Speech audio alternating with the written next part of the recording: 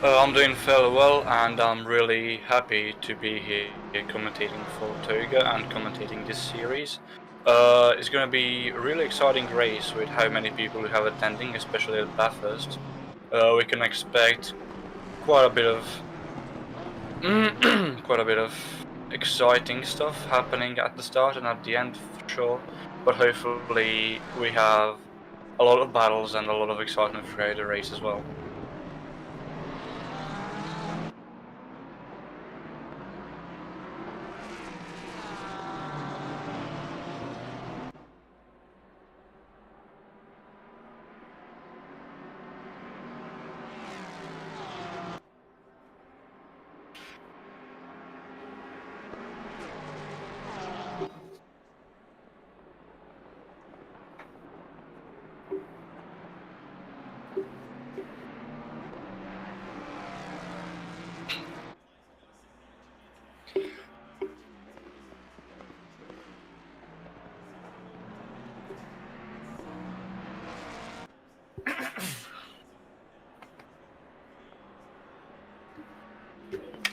That's true, and you say that the S's are arguably the most complicated part of the track, but I would say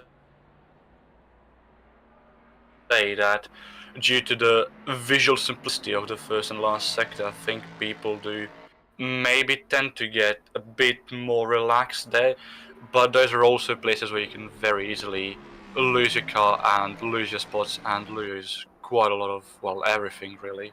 So Bathurst is one of those tracks where you have to be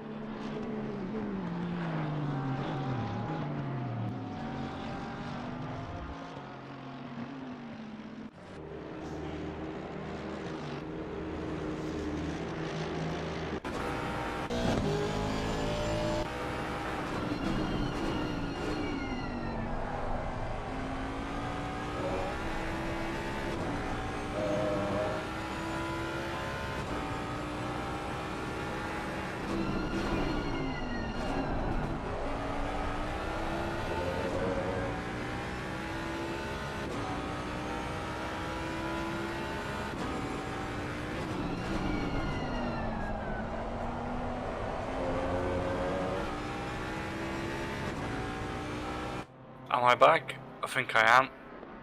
There we go. Apologies for that. My PC decided that today was a good day to just die.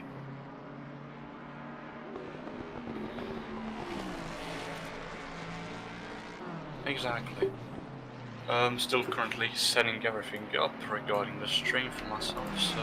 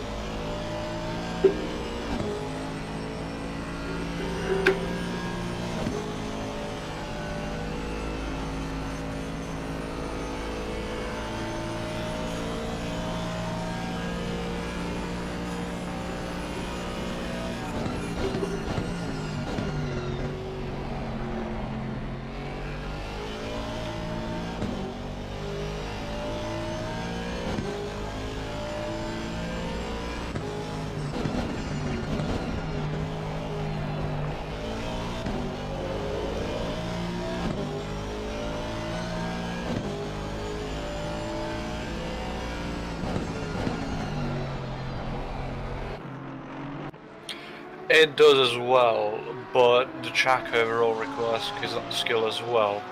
Sure, you can set a good lap time, but if you're unlucky in the first minute of the race, it all goes to... well, it all goes down safe basically. So, as long as you're consistent, pace, I think, isn't really the most crucial aspect of Bathurst. I mean, pace is obviously crucial in racing overall, but I think consistency and precision at a track like Bathurst are very much more important.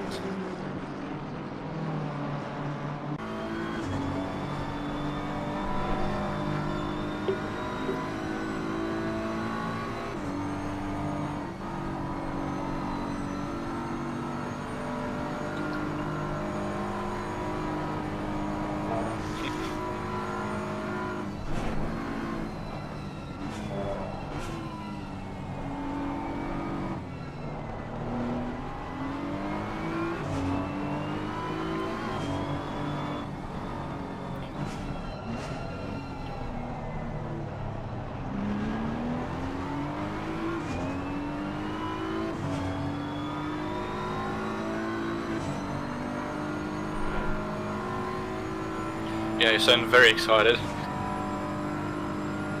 Well, I'll be completely honest, I was not able to follow the opening round of the Mini Endurance Championship, so I'm not entirely sure who the main contenders are, but I think I'll be able to figure out by myself after qualifying.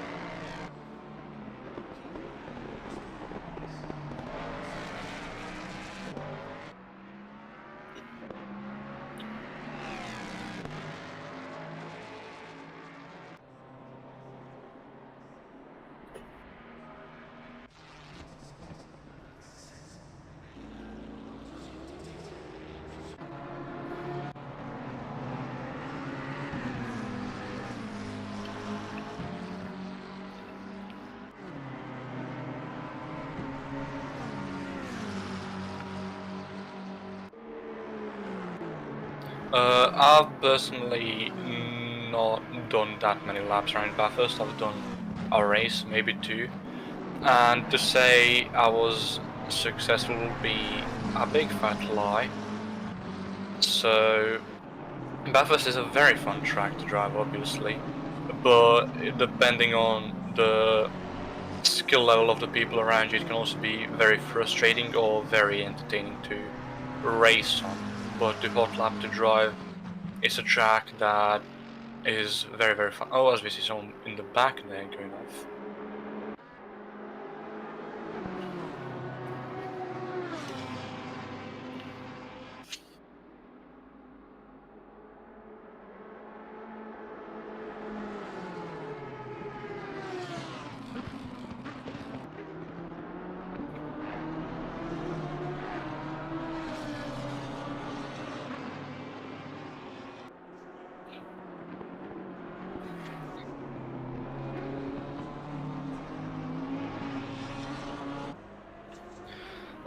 It is actually the Lamborghini that I most commonly use. It used to be the Ferrari 296, but I did some practice quite long time ago now with a friend of mine, and he got me a bit more acquainted with the Evo 2. So I'm now better met with the car, and it's a car that I do enjoy to drive. Obviously, most I do often, I will admit, struggle with understeer on it, but I think that's something that is fixable with a setup and also with driving style.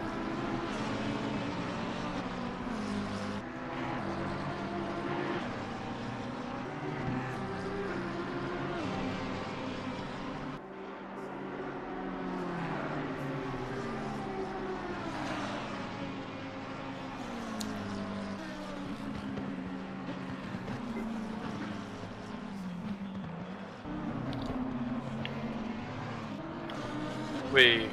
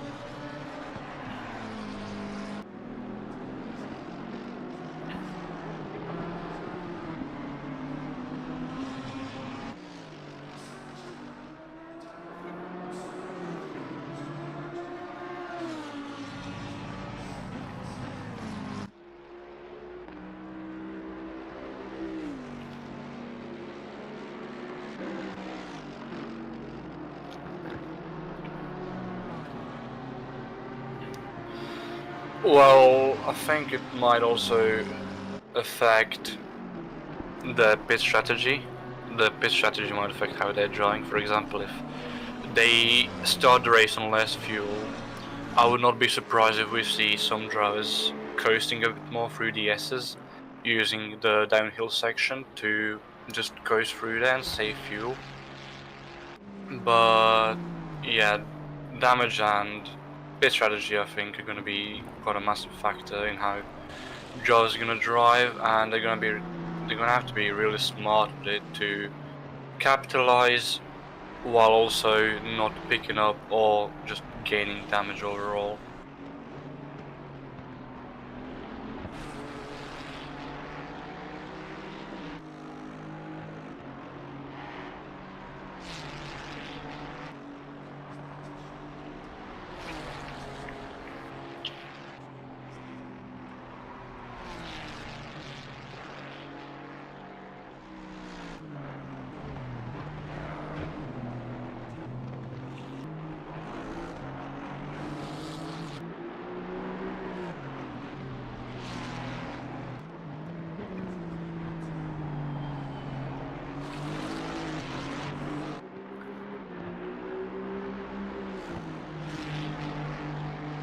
I think they're getting fairly close to the real life track record as well. What you said, it was a 58 point something.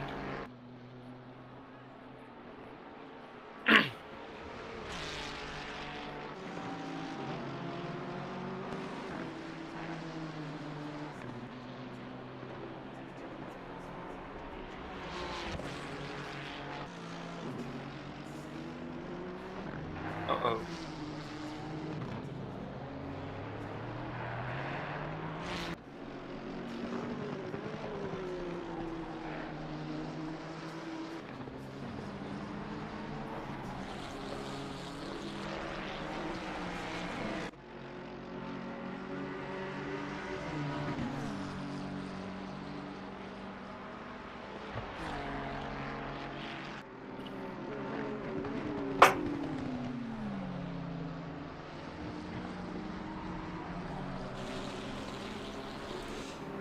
Here we are then. Wow, that'd be very loud there. Wow. Okay, so if you guys can tell me if that is okay. So we've had a lot of drivers out at the minute wanting FGTRL and TOGA races to win. So that's quite funny, isn't it? A bit of a fan base towards those drivers. I mean, TOGA, of course, have their own sim racing division from what I've seen. So I feel like it'll be only natural to have their own sim racing division race in their own league. But yeah, I don't expect them to have it any less, any easier than anyone else. They're gonna have to use the fact that they're racing in their own, well, sim racing series to prove themselves, in fact. Absolutely. You know, I think there's going to be a bit of pressure on these drivers. If you were these drivers, how would you handle the pressure? Because me personally, I'm not very good with pressure. I fold a bit, and I get a bit worried sometimes. How would you handle the pressure of having the likes of Sean Tempest behind you, Callum Jones, Jordan McGonigal, all these big name drivers, and knowing that you're going to be in the same race as them? Well, I will say that from my personal experience from before, the only way they would be behind me is if I were being lapped. But I don't think I would be losing my cool, losing my concentration. I would just try to drive my own race and keep myself on the track and keep myself as clean as possible. And whatever happens, happens. At the end of the day, I'm just here to enjoy what I like doing, and if that brings me good results or bad results, at the end of the day, nothing I can change after it's over. Absolutely, I couldn't agree more. So we have 6 minutes remaining of qualifying, and so far it's still Sean Tempest with pole position. These drivers aren't able to beat their lap times. I'm just looking down at the minute. We're seeing Bathurst it says he's 2.5 seconds up on his pace. If he is, that is monumental, but I think that's a glitch with the timing system.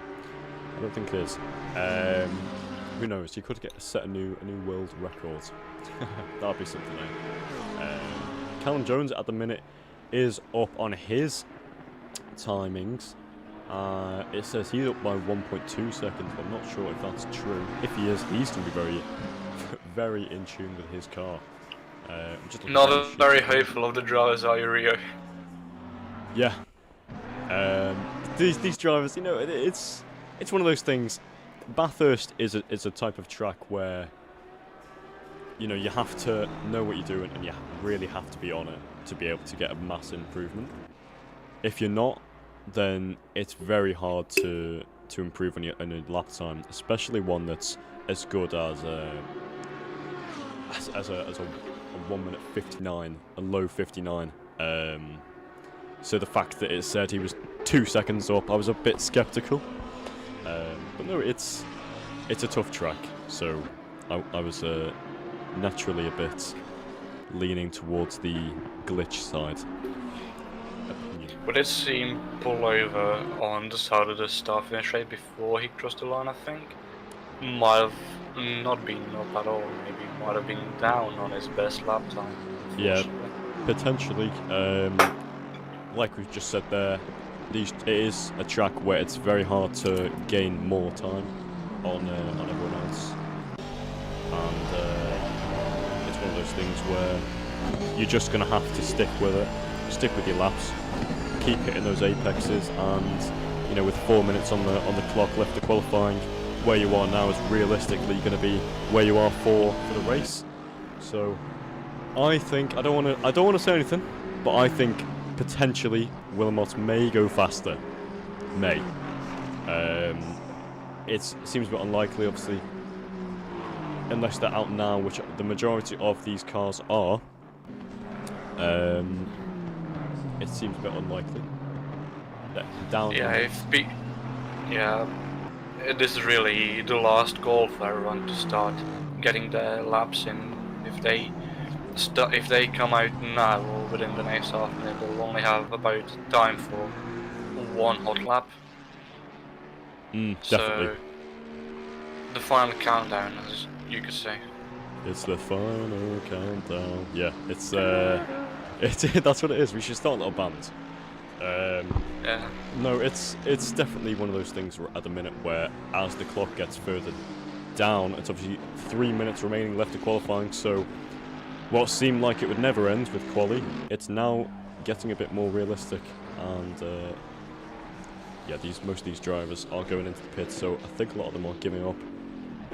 We just saw there Okremenko going onwards purposely, just trying to do that. Callum Jones at the minute, 7.5 tenths up on his time. So if he does that, he will be slotting in third. Can he go across the line and improve on his time? Only slightly though. So I think that may have been a glitch in the system, because it said he was 7 tenths up. So wow, you got me excited there, game. You got me very excited.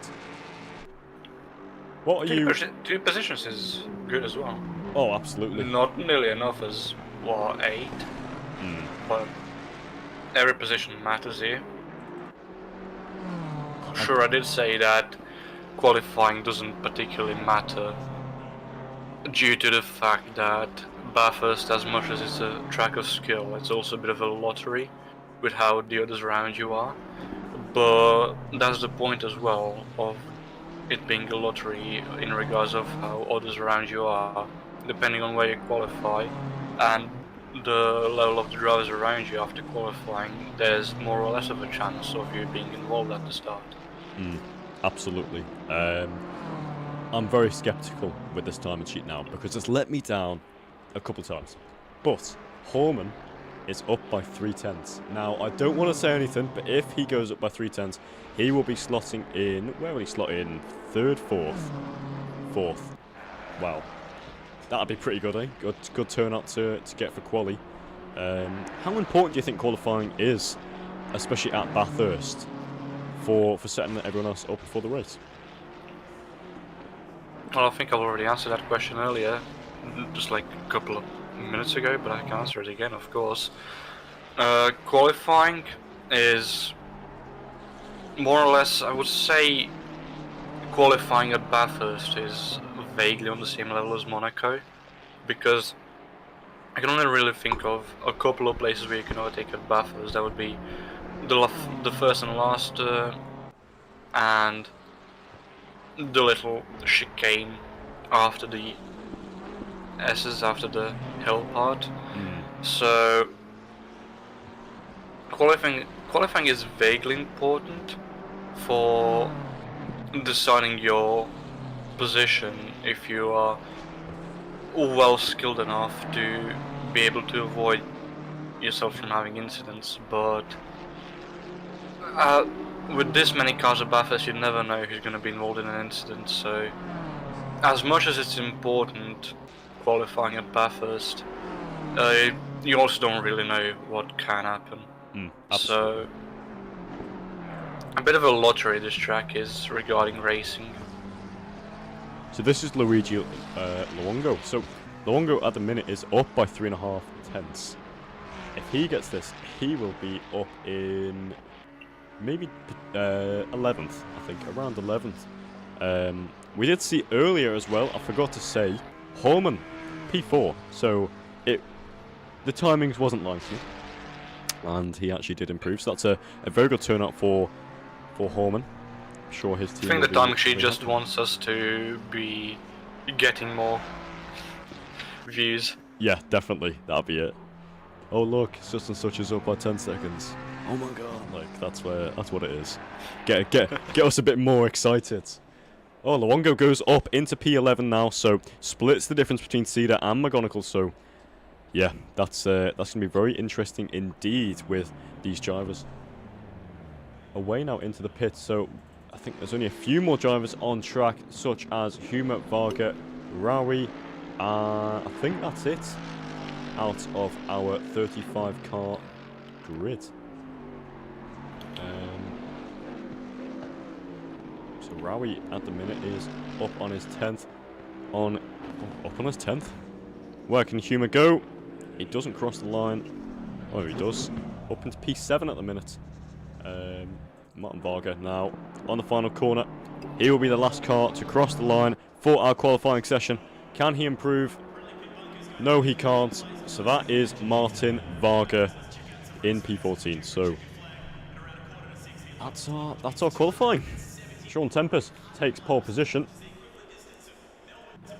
And there you go. You've got the timings there. So Sean Tempest on pole position for our 4-hour race. For our 4-hour has a lot of fours. So yeah, 4 might be the lucky number around here. Who knows? 1 plus 3 is 4. Sean Tempest. No, I don't know what that is. Well, if 4's the lucky number, then Verhulst is in for a treat, isn't he? Number 4 in P3. That's actually quite. Yeah. Right. Should we go for a little grid walk? Should we? Oh, Dobos. Dobos is on pole position for some reason. So where's Tempest? I think they might have done a switch around, maybe, for who's going to start the race. Tempest is. I can't see him. Why is Tempest not here? That is really strange. Is Nico Doubles going to be starting the race, but Tempest did qualifying. Who knows? Oh, that'll be it. Yeah, that'll be it. Yeah. You're right. Yes. Well done. No, for me, for a second, I was like, I forgot that it's a driver swap. So I was just like, oh my god. Right, should we He just quickly changes his identity. Yeah, that's it. Right, should we go for a little... We'll go for a little driver walk through the grid. So if you want to start from the back or start from the front and go down to the back. Why don't you go ahead? Okay, no worries. So, in first position, we have Dobos. In second, we have Wilmot. Third is Verhulst. Fourth is Holman. Fifth is Gamov. Sixth is Senator. Seventh is Huma. Sorry, I need to just go back onto this for a quick second so I can see all the drivers.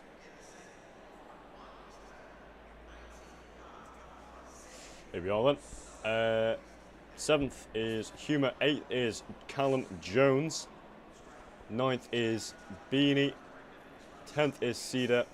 11th is Luongo. 12th is Rawi. 13th is Jordan McGonigal. 14th Martin Varga. 15th Ethan Davies. 16th Jordan. 17th is Donick Volker. 18th is Tons. 19th is Ocramento. 20th is Macy. Sorry, I need to go back onto it with the driving.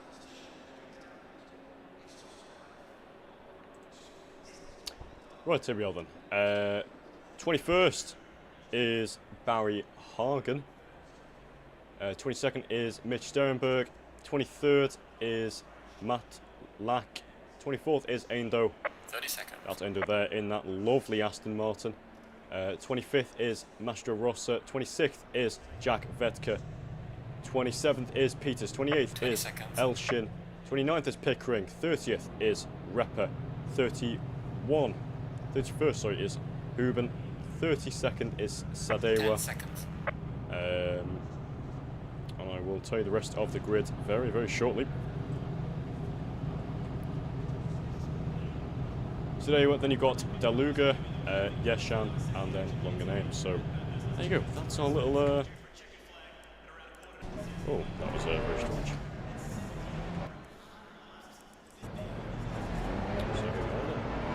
We are getting ready for the Racing to Pursue. 4 hours will be underway very, very shortly as these drivers get around for their formation lap. So, after seeing qualifying, who are your eyes on?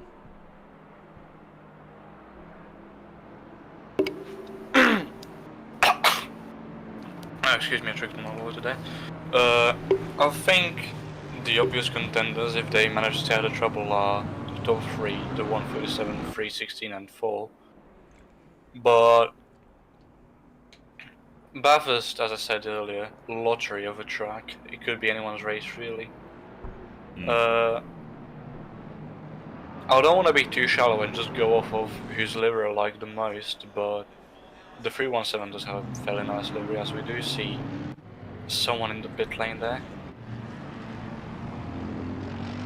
Absolutely, there are some lovely liveries out here today. I'm going to be a bit biased. I'm going to say Reese Aindo, who we just saw in the pits.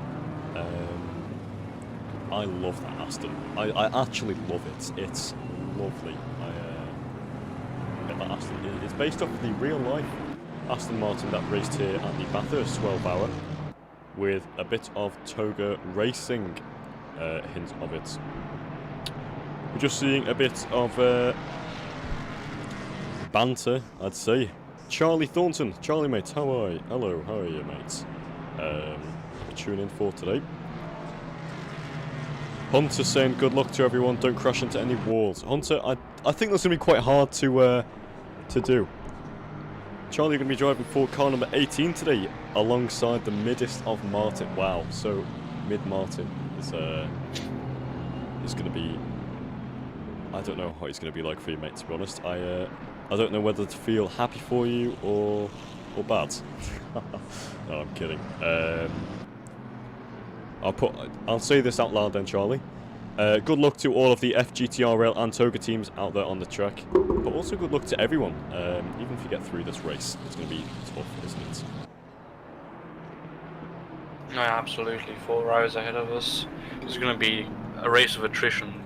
I might think we might see 5 or more DNFs, unfortunately, but that's just the way racing goes.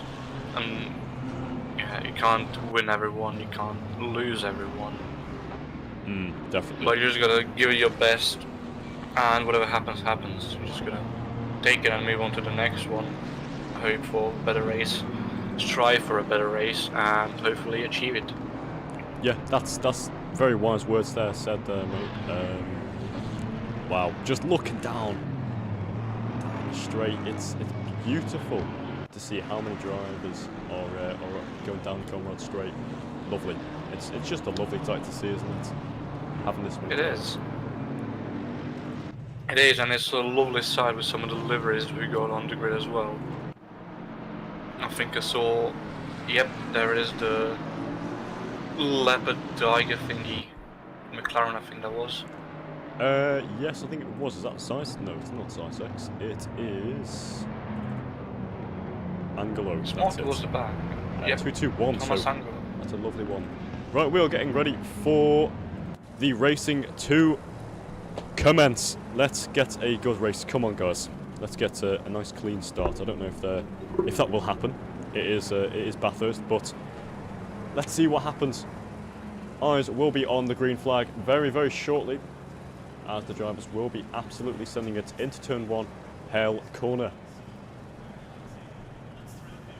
So here we are then. Dobos alongside Wilmot, Zizek in 3rd, Horman on 4th. That's your top 4. The first 2 rows will be getting ready. The green flag will be gone any minute now. It's green, green, green. 4 hours of Bathurst has now commenced. Dobos moving across to defend from Wilmot into Hell Corner, and there's Hell that commences. There's absolute carnage as that's Gamov and another driver off. I'm not too sure who that is. As we're seeing now, Humer is trying to make his way up into the positions. He started in 7th at the minute, is in 3rd.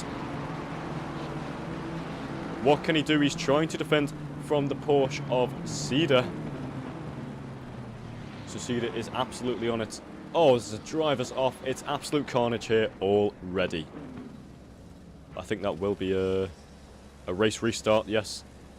Wow. What did we just see there, eh? Carnage.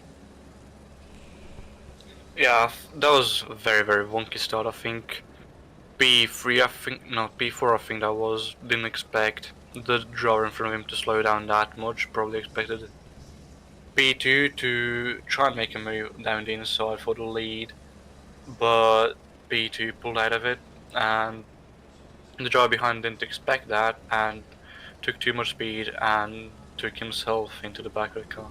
Yeah, that was not great. I want to see if we can go back and just witness all of that craziness again. I'll go back a minute. I don't know if that'll happen, if that'll work. I don't think it will. No, it won't, sadly. But that's okay. No, wow, that was crazy, wasn't it? Just not what we expected to see. Well, no, we did expect to see it, didn't we? We did expect it to see, but we didn't expect it that big of a level to what we need to have a race restart. Absolutely. Oh, there we go. So there you go. That was a little bit of what happens. I'm going to see if we can get a little bit further back. I think at that point the race restart was called, so Salomi Piszczek did pull over. Just going to try to go back and see if we can see who was involved in that.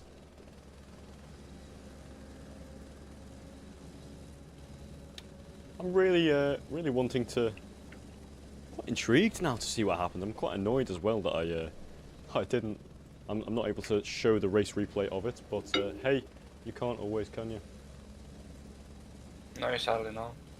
It's racing. Not everything works. Right. So this was. Oh, we're going. The start of the race. Here we are then. So we're getting ready. Oh, we're not. Never mind.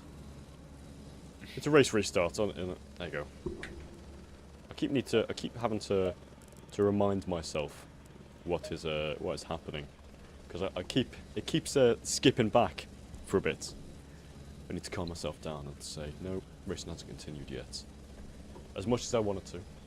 Sadly, I can't get my wishes at the minute. Wow.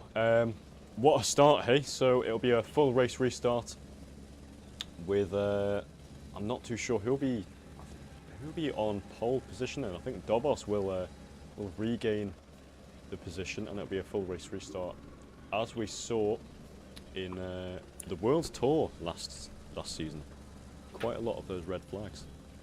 Yeah, I do think as well, if this is a full race restart, it would be quite a bit of a shame to have drivers start the race restart from where they were on track when the race restart was called. I think the qualifying grid should be used, which I think it will be the case. It would be fairly surprising that isn't the case. Yeah, definitely. Yeah, I think that's what it is gonna be. For some reason, my timing sheet is not working at the minute. Just bear with us as we go for hold.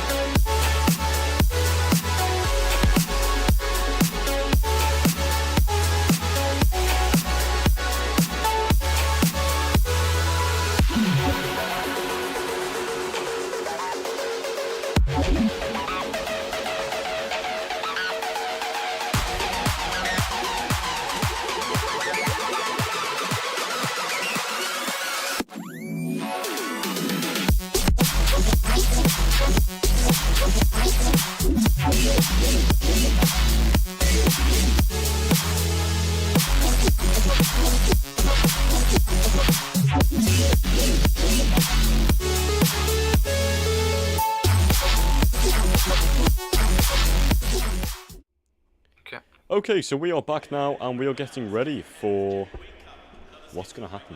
It's going to be very, very exciting, I think, so far.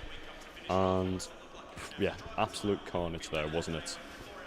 Yeah, and the number 27 of Luigi Luongo got a 40-second overall time penalty there for causing those collisions on start. So right off the bat, it's going to be a very, very difficult race for them.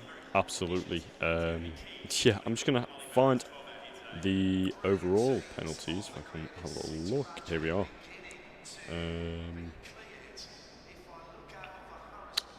Just give me a second. I'm doing my little thing.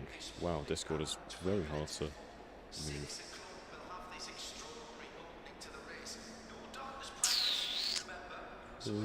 Give me a second, sorry everyone. I hate not talking. I just feel really awkward. It's like one of those things where it's just like, well, you're sort of expected to as a commentator, aren't you? I can't find it, sadly, but yeah, so there'll be no more red flags, as we're seeing on the right-hand side of our screen there. So yeah, the session will be starting very shortly. And yeah, 40-second penalty for Luigi Luongo and his team if he's running with anyone. I don't think he is. 30 seconds. 30 seconds remaining. Let's try this one more time, okay, so I'm going to try and get my little fact file again. 20 seconds. Like this little thing. Okay, we are here at Bathurst.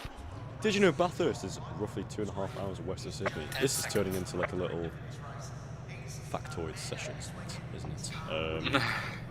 It reminds me of another league that I commentate in usually, how they often during qualifying or during warm-up, they just pull up a little fact file of just, well, facts for whatever race they're doing. Yeah, I know what you mean, mate. I know what you mean. It's funny to do. It's quite nice to be able to give a bit of an insight. So here we are then. The drivers will be going out for their formation lap. No more red flags. So whatever happens now happens, and yeah, our 4 hours will be commencing. And once the green flag drops, it's not going to go back. There's no turning back. Well, there is.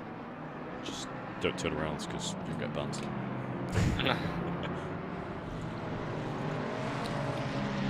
So I think that immediate start there sort of set the pace for the whole race. I think a lot of carnage is going to happen, and I think the opening couple, I think opening half an hour, probably opening 20 minutes, will be fairly carnage, and then I think everyone's going to settle in with their commendable gaps, and I think it'll be a bit more easier to see.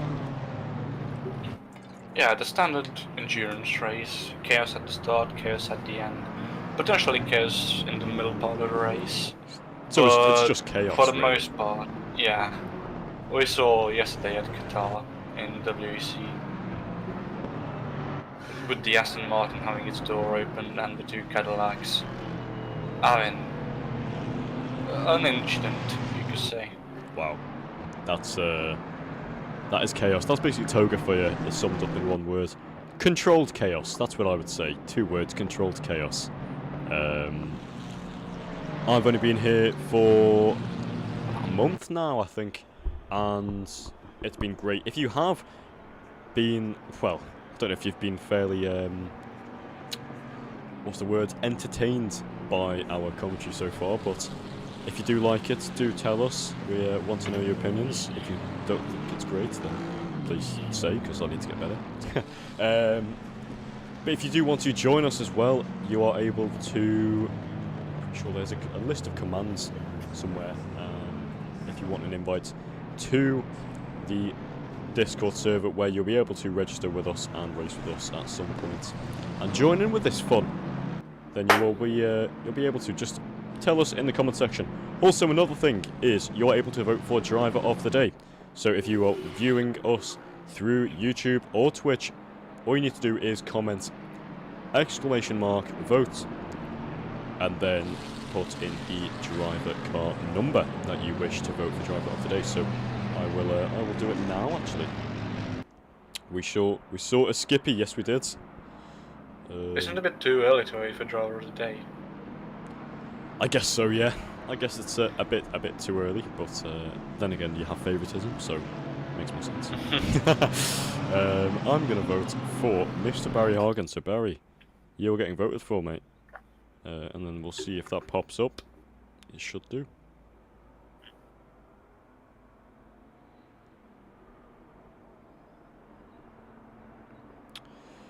Give me a second. See if this works. It's not working at the minute, but that's alright. We'll get that sorted at some point. I'm sure the admin team will do this. Right, so we're coming around now, and the drivers are coming up to the final corner. Yet again, this is the second time we've seen this. It's like we're getting flashbacks, eh? Let's hope we don't get a flashback of the carnage and everything that happened earlier, hey? Yeah, flashbacks are often great, but hopefully we don't have a Groundhog Day as we approach the final corner. So coming into Murray's corner now, 23rd corner out of all of it. Let's hope hell does not break loose. Coming into hell corner, we're on the straight now, looking for the green flag to drop.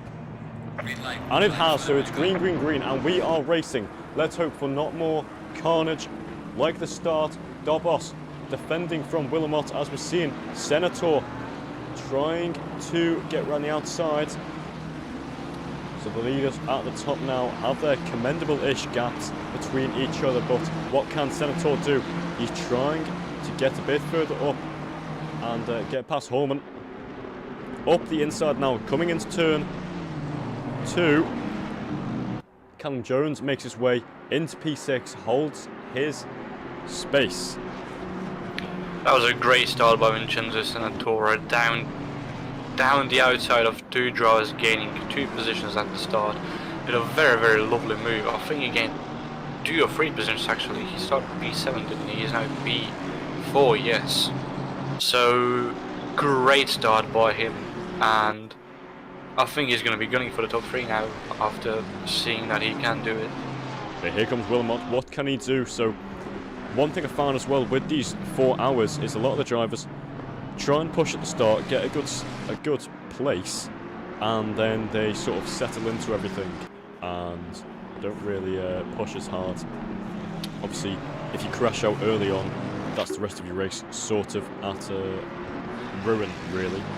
So Wilmot on a straight now, trying to catch up to the back of Dobos, so he stays within reach on Conrad straight. Coming into the chase now. Turn 20.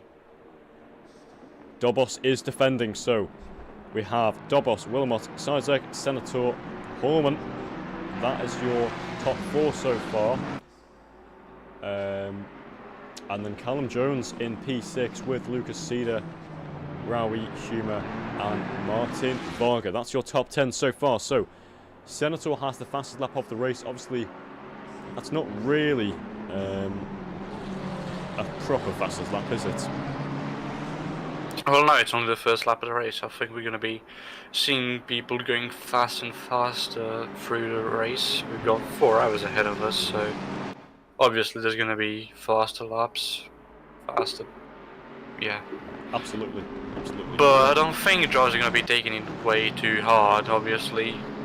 A track like Bathurst is a bit similar to a chess game, I would put it, where you have to calculate everything as best. Oh my god, as Gus Peters gets turned into the barriers there and loses 2 or 3 positions.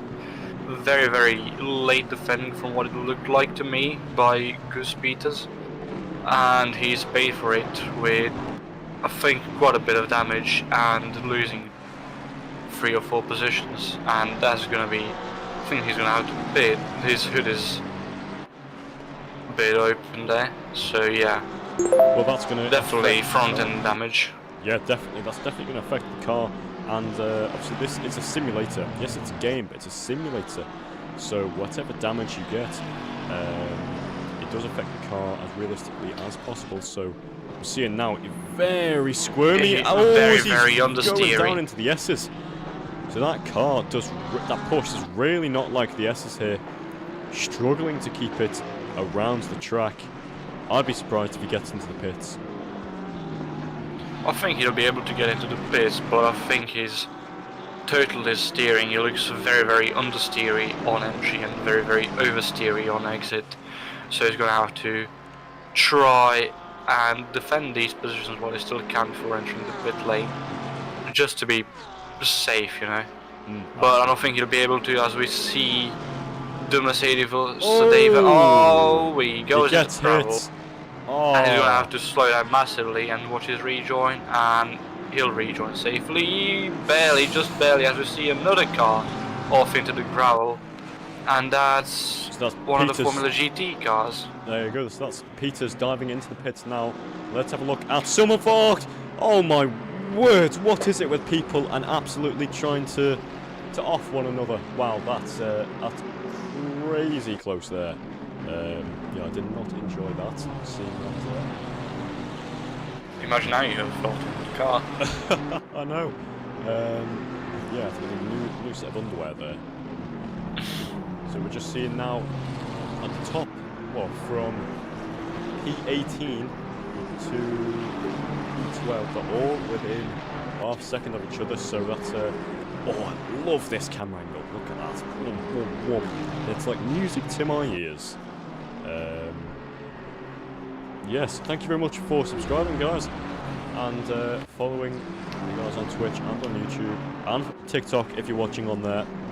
We do appreciate all the help we can get to try and get a bit bigger. So recently we're seeing Dobos still in the lead. How long do you think he can hold that for? And how long do you think it'll be until Wilmot starts to push? Well, I think that would be easy to answer if we knew their pit strategies, but why would they reveal something like that?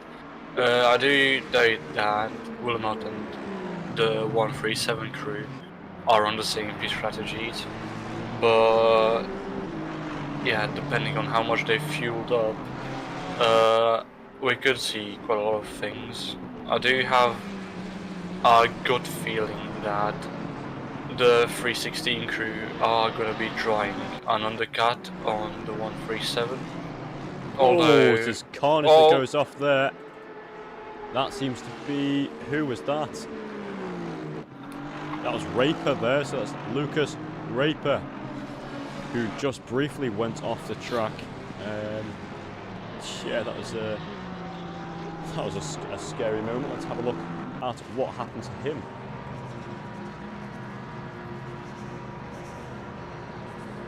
If it goes back.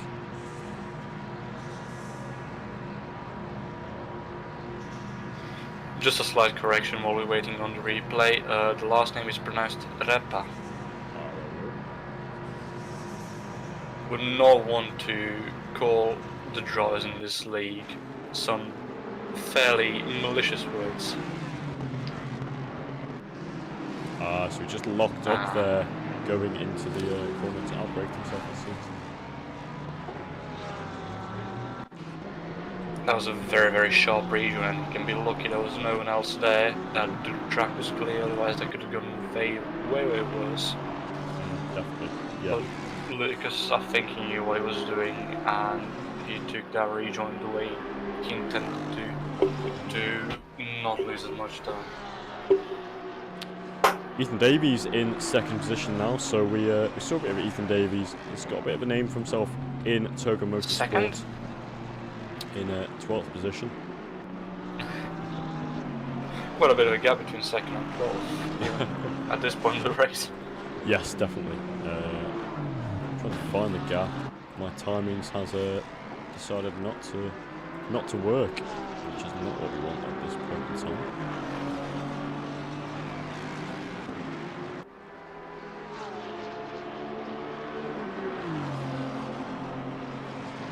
Right then, so we're stuck watching these drivers for now. I will get this sorted very shortly though. Oh, bit of a contact there between Lucas Repa and Deluge for P22. Looked like Lucas Repa overshot the corner and didn't give the number 24 as much space as he realistically should have.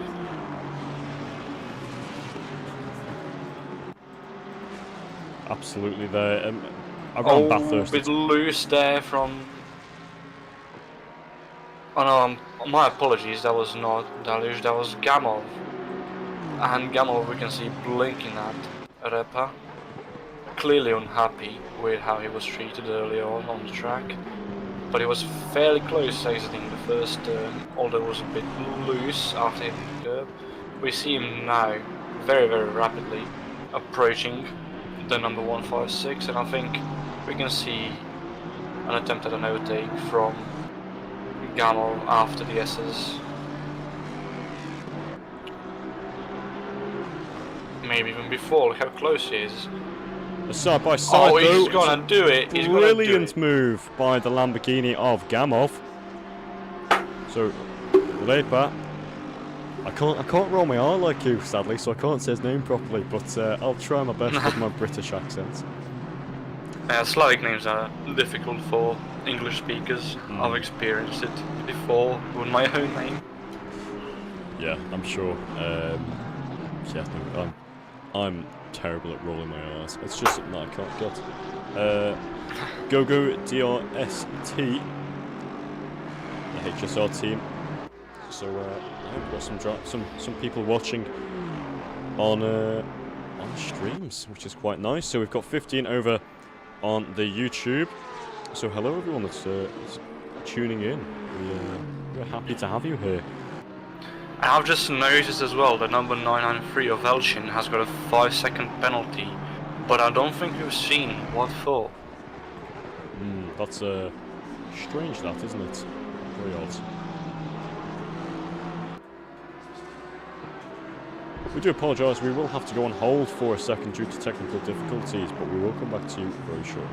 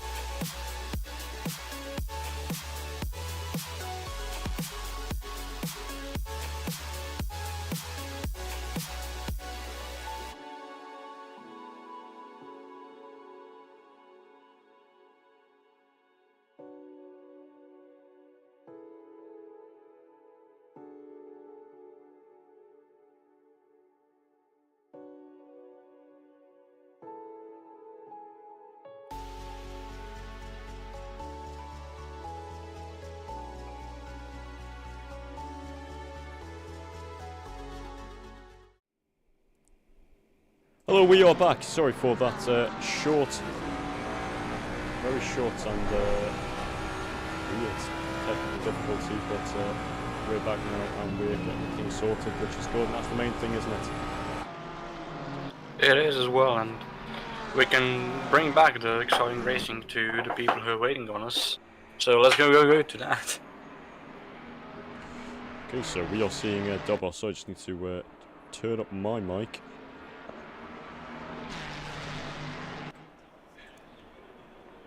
Right, so here we are then. Let's turn ACC down a bit. There you go. Cool. Right, so we've got everything sorted. Okay. Yeah, so the fastest lap so far is from Dobos, your race leader. He has done a 2 minutes, no seconds, and he's done a .257. Second position is Willamot. He's done a 2 minutes .437, and then third, Sizek, is 2 minutes 7.57. So some fast laps in at the minute. Obviously not qualifying pace, but fast for race pace, I may say. No, yeah, of course, and I think that this is gonna be race pace. Sorry, I zoned out a bit there. Got taken aback. Quite No. hear the question. No worries, mate. Sometimes we have that, don't we? The brain just goes, I don't know what to say, and then you just sit there. No, it's fine. I think personally that quite a few of these drivers are going to be wanting to get faster. Obviously, that's what every. No, yeah, of course. Is there points for fastest lap in the mini June series? Potentially. I would have to check. But that is a fairly reasonable incentive for people to try and get the fastest lap, definitely. which is Especially going to make further things down. more interesting. They're going to be pushing themselves more to try and get the fastest lap, but that would also bring them more towards the danger of crashing themselves out. So yeah, that's definitely something we should look forward to. I'm going to check right now actually if there is points for fastest lap.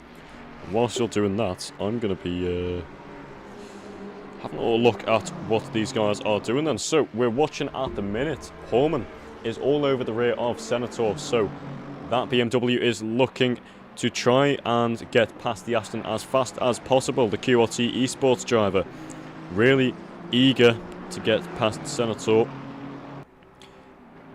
Going into the final corner now, 23rd corner of the circuit.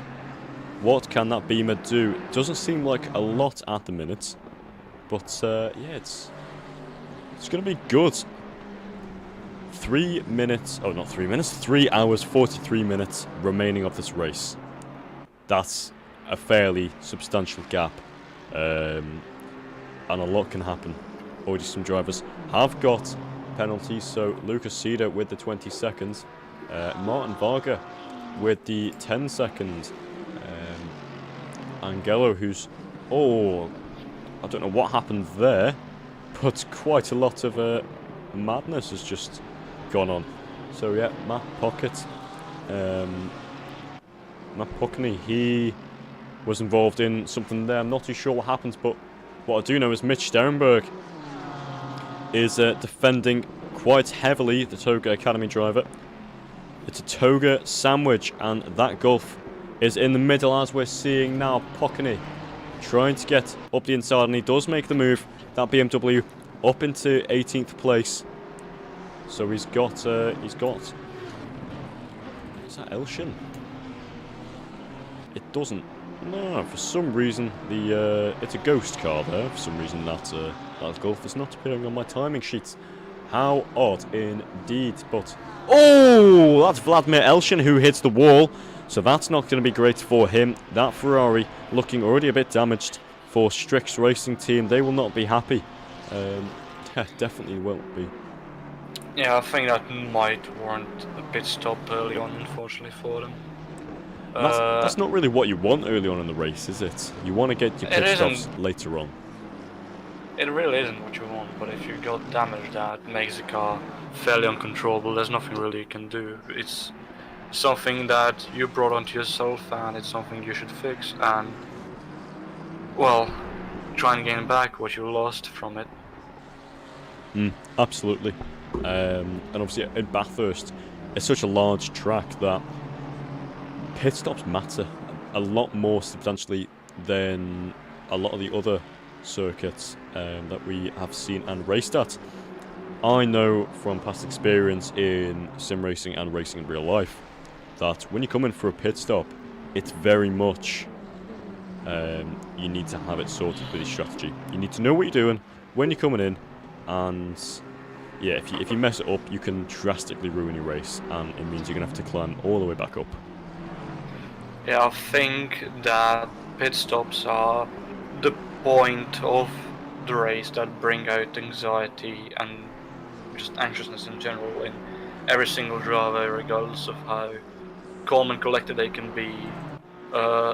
During a pit stop, you just want to get out of there as fast as possible, even if you know what you want, what the strategy is. You're just not sure of what's happening on track. You don't know how much time, how many places you're losing out there. So yeah, pit stops are definitely something that drivers, well, find useful, but also I would say it's a love-hate relationship, I guess you could put it. Absolutely. I know what you mean. It's definitely... It's one of those things where you sort of need to know how to make your pit stops. A lot of these drivers will be... I know the top 10 drivers will probably be practicing their pit stops around the circuit, trying to make sure that, you know, when they're racing, they're not losing a lot of time. They're getting it as perfect as possible, and aren't losing as many positions. Let's have a little look further up the field then. So in 18th position, it's Evgeny Gamov against Matt Pateron.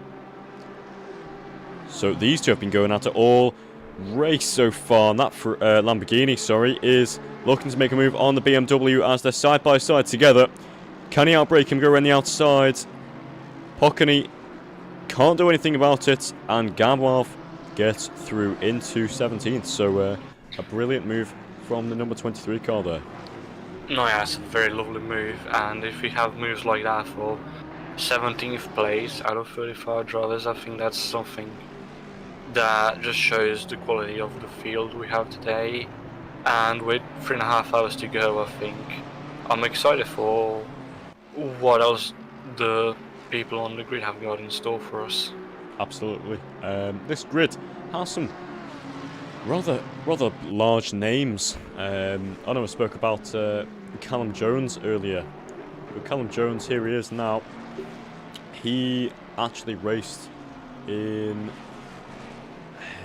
the Gran Turismo PlayStation World Series, I think it was, or a round for them. So it's the best drivers in the world, and he actually competed in that and did fairly well, from what I heard. So that was something a couple of years ago.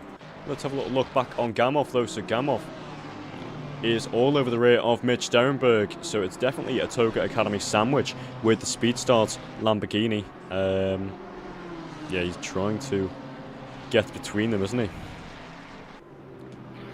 Yeah, and the goal is that he wants to beat both of the Formula GT cars. And oh, Gamov hits the wall. Well, I was talking yet again.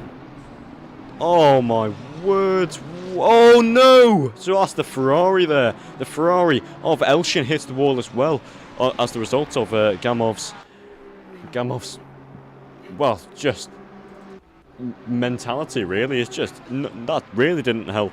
And here comes the Ferrari up the inside. So here we are. It's Ferrari on Ferrari action. Don't forget though, Elshin will have damage. Wow, that front of the car looks very heavily damaged. So we're looking into the pits. Sorry. No, carry on, mate. No, I was gonna say talk about commentators because we were talking about potentially beating both of the Formula GT cars, and then he just does that. Goes into the wall. Yeah, oh. Unfortunately, very for Vladimir Elshin, but I think he does have what it takes to gain back. Oh, yeah, I think he does have what it takes to get back the positions he lost from all of that. Absolutely. I want to see Martin Varga now. So Varga, 8 tenths down on Humer. He's in 10th position at the minute. You can see on the left-hand side of your screen next to his name, he's actually got a 10-second time penalty, which at the minute would only put him down 1 position. So the fact that he's practically 10 positions, 10 seconds above from Donka Volker, sorry. That's very, very impressive with the pace. So seeing the gap starting to form now between the packs, I think it's going to be quite lonely with some of these drivers. You know, obviously quite a long race. Yeah, the top 2 have peeled off massively from 3rd place. You got Dobos and Wilmot 3 tenths behind Dobos. Meanwhile, 3rd place is almost 4 seconds behind. Wilmot Piszczek, yeah, 4 seconds behind Wilmot in 2nd place, and then 2.5 seconds between P3 and P4. Absolutely. Yeah, I'm just trying to figure out and have a little look at any drivers that are close with each other. But a lot of these drivers are actually quite spread out. I think the closest we have at the minute is Holman on Senator, 3 tenths down from him. What can the QRT esports driver do? We saw these two were battling earlier, but I don't think Senator in that BMW has enough power in the straights to get past the Aston. Me personally, I like to drive the Aston quite often.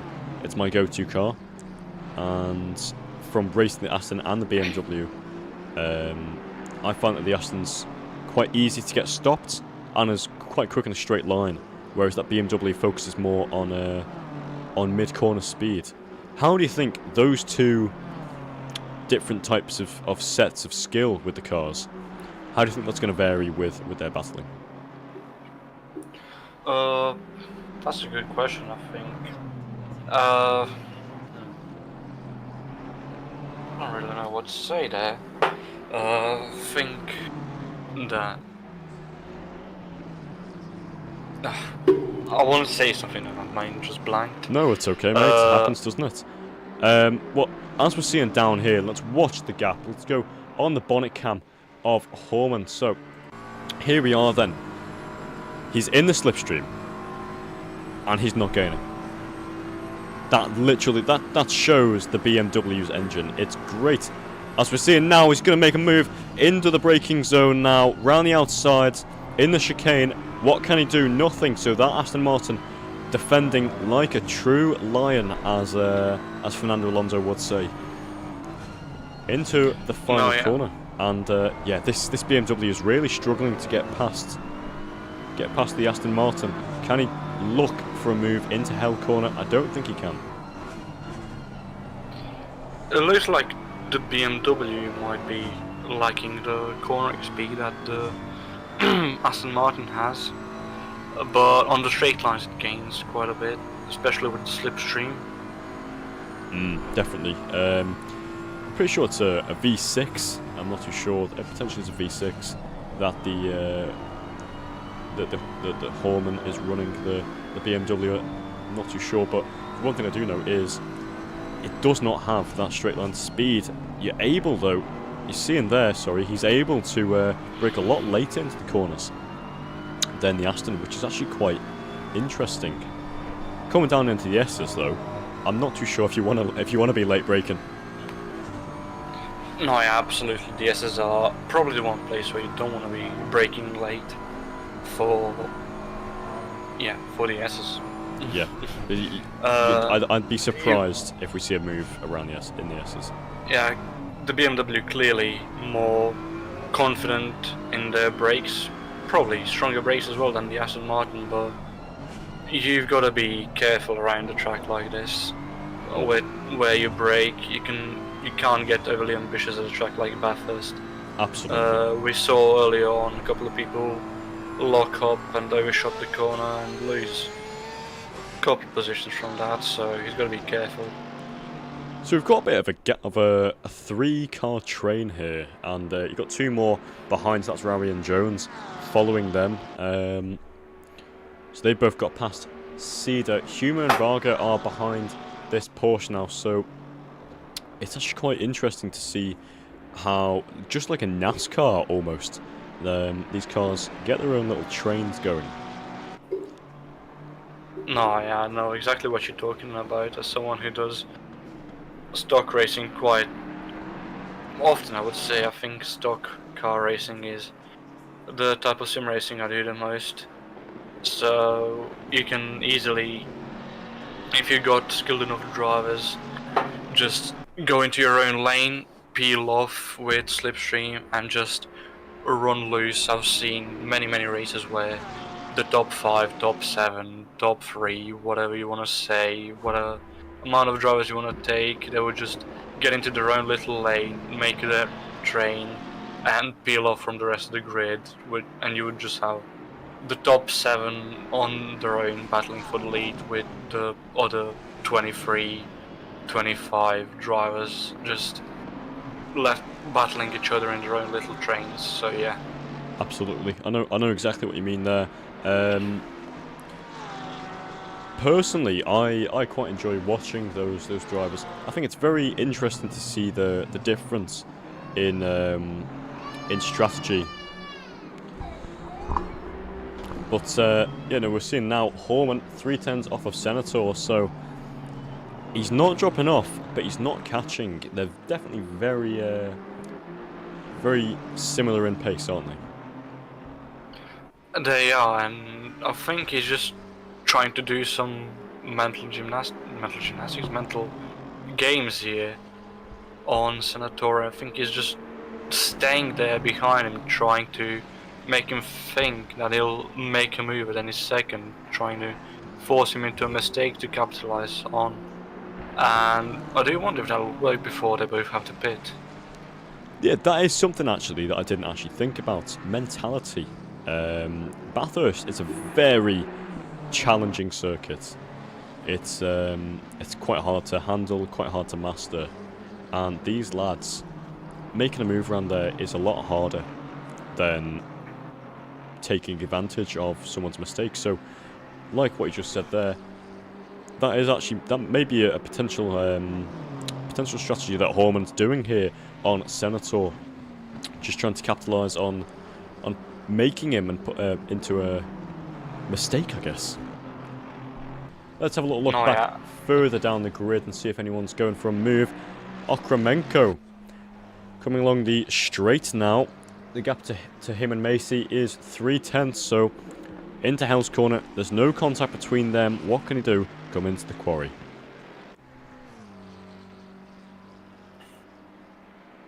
Seems he's not able to do anything on the straight.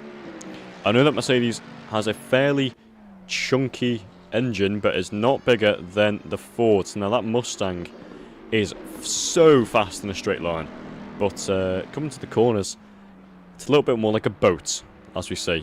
We call it in Toga the Mustang, because it's like a cow. Which is quite funny. It's a classic American GT car, really. Massive, chunky engine that's absolutely rapid in a straight line, but is very slow, very. I won't say very, but it's fairly understeer for corners. Okremenko off. Oh my word! Sorry to interrupt you there. Mate. I really didn't mean to do that, but you know, when you get a car going off like that, especially at a track like this, it needs to be said, doesn't it? It does. We just saw there. There's nothing wrong with you interrupting me. That was quite a sizable hit from Okremenko. Absolutely. Do you reckon he'll have to pit for damage? I mean, I would assume he will try to carry on, but I think so. Potentially he might pit, depending on how durable it is. That Mercedes can take a bit of a hit, but it's known to crumble, and the parts are easily broken in it. So you never know, especially in Bathurst as well. The walls are a lot closer and a lot harder. So, you know, doing that type of stuff, hitting the barrier, it's not really something on your wish list to do here, because it just absolutely wrecks the car. You know what? For me, Bathurst is one of the best tracks on the calendar, and it's one of my all-time favourite tracks. What's your top 3 favourite tracks of all time? Not to race, but just in general. oh, that's quite a big ask of me. I would have to say that Grobnik in Croatia, obviously I'm Croatian so I'll be biased, but Grobnik just in general is a fairly fun track to drive. I wouldn't particularly say that it's in my top 3, but it's fairly fun track to drive and to race on as well. Mid Ohio is also a fairly fun track to drive. What else have we got? Zolder. Zolder is fairly tight, but it's also good fun to race on. Definitely to hot lap on, depending on the car you're in. What else have we got? We've got Barber Motorsports Park, also a fairly fun track to drive. Wow, that's some interesting track names. I think the only one that I recognised there was Zolder. For me personally, I think my top 3 would be Bathurst, the Isle of Man TT track. Obviously, I'm from the Isle of Man, I'm a Manxie, and so it's got to be one of there. It's got to be up there, doesn't it? So yeah, for me, I'd probably say Bathurst, the Isle of Man TT mountain course, and I don't know, maybe Imola. Imola's a good track. I like Imola. It's very balanced. It's a fairly decent track. I quite enjoy it. So seeing now here, Angelo trying to get past Barry Hagen. You may have heard Barry a couple times, but here comes the leopard printed Ferrari coming into the chicane now. What can he do? Can he outbrake him? Yes, he can. He's got the inside now. There's a bit of contact between the two, but Hagen retakes that position back. The TOGA racer retakes his position coming into the 23rd corner now. Very close underbraking between the Ferrari and the Aston. Coming in now is also Yeshan. Right behind him, what can that TOGA Academy driver do? Barry defending like a true champion. I think them trying to battle each other through the chicane there, Angelo and Hagen, just invited basically Yeshan, and Peters I think might be there soon as well. No, apologies, that's not Peters behind them. Yes. But if they continue fighting this aggressively and holding each other up, he might be there soon as well. He's only, what, second and a half off, roughly? Yes. And that's gonna drop. Definitely. Yeah, or definitely yes. It's, the more they battle around here, the more the cars behind will catch up. That's really not what you want. That's really not what you want to happen, especially at a track like this. So I think them battling is going to be good for now, but the more they do it, the worse off they'll be in a later on in the race. Then again, though, if that Ferrari thinks that he's got the pace and he's faster than Hagen, which he's definitely all over the rear of, it may be the case of let's try get past him as fast as possible so we can carry on and get more positions later on. No, yeah, absolutely, but he's gonna have to do it as quickly as he can. So here is the Ferrari now on the straight. Second time's the charm now. They're side by side coming into the straight kink. It's a right-hander. That Ferrari has the outside. There's contact between the two as they're going door to door into the chicane now. The Ferrari of 221 Angelo has taken that position now. So for 29th, Hagen drops back though. So we're seeing Hagen drop back. That's not what he wanted. So that allowed it, I'm pretty sure that's Jack Vetka, to come up. Is that Jack? I'm not too sure. I'm unable to see, sadly. It is not Jack Vetka. For some reason, it's not coming up. So we're seeing now Mastelozza in the pits now. I think that's going for quite an early pit stop, may I say. Maybe he's got damage. I don't know. Martin Varga, though, all over the rear of Callum Jones. Look at this train. That is lovely to see. It is, and just hope that no incidents happen there, because that's quite a sizable train for a track like Bathurst. Sure, there's gaps between them, but you can just, depending on the car, slipstream massively and gain. We've seen with the Mustang, for example, how much straight line speed the car has. So 100%. That Mustang has a chunky engine, but drives like a boat. So it's the fact that Callum is keeping it with them is quite interesting as well. Every car in this little pack is a different brand as well, which I quite like about GT racing. It's not just in Formula 1, you know, it's how they're all the same car-ish or similar. These cars are totally different, but yet they're also evenly matched. No, yeah, absolutely. It's lovely to see so many different manufacturers in GT. There's plenty I would love to see as well, but it wouldn't make sense realistically. But yeah, having so many manufacturers in GT, Ferrari, BMW, Ford, Mercedes, Porsche. We got Aston Martin as well, we got McLaren, we got Bentley on the grid as well even. Yeah, that's... Lamborghini. We got a massive variety of cars on track, manufacturers, models even. So yeah, it's very lovely to see.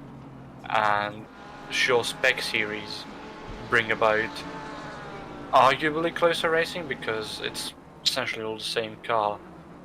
But there's just something inside everyone that just activates when you see plenty of different cars, Absolutely. plenty of different liveries, plenty of different models just driving around.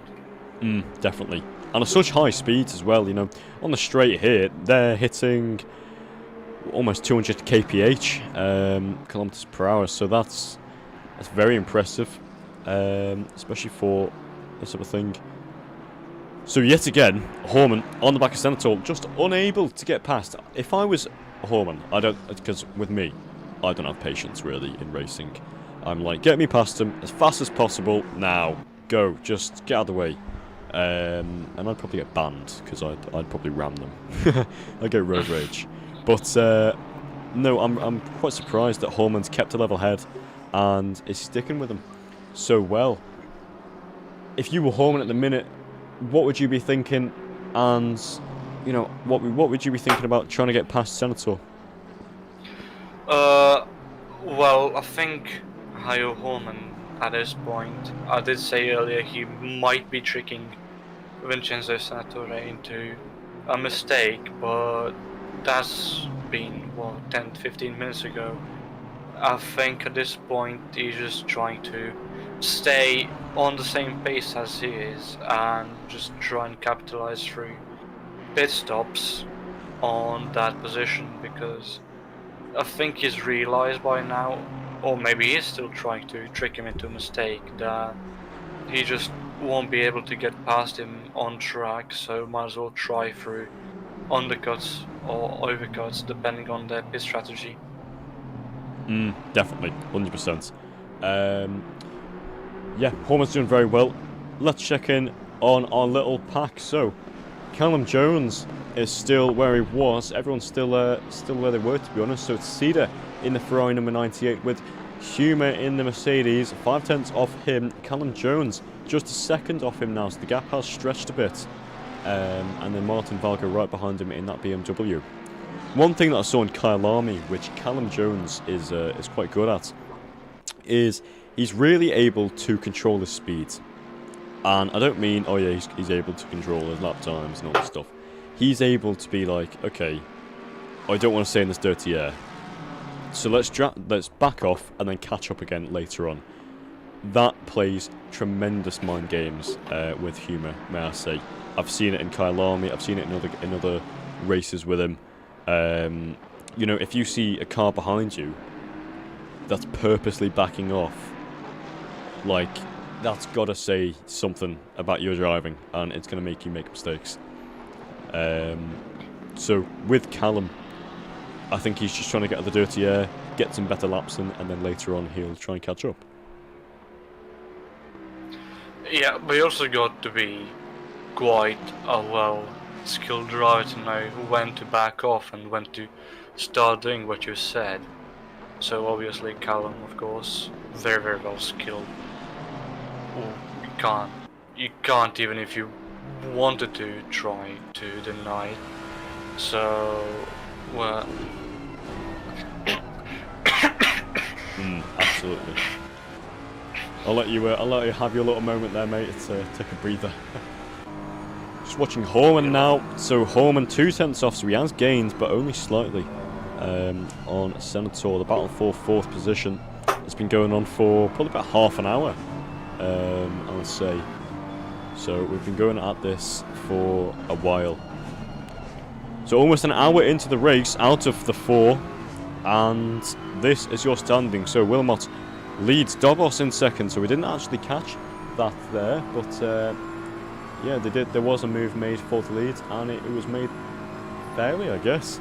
Slicek in 3rd, Senator in 4th, 5th is Holman, 6th is Rawi, 7th is Cedar, 8th is Humer, 9th Jones, 10th is Martin Varga. As we're seeing now, Holman looking to make a move on Senator. Can he get it around the outside, coming into the final corner? I don't think he can. Can he get the switch back though? Yes, he can. So it's on now, coming into Hell Corner. He's got the inside. If he can keep it tight and get the car slowed down, the move will be his. Can he do it though? So he is able to, but what can Senator do? That Aston has the straight line speed now. Coming into Quarry on the straight. This is what we wanted to see. The battle for 4th, which has been longing on lap after lap. Seems Holman is really defending quite vigorously, trying to make Senator go the long way round, and it seems so far the move is Holman's. that's a very, very well played out move by Horman. Maybe I was right in the end. He wasn't forcing Vincenzo into a mistake per se, but by keeping pace with him, he was forcing him to use his tires more and wear out his tires faster. So Horman seemingly better at conserving his tires, even though he was trying to keep pace with Vincenzo. And having slightly better tires paid off, and he's managed to get the move done. Absolutely. Yeah, that's bang on there, mate. Like, you couldn't have said it even better. He's he's got the pace. That's all I'd say. That's brilliant observation there, mate. So we're looking over some of the penalties. It's Lucas Cedar has got a 22nd. Martin Varga with the 10. Shakespeare with a 5. Repa. There you go, I'll say. With the 10-second. Luongo with the 40. And that is all the penalties. Yeah, it is. There you go. So, quite a few drivers with penalties. Gamov coming out of the pits now in P17. Paul Mancunian will be battling with him. No, he won't, sorry. So it's going to be a fighting now for What is this? Going to be P21. Not great exit. Lost a couple of positions there, didn't he? Yeah, great shame for him, but still got a long way to go. 3 minutes and just under 3 hours and 13 minutes left in the race. So he's got quite a long way to go to gain back everything he lost there. Absolutely. And there's other people as well with penalties. I will say, not as many people have got time penalties as I thought they would, but I'm happy to see that not as many people as I thought they would do have time penalties. We're only going 4 or 5 people with time penalties. Yeah. I think that's it. Yeah. A handful of people. Yeah, out of 35 drivers, it's only about 7th of the grid has got time penalties. Just under an hour into the race. So yeah, very glad to see that. Yeah, definitely. Although there's people out there who are not as glad to see it. Obviously would love to capitalize on others having time penalties and getting held up in the pit lane, but yeah, you can't win them all. Absolutely. I know what you mean. Yeah. Hello. I don't know. I think your name's just a keyboard spam, but hello in the YouTube. Like to see you here. Thanks for tuning in with us today for TOGA Motorsport. Have we got anyone on the Twitch? I think we do. A couple people on the Twitch, so welcome as well, you all.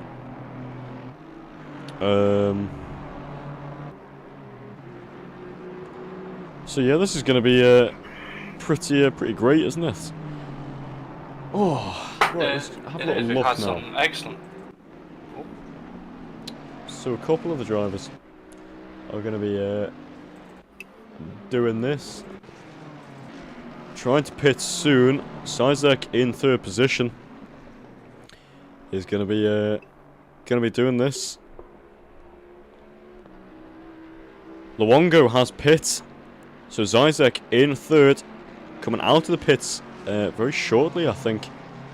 Martin Varga, we're watching now that BMW with the 10-second time penalty, so an hour into the race, it's going to be getting it's going to get pretty rough for some of these drivers.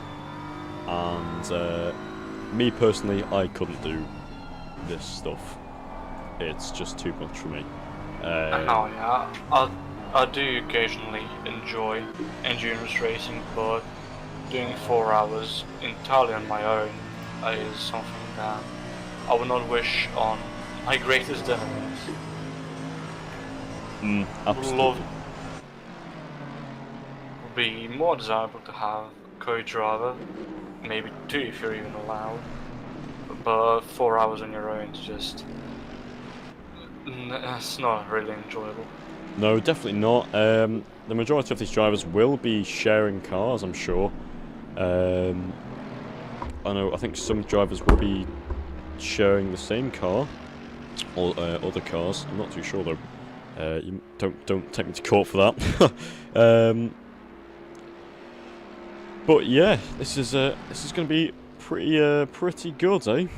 We've got some great stuff in at the minute. An hour in though, and everything sort of died down, so it's quite hard to find a bit of what's it called? Sorry, battling action. Yes, that's it. Martin Varga. The closest thing we're going to get so far is either the drivers at the top, which is Dobos and Wilmot. So they're actually coming through now and are lapping the cars. And we've not noticed that they've switched positions actually. Wilmot did overtake Dobos for first place. Yeah, no, we saw that earlier, so we spoke about that earlier, but sadly weren't able to see it. Only briefly we spoke about it. But here comes Dobos now, trying to maintain second position and also try and get on the rear of Wilmot. So what can the Ferrari do? I think he's just trying to maintain that gap, make sure that he's not in the dirty air, stay out the barriers, and yeah, make sure that he's all good. Yeah, I think he's doing the same thing that Horman did with Senatore, who we see pitting now. But yeah, I think the 137 Ferrari is just trying to keep pace with the Willamette of the Ford of Willamette. And just trying to stay there on pace, and hopefully, depending on when both of them pit, if they pit at the same time, they'll be fairly entertaining. But yeah, I think the goal is now just keep pace and try and gain positions from the pit stops. Absolutely, yeah, that's definitely something that that they're trying to do. One thing that I found out as well, and that I thought about, was the fact that they're driving on this track, on one track, for 4 hours straight. Not only do you get tired, whingy, because that's what I would get. But not only do you get tired and all that malarkey, you also get really just like you just gain a lot more experience on the track. So seeing now Humer and Varga into the pits, so the majority of some drivers now are coming in for their pits. Some will be doing driver swaps, I think. There you go, Martin Varga's in the pits. Humour is in the pit as well. So they're all pitting and swapping around some tyres, swapping up their fuel, sorting out everything. You having a little munch there, mate? Yeah, I had a bit of a drink. Got a water bottle right next to me. I've got her because for some reason my throat just gets really dry if I go on very, very long talks. Yeah. I should probably prepare to, seeing as it's a fairly long race, but I'll try and cope, try and conserve. So that right there in P30th, for some reason on the time machine it says he is 31st, but he's not. He's in P30. It's Jack Vetka there, so P29 now actually. So he's done quite well. He's the FGTRL. He's in the FGTRL team, so he's doing quite well for himself. And yeah, it's pretty good. He's doing well. That BMW though looks a bit like a squashed pug. Yeah, I'm surprised he hasn't been full damage yet, but I think he considers the damage not significant enough to impact his driving. Which, I mean, clearly if it did, he would have pit by now, or maybe he's just trying to tough it out and stick to the pit strategy as much as he can. Either of. That's fairly impressive at it. The car with a front end like that is still somewhat on pace. So yeah, that's the majority of the top end of the field are pitting now. So Verhulst will be coming around, and I'm pretty sure he'll be coming out potentially in the lead, depending on how long their pit will take. So yeah, here we are then. The top boys, Wilmot and Dobos, will be exiting the pits, and Verhulst will be sort of close, I guess you could say. But yeah, no, here he is. So he's in 3rd position. The gap to Dobos is 7 seconds. I'm just trying to see the difference between some of these drivers. There's Charlie Thornton. So I want to say Charlie Thornton. I want to give a bit of shout out to him. So Charlie runs FGTRL, a very good league, and Charlie's a very nice guy. Yeah, Charlie's great. He actually was in the live earlier, mate. He was saying hello. He came in and said a bit of a thing. So yeah, Charlie, there's your little shout out, mate. We're not going to talk about you again. No, I'm kidding. So Charlie's partnered with Martin Varga for today. Let's see if I can get a bit of a fact file. So I've made myself a bit of a fact file. So I'll read something out. Should we get a little thing there? What we're talking about. Right, let's go through. Right, I'm gonna pick a car. We're gonna go for codename Flying Estonians. That's Henry Tons, I think it is. I definitely absolutely butchered that name with my British accent, but hey ho, what can you do? So Henry Tons, 28-year-old from Estonia. He's been in racing games since he was a kid, but yeah, he started taking sim racing quite seriously in F1 2018. He started playing ACC in 2020, took a break for 2 years, and he's back now with TOGA Academy. So yeah, he's done some pretty good stuff. He's won the DRC Season 2 Pro-Am. He came 6th there, and yeah, he came 6th in the 6 hours of Hungary with Matt Pocket. So yeah, there you go then. That's sort of what he's done. He's done that. His favourite car is apparently the Lexus, and the favourite track is Donington. So Donington was one of the rounds we had a couple, I'd probably say a week ago maybe, for Rookie Wednesday. It's probably last week when Rookie Wednesday started First round was Donington Park, so that was a fairly funny race. That he's partnered with Eric Papstel. He's 18 years old from Estonia, so there's a 10-year gap between the two teammates, but I'm sure the racing pace will be very similar. Eric has been sim racing actively for the past 1.5 years. He was mentored by Henry, and now he's faster than him, he says, which is quite funny. He says his favourite track is Green Hell. So I don't know if you know that, but I don't. But it must be a decent track. Oh, that's it. Sorry, yes. It popped up my name then. So that popped up my head. Right, so yeah, we're watching Elshin at the minute. That Ferrari still has a bit of damage on the front end, but not as much as what we saw earlier. In 40 seconds, we would have done an hour, and then we've got 3 more of that to do. Yes, endurance racing. It's brilliant fun to race it. Horrible to commentate.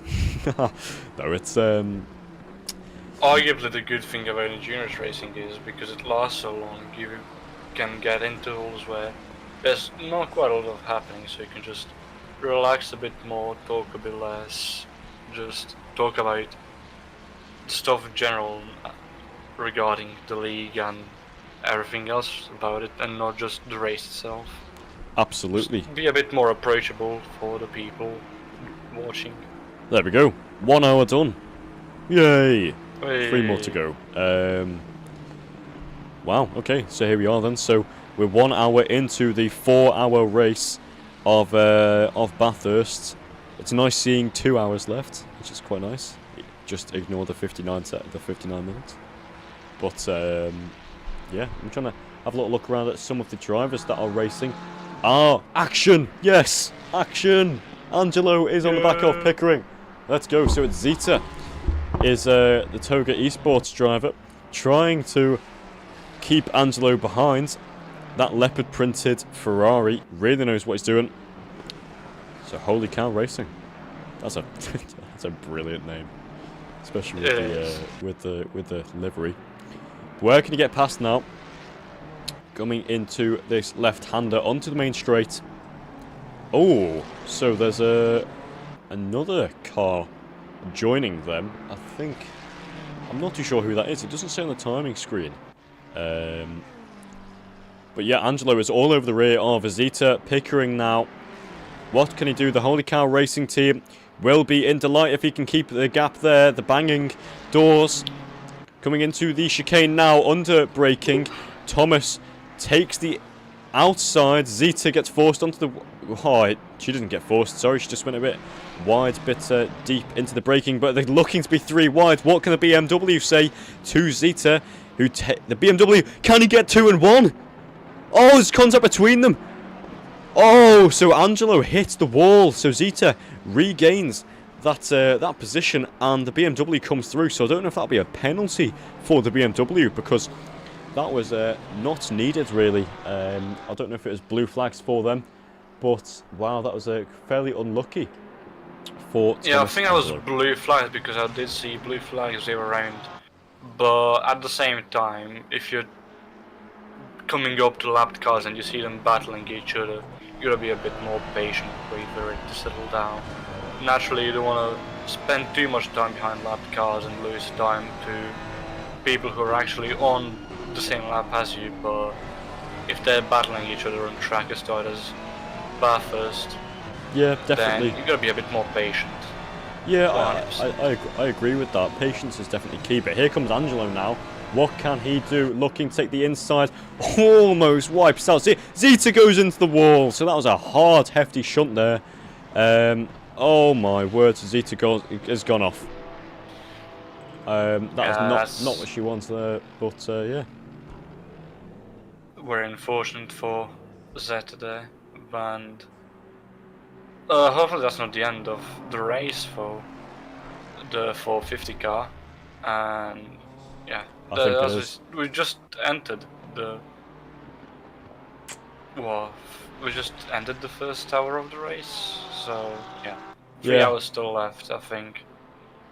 we can get back what was lost there.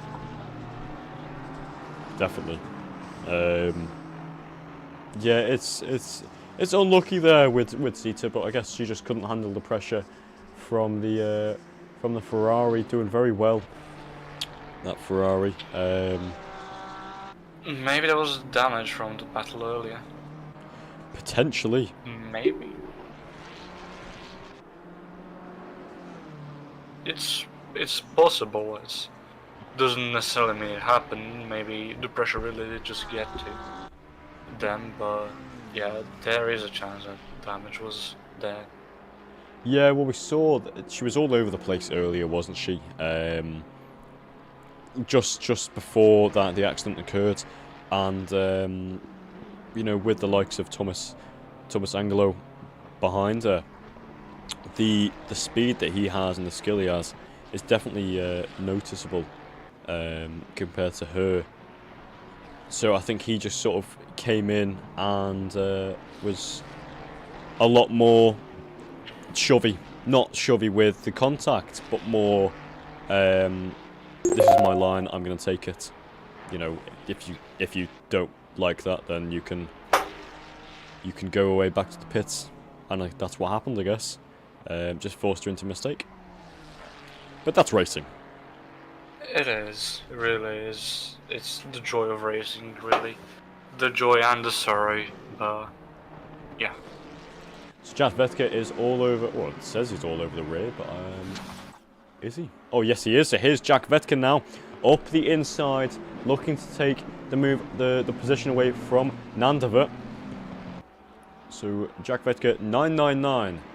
What's the emergency? It's Jack Vetka behind you. There you go. It's a nice little train of cars here. So Vetka all over the rear, almost hits the barrier. Wow, I thought he was going in. Just controls himself there. The FGTRL racing team. There's a bit of contact there with Nandaver on the wall. So what can Vetka do? Coming into the S's now. It's the downhill fast section.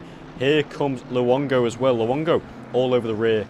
He is half a second off of Vetka. And then behind him is Chiolista in the McLaren trying to catch up. So it's a nice little train of cars here, like we saw earlier with Jones, Varga and a few other of our big names. Exactly, and oh god damn it. So here comes Vetka then up the inside of Nandaver. FGTRL will be so delighted. Oh, as he goes wide, hits the barriers. Oh no! It's all gone to bits for him, hasn't it? Nandaver and Vetka are both on the grass, have both lost positions, and are both deeply disappointed, I'm sure of it. So Charlie Thornton also dives into the pits. He's in P21 at the minute. I don't know whether that be for a setup change or something else, but wow, that's something, eh? So Nandaver in the pits as well, as we're seeing, trying to get rid of this damage, I guess. Nandaver was the most unfortunate there, I would say. Was not gonna be hit by Vetka there after his spin, but unfortunately got collected by the car behind. Probably overreacting, being scared of being hit themselves, and unfortunately, yeah. It happens, doesn't it? It's what happens with this racing. It's so close when you're in a train that if one person makes a mistake, you're all going away like dominoes, and I think that's just what happens there. So Hunter Davies trying to hunt down Castagnoli. So Castagnoli in the Aston Martin 164 is looking to get away from Hunter. Davies is, I would say, he's a fast driver. He's got experience. Has played sim racing for quite a while. Has definitely got the experience and the talent. You know, P6 so far. With us, the American driver, really knowing what to do. And I think that before the pit stops, I think he'll be able to pick off the driver in front of him. Yeah, I think so. We're just watching now Shakespeare, Oliver Shakespeare. Come on, guys, we want some action, and that's what we're going to get soon.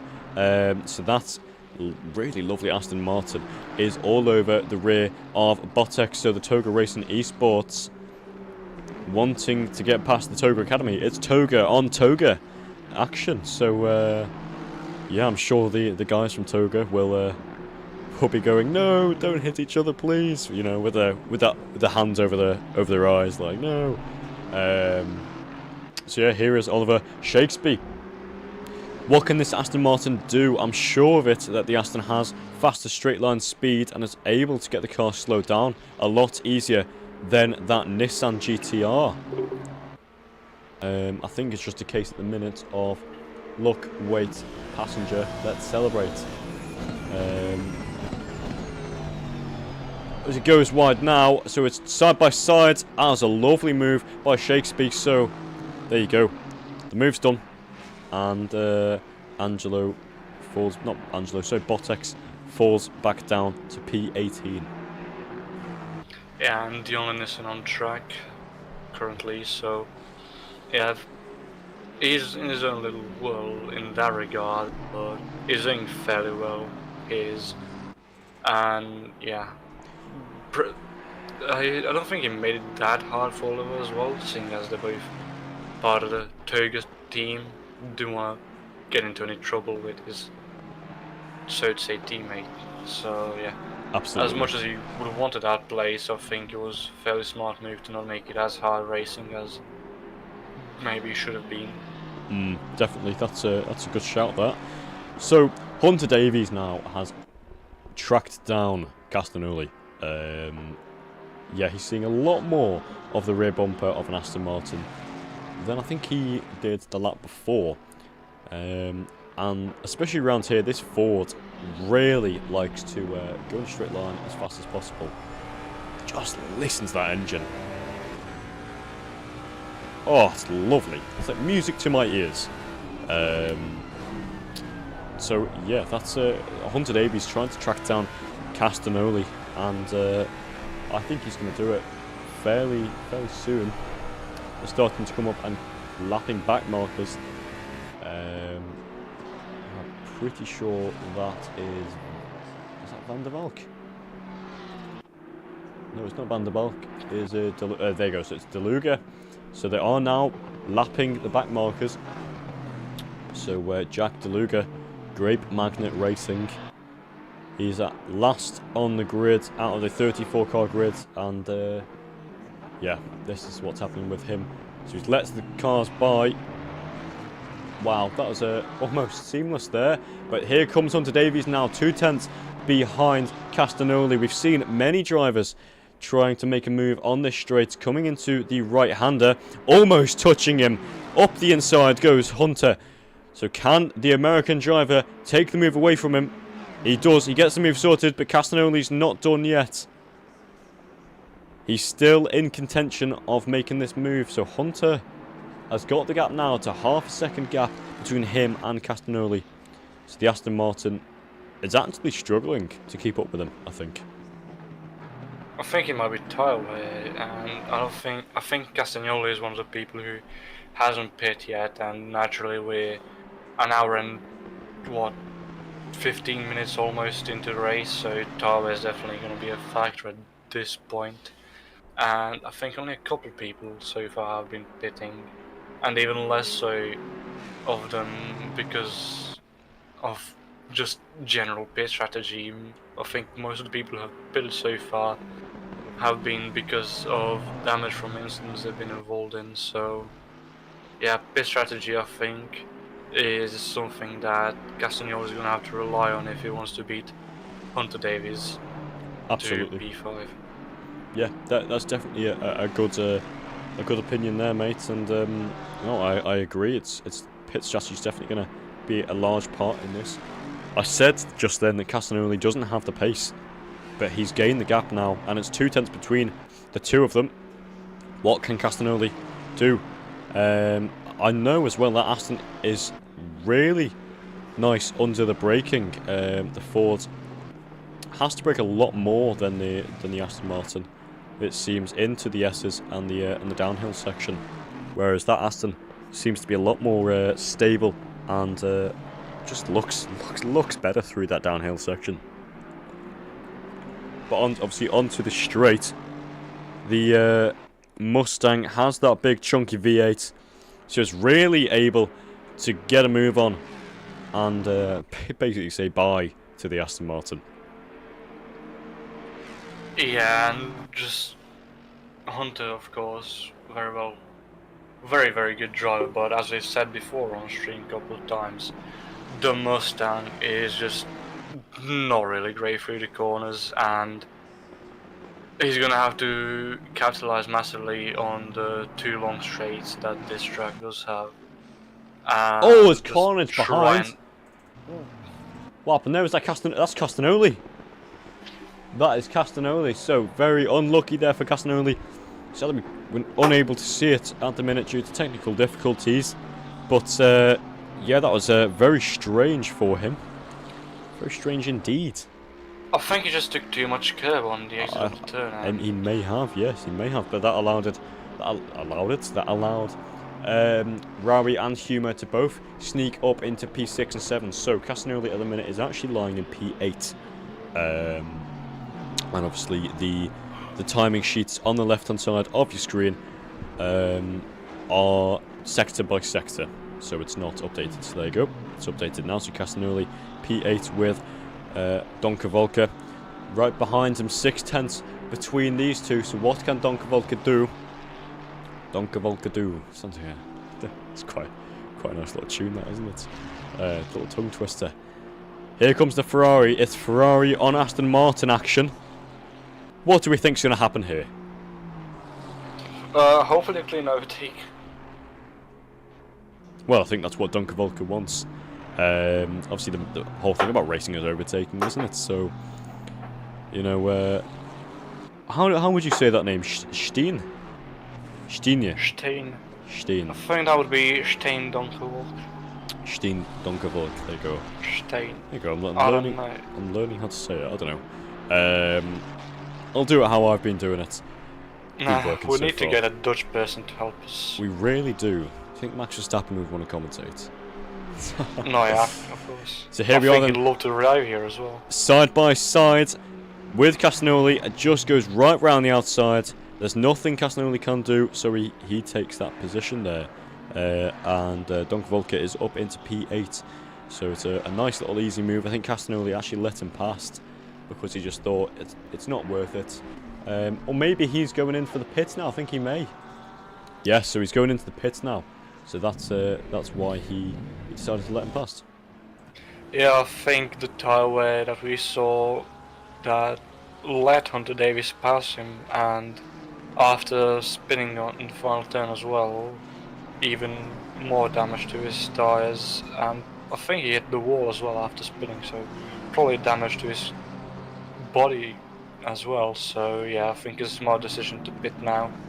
Might have been the pit strategy as well to pit after an hour and 15 now that have passed. Just over an hour and 15 into the race, we're seeing Hadro Holman all over the rear of Verhulst. So, oh, do you think he's gonna get it? We've I hate to say it, right, but we have commentated cursed a lot of people today. We have. We very much have, but here comes Verhulst now, trying to get past the back markers as swiftly as possible. So they both sneak past, and yeah, that was done fairly simply, may I say. It was, but there's a whole train of back markers up ahead of them, and there was only one. There's still 3 or 4 back markers ahead of them that could influence this battle fairly easily. Absolutely. If they don't act predictably, which I think is the most important part of if you're a lapped car, be predictable on track and just yeah. You're entitled to a mistake, of course. Nobody's perfect, everyone's gonna make a mistake on track, but if you already make a mistake, oh sorry, for example spinning on track, I think Holman's going for a move. Up the inside late goes Orman. Oh, no, we can't. Sorry, no, I hate to apologise. Sorry, I hate to apologise. I hate to interrupt. But, no, I apologise for interrupting there, mate. But I thought there was a move on. Sorry, carry on. No, I was gonna say that if you're a lapped car, you, of course, everyone make mistakes. If you spin on track, what I was gonna say is just be predictable. If you're spun on track, just stay in one place until the track clears around you. Don't reverse or just accelerate, trying to move out of the way, unless you're exactly on the racing line. In that case, do try to move away, because people are going to be taking the racing line off, of course.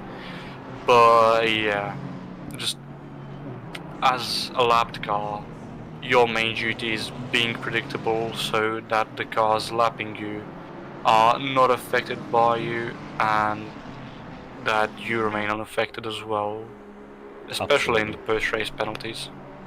Yeah, that's oh, sorry. That's yeah, that's a great little opinion there. I agree, to be honest. There's quite a lot of pressure as well with some of these newer drivers to ACC that compete with these very experienced drivers. That obviously you don't want to get in the way, and after getting lapped, it's quite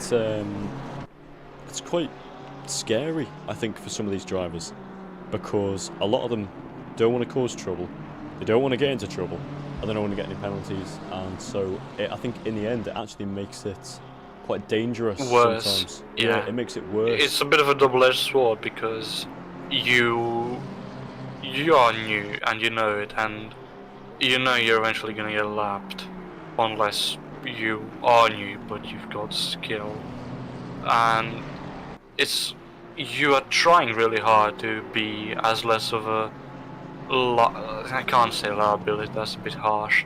You're trying to be as less of a hazard on track, but at the same time trying to be as less of a hazard on track as you can be does bring about more anxiety in your driving, and you are a bit more susceptible to making a bigger mistake than you would if you were just calm and collected. Absolutely. Yeah, it's just like that, isn't it? A lot of these back markers don't want to get into trouble, and they don't want to get these things, and so one of the ways is they end up getting a bit too tense and making mistakes and actually causing trouble. So I think the advice that we're trying to give to anyone that's listening that are worried about getting into trouble by being a back marker is chili beans. That's basically the premise of that little story and the little rant there. Is yeah, just chill out, and I'm sure you'll be fine.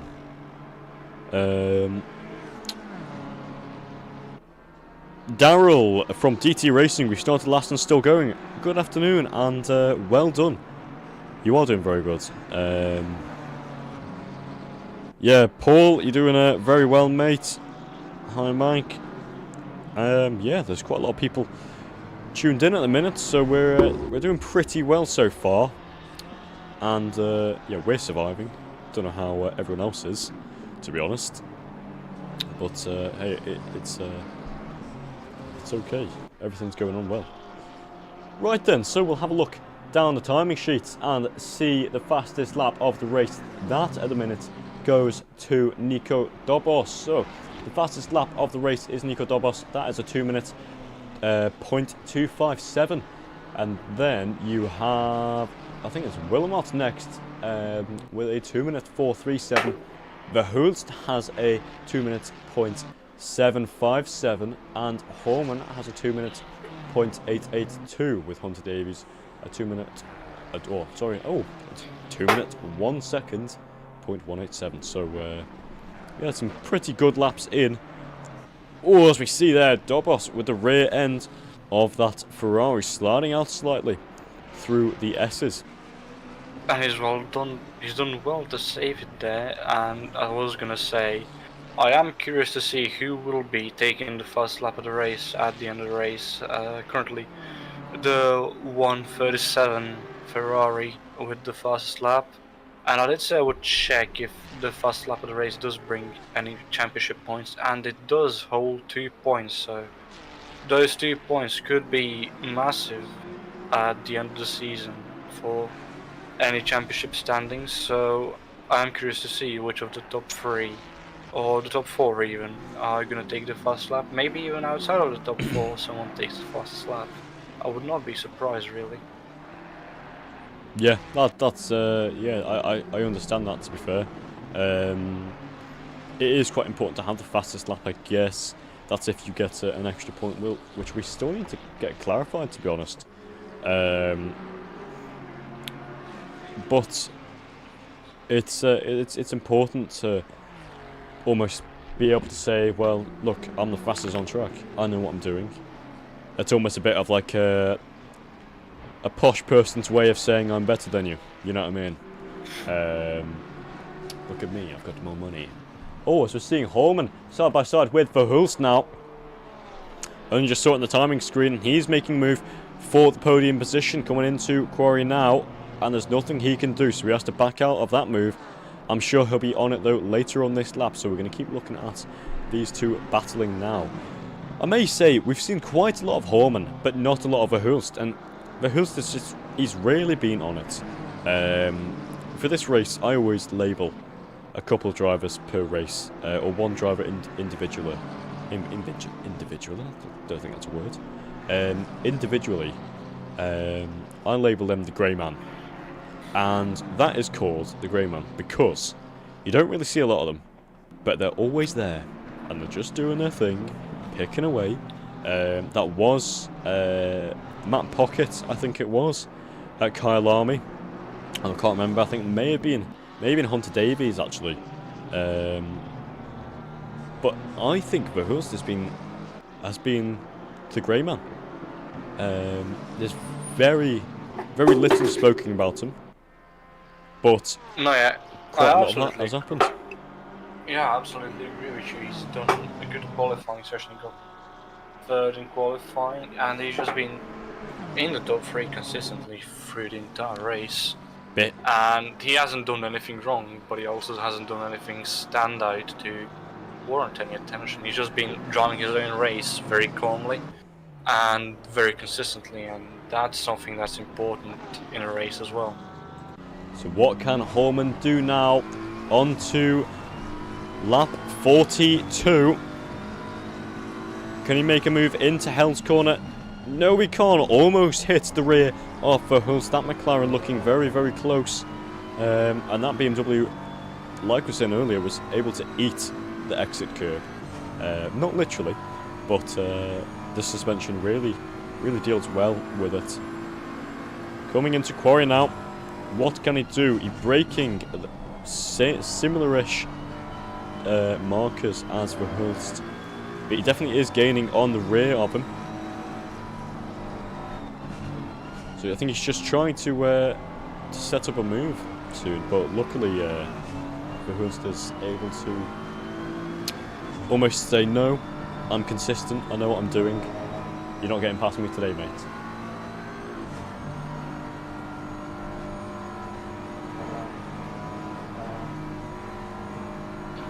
So here's Holman now, coming down into the S's. Late braking zone. There is a bit of lag. I think that's because quite a lot of drivers are on the track at the minute. Potentially a crash, but we don't have coverage of that at the minute, so we're unable to see. To have a little look, Senator is fairly close now to the rear of Vortex. We saw quite a lot of things with them, but here comes Holman onto that right-hander. What can he do? We saw a bit earlier, he tried to make a move in here. Can he make one now? Up the inside. No, he can't. Yet again, Holman is struggling to get past the McLaren. No, I think that's very good defensive work from the McLaren there as well of Verhulst. I mean, we say he's the grey man, but he's clearly showing why he's the grey man. He's done everything that we've seen from him so far correctly, and even without just us looking, he's been, as I said, consistent. He's just been doing his evident best. Top 3 is a very good position, and I don't know really what else to say. He's just done a very, very good race so far. Absolutely. He's been on it from the get-go, to be honest. Well, he qualified P3. He's staying P3 so far, an hour and a half into the race. And yeah, he's not looking like he's going to budge anytime soon, to be honest. With Horman all over the rear of the McLaren, he just seems to get the better exits. Has got the straight line speed, but Verhulst's defending is just very very tactical, very defensive, and very clever. So Horman playing mind games almost, trying to get past. What can he do though? Not a lot as he comes down into the S's. Almost makes contact. I think there was a slight flicker of hope from us for a bit of excitement. Oh, as Verhulst hits the barrier, I think he did, and then Horman hit the rear of him. We say commentators curse again. We were talking about how consistent Verhulst has been and how he stayed out of any trouble, and then just that just happens. And I'm looking back at the stream now. I don't think that Verhulst hit the barrier. I think that he hit the Porsche in front of him, who might have overshot the corner and tried stopping himself from hitting the wall, which Verhulst didn't expect. Ah, right, here is humour though all over the rear of Hunter Davies. So, it's just lagging I think at the minute. I'm not too sure what's going on. There's quite a lot of action I think, so the game's just struggling to... Oh my word, what have I missed? Oh wow. Okay, I'm a bit worried here. I don't actually know Technical difficulties again, hope not. Yes. I think it is. We do apologise for all of this craziness. What I'll do is I'll put you back onto hold for the minute, guys. Don't go anywhere, and we should be back very shortly.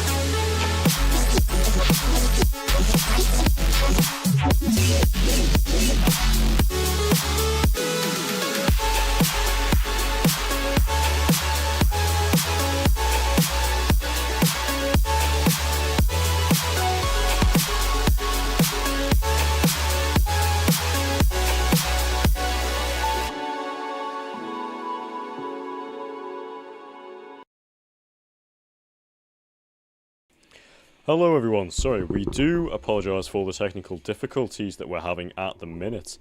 It will be sorted soon. The server has just had a crash actually, so a lot of the admins and stewards are trying to get the cars back into place, so please do hold with us and don't go anywhere. Racing will be back shortly. So yeah, for now you've just got to look at this this little starting soon screen that I created earlier and listen to this funky little music that sounds like it's from a Roblox obby, which is quite funny, I guess. So yeah, we're going to be doing that at the minute. Should be no more than 10 minutes at the maximum. So we'll be seeing you very shortly. Thank you very much for your patience, guys. We do appreciate it. We'll see you in a bit.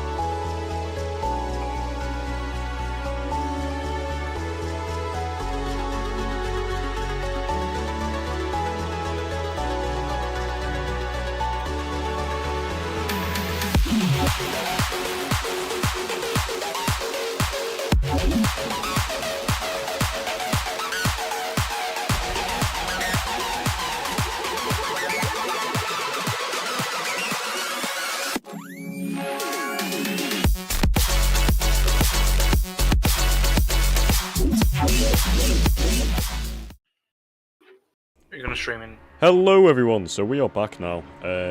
Apologies for that technical difficulty there. So basically what happened is the server didn't want to send it through Skyline. So basically someone crashed so hard that it wrecked the server, and so the server just went, yeah, no. And so that's basically what happened. So no one's fault there other than the driver that crashed. We all hate you. No, we're only kidding. Yeah, death sentence. Yeah, no, what? Who knows? But no, it's all good though. But yeah, we're gonna be sorting all this stuff out very shortly, and yeah, everything should be good. There you are. Right. There I am. So we've got 2.5 hours remaining. So we're going to be doing a full race restart. Not full race restart, sorry. No, I take back what I said. I was mistaken. It'll be a race restart, but it'll be everyone that was in the same position as what they were when it crashed. So we're going to have Wilmot in pole position with Dobos, but Callum will be in fourth. That'll be quite interesting. And then Huma, Rahi, Donka Volker, Cedar, Davies, Jordan. That's your top 10. We'll go through the grid when they go for their little formation. Their formation lap. So this should be quite nice. Yeah, hopefully it doesn't happen again. Otherwise, that would be not really great. But yeah, we had a good race up until then. Quite a lot of entertainment. But the good thing is, this is almost like we almost needed this actually, because it actually runs in our favour. Maybe not everyone else's, but our favour, because there's something to commentate about. There's cars grouped together in the middle of a race. It's like not what happens in endurance racing. Endurance racing is everyone spreads out, doesn't battle, and then near the end they just go, well, you know what we're going to do? We're going to fight now. And it's just like 2 hours out of the 4, you're commentating about wars and if someone's going to crash and the history of the track.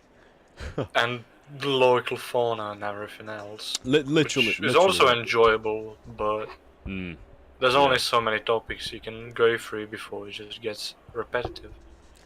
I'll tell you what though, that was definitely the most realistic sim experience ever. Like this here, it's like random technical failures ruining a race weekend. It's just 10 out of 10 immersion, like, you know what I mean? It's just exactly what happens, isn't it? It's the perfect example of what sim racing is. No, I'm kidding. We haven't had a bus go on track interrupting the race, unlike a certain racing series. Yeah. You know what? I really want to find the clip of the person that crashed, because that must have been one hell of a crash to make a server lag so hard. I don't think we saw the crash itself that caused the server to go down. We didn't. I think the last thing we saw.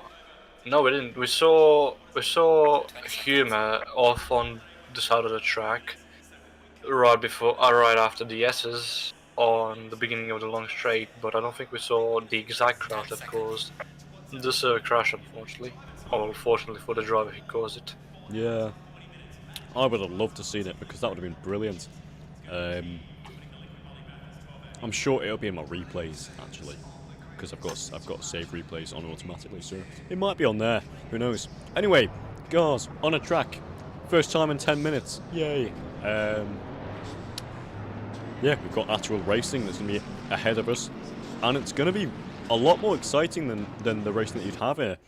2.5 hours remaining left of an endurance race, so it's actually now sort of like 2 mini endurance races. I know this is technically a mini endurance race, but 4 hours is still quite a while. So it's almost like you've got 2 little races now, isn't it? It is. Which is going to make it a lot more exciting. It's kind of like how NASCAR does stages nowadays, with one stage and then another stage and then the last stage, like in the Daytona 500, for example. Yes, yeah. When they had 3 stages. Let's look at it that way. Yes, look at it that way, not the way that somebody crashed so hard the server. Well, yes, exactly. They're trying to do stages to make it fun and exciting. And that Always is, look on the bright side of life. Yes, definitely. That's what you got to do. A Monty Python reference there. Noted. Yeah, everyone on the YouTube and everything, thank you very much for sticking with us. We do apologise for all of that stuff, but yeah, thank you very much. Nobody will lose any positions as well, which is quite nice. One thing that I want to figure out though is what would they do if like 2 people were side by side? Would they just be like, who's got the fastest lap? Or, oh no, I think they'd give it to the person the lap back who's ahead. I don't know. Who knows? I think we need to check from before the, well, I think it'd be quote-unquote old server what the fastest lap was, in case it doesn't get beaten, because I think in the old server, Dobos, the 137 Ferrari, was the holder of the fastest lap at the moment that the server crashed, but I'm not entirely certain what the exact lap time was, so we'd need to check through the replays there to see what it was, so we know if it gets beaten or not in this one by anyone. Yeah, that's something as well, especially if there is a point for the fastest lap. I'm not sure if there is. We still need to... There is 2 points. There is. There you go. There you go. You got the points. You got the factoids there.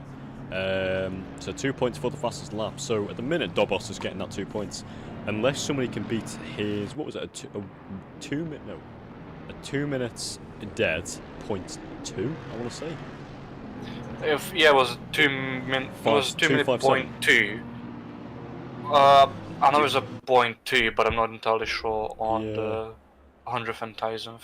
I'm not. Yeah, I'm not too sure, but I don't think anyone else got a 2 minute 0.2. So at the minute, he's got it.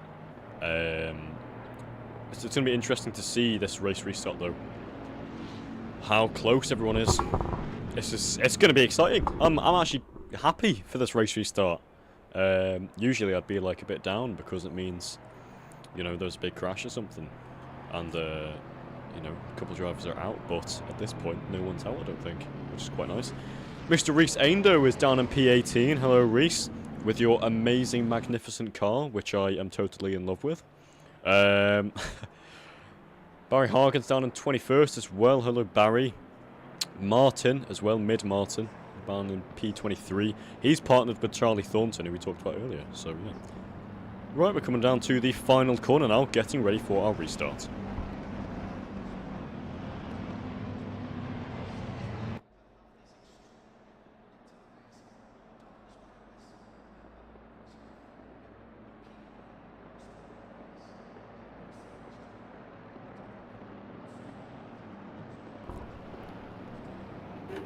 Right, so here we are then, coming around the final corner.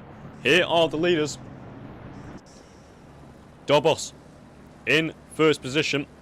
Wilmot in second. Where have we seen this before? That's right, in the original start. It's green, green, green again for the race restart now. Wilmot is side by side with Dobos. Wilmot takes the lead, going around the outside. They're side by side, next to each other. What can they do? Oh, there's absolute carnage behind them. Oh, that's and is there going to be another race restart, because that's quite a pile up in the back. The 3 wide down in P13, P8, sorry. Oh my word, though, the carnage behind was simply, you couldn't even write it into existence. You just saw cars flying everywhere, side by side. I think we managed to see just barely the start of it. The green car, I think that was the Porsche, just barely being clipped on exit and getting spun around, and then collecting multiple cars behind it. So you're seeing, I think we'll need to check the replay once everything calms down a bit more on track. Yes, I think so too. So now we're seeing everyone. It says longer names in first, but I don't think he is. I think it's Wilmot, and it is Wilmot. So Wilmot is in first position, Dobos in second, Sazek in third, and Callum Jones in fourth, with Humer in fifth. This is just mental. It's just been crazy already at the start of this race. Well, restart anyway. But now we're seeing Cedar all over the rear of Raleigh. What can Lucas Cedar do?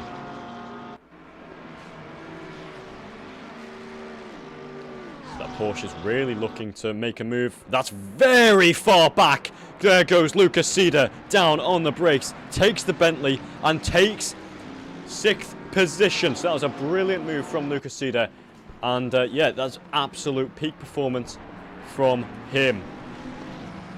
That was a very excellent move by Lucas Cedar there.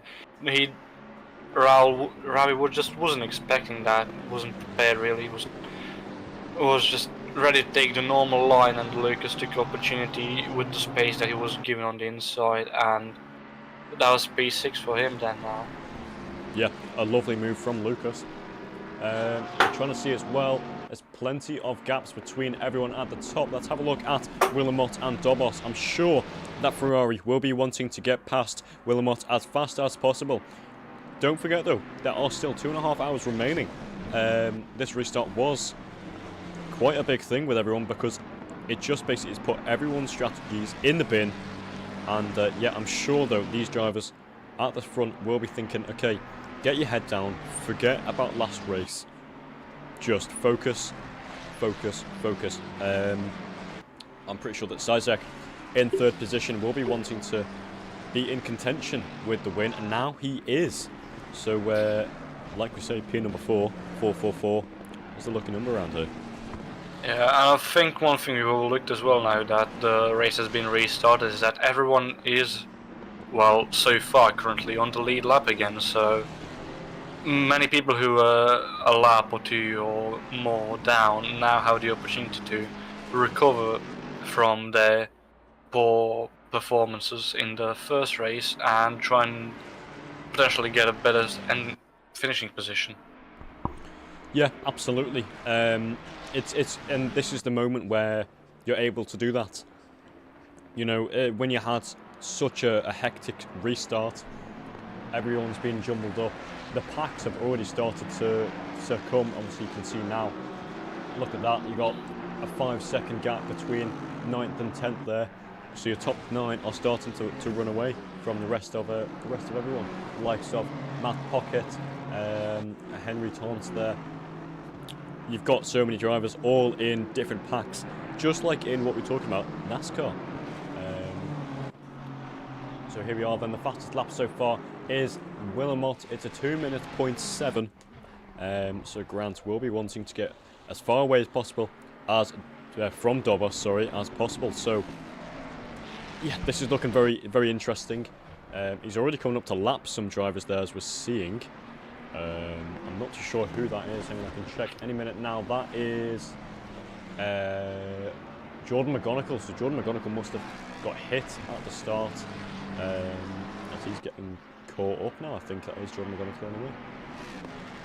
Yeah, very unfortunate for him there to be collected in that pile-up at the start, but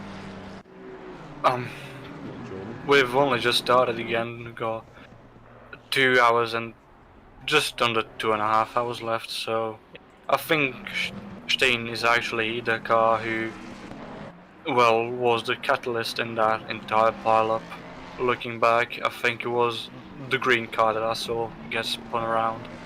So yeah, very unfortunate for him, but at the end of the day, unfortunately for him, it is racing, yeah, just as you said. Yeah, there's not a lot he can do. But here is a man that can do many things. Lucas Cedar. He made his way up into P6. He's looking for P5 now. Now, the gap between him and that Mercedes ahead of him is 0.1 of a second. Can he do the same thing as he did to Rowie as far back to late lunch? No, he can't. So he tucks in right behind there again.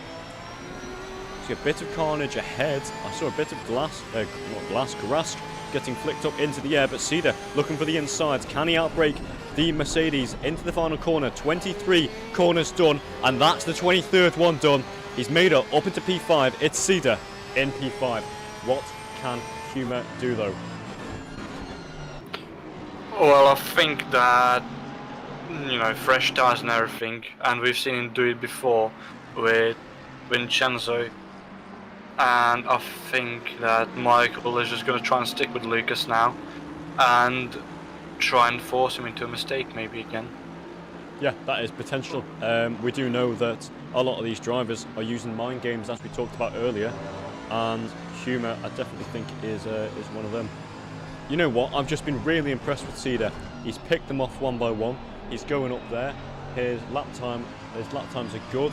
He was 8/10 off of the leader's pace last lap there. He's been absolutely on it since the start of this restart. He's already pulled the gap from Humer, and now he's gaining on Callum Jones. So we're now watching Matt Pocket, or Balcony. He's in P13 at the minute, trying to get up closer to that Mustang ahead. And he's got one of his teammates behind him, that's Tons.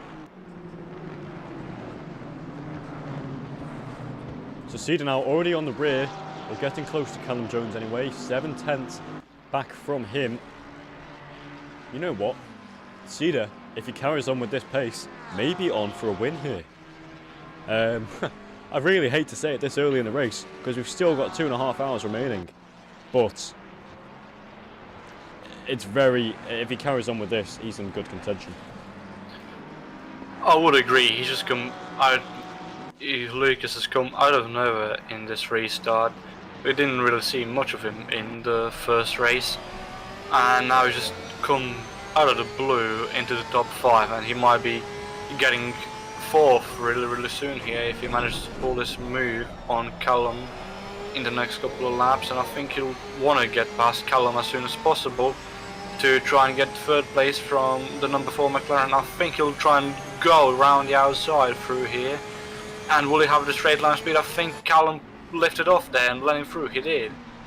Callum Jones did lift off there and let Lucas Cedar through into 4th position. So here they are then. Cedar up into 4th. Can he catch up to Zizek and put himself onto the podium? It's looking in contention for Cedar. He's got the pace, he's got the mindset, and my God, he's got the skill. He's doing this, and he's racing absolutely phenomenally right here, right now, around Bathurst. Mount Panorama, get prepped. Now, Mitch Sterenberg.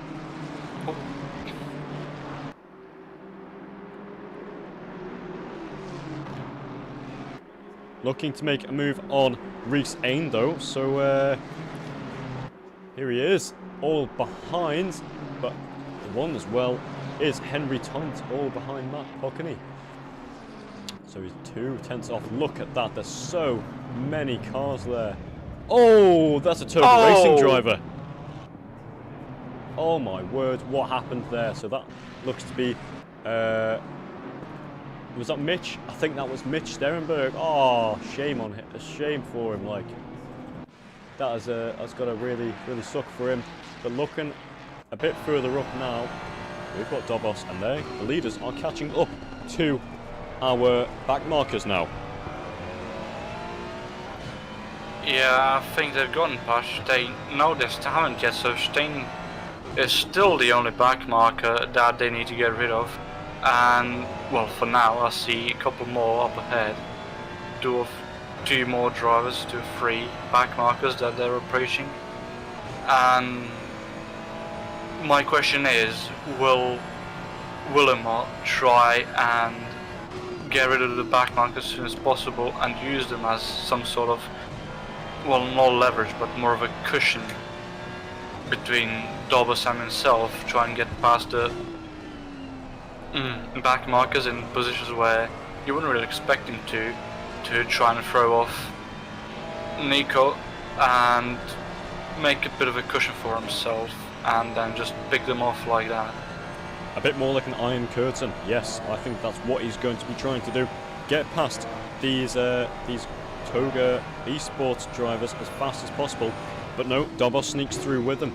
So we're down to the S's now, and that Ferrari is glued to the rear of that Mustang like it's a hot day in summer.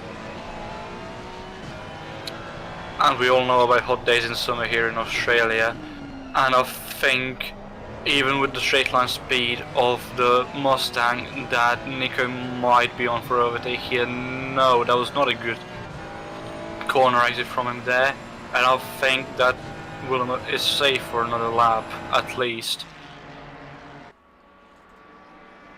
Safe indeed he is, but 4 tenths, that is the gap between them.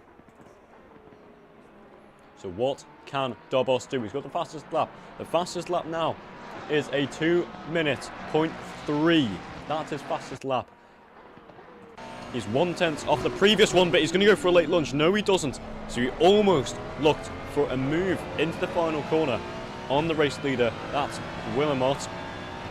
What can Dobos do now? Coming into L corner, T1. It's a pretty tidy first corner for Dobos. Willemot anchored that Mustang in a little bit later than he should have. Didn't get the greatest of exits. And now Dobos is all over the rear of him, trying to use the slipstream in the advantage. He pulls over to the outside.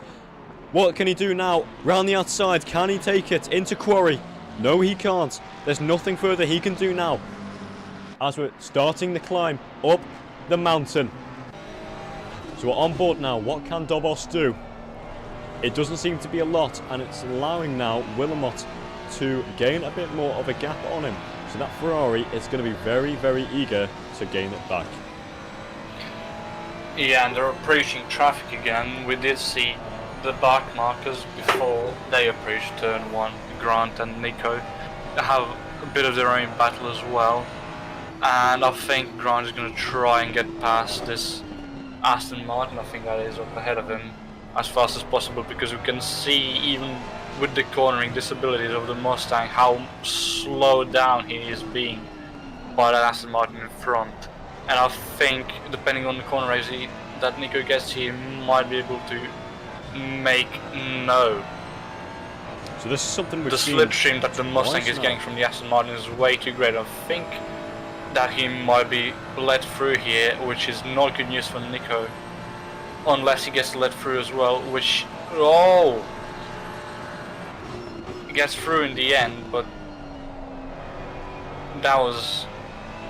not probably what he expected, seeing as Grant got past that Aston Martin there on its left side. He would have probably expected to be going down the left side as well, did not expect it to go back across the left side, and the Aston Martin probably didn't expect to be lapped there as well. Absolutely. But yeah, we see Nico still chasing down Grant, although now the gap is much bigger, and I think that the Mustang is being very much helped by the slipstream from the back marker in front of him, because we know how much straight line speed the Mustang has, and even though in the corners it's way slower, the slipstream and the engine power just make it fly off into the distance on Bathurst's long straights. Well, don't forget though, Sizek is right behind him, very close indeed, 4/10 off of Dobos. That's the McLaren right behind him. You can see the white, the black and the red McLaren, that there is hunting down Dobos. And what can he do though? Trying to keep everything fairly tidy, coming down into the S's now. And I tell you what, that McLaren prances through the downhill section of Bathurst, really knowing what he's doing, really in full control it seems.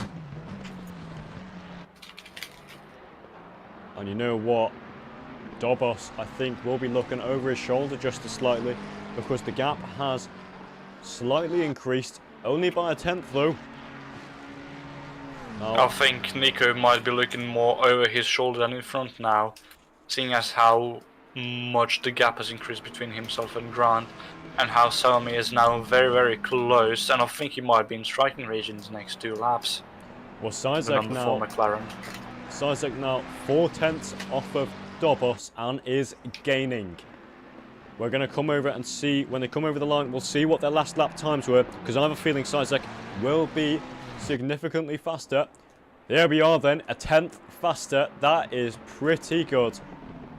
Yeah, 1/10 faster than Dobos and Wilmot. So at the minute, out of the top 3, Wilmot is the fastest. Last lap. That was... You can tell as well. You can tell. This is something that I found out. It's very much... You're able to see visually a lot more faster. The difference in speed and everything, to be honest, especially in the different part of the circuit.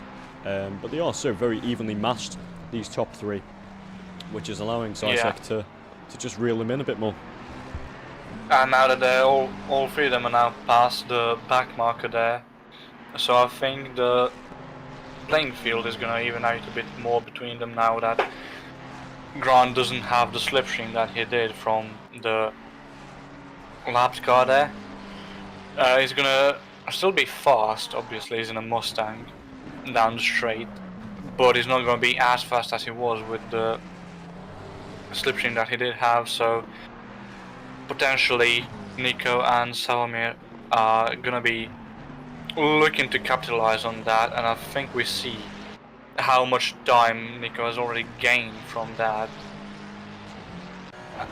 through the corners there. I think he's gained about 2/10 there on Grant, but he's not nearly close enough for anything currently. On the straight, he immediately loses all the time that he's gained in the end.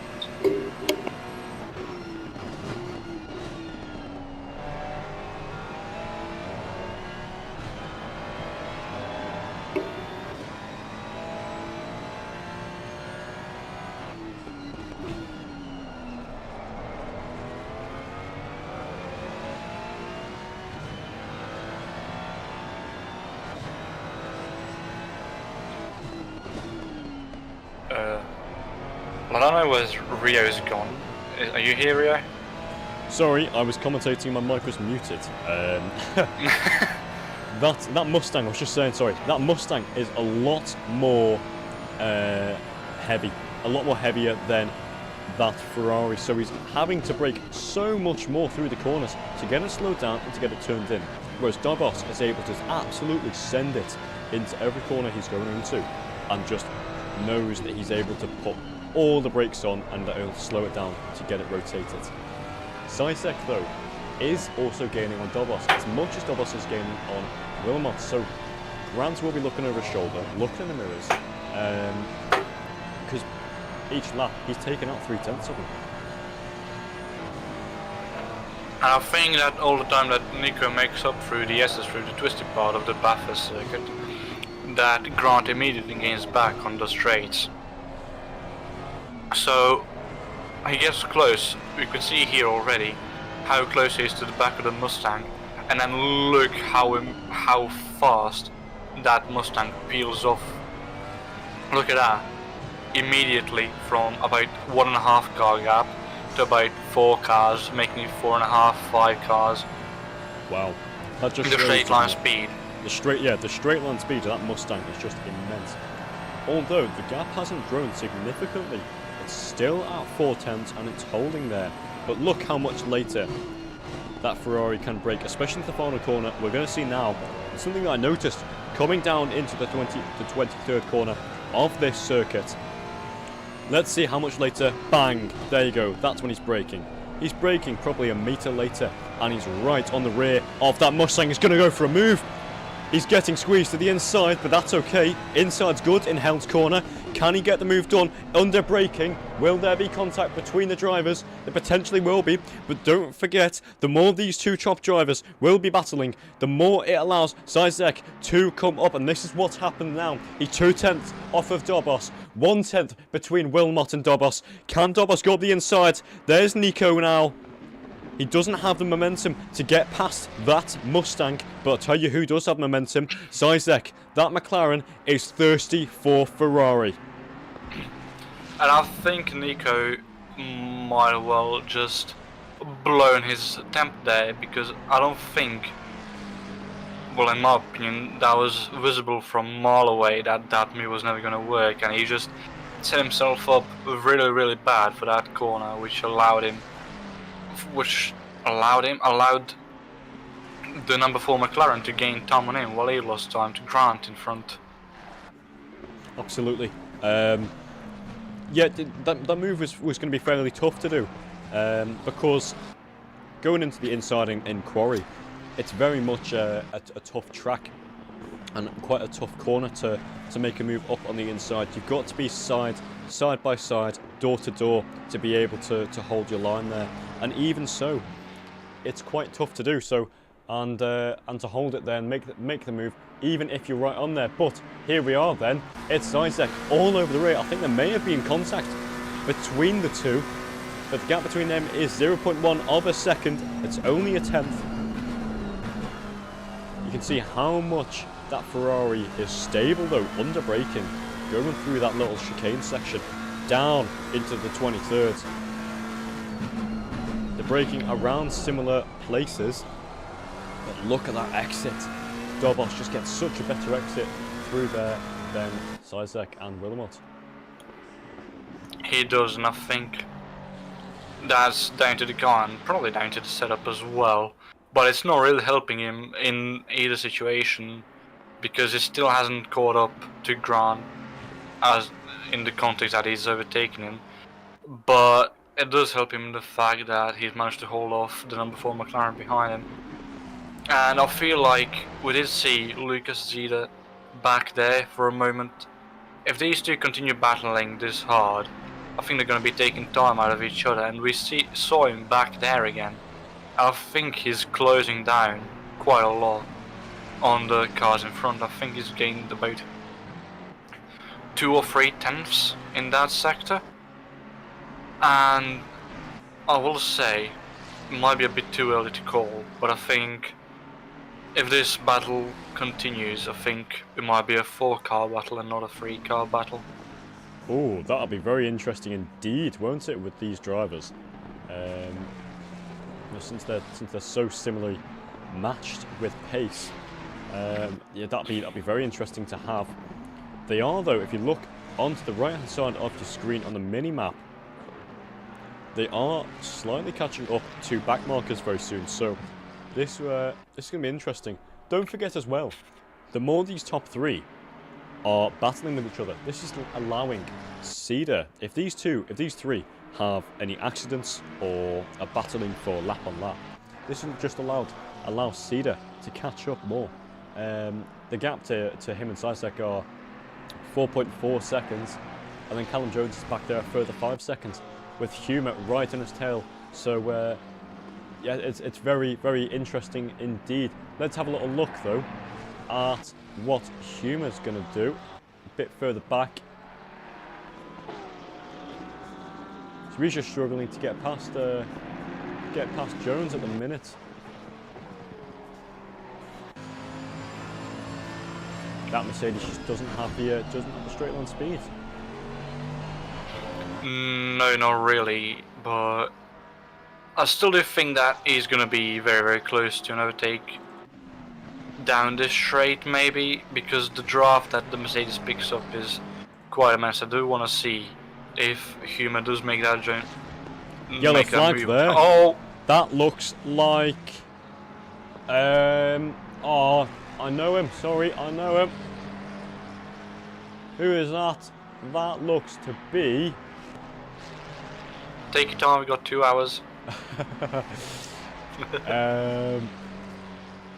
I'm actually going to take my time now. Blah, blah, blah, blah. I can't find him. His name's not there, but I know who it is.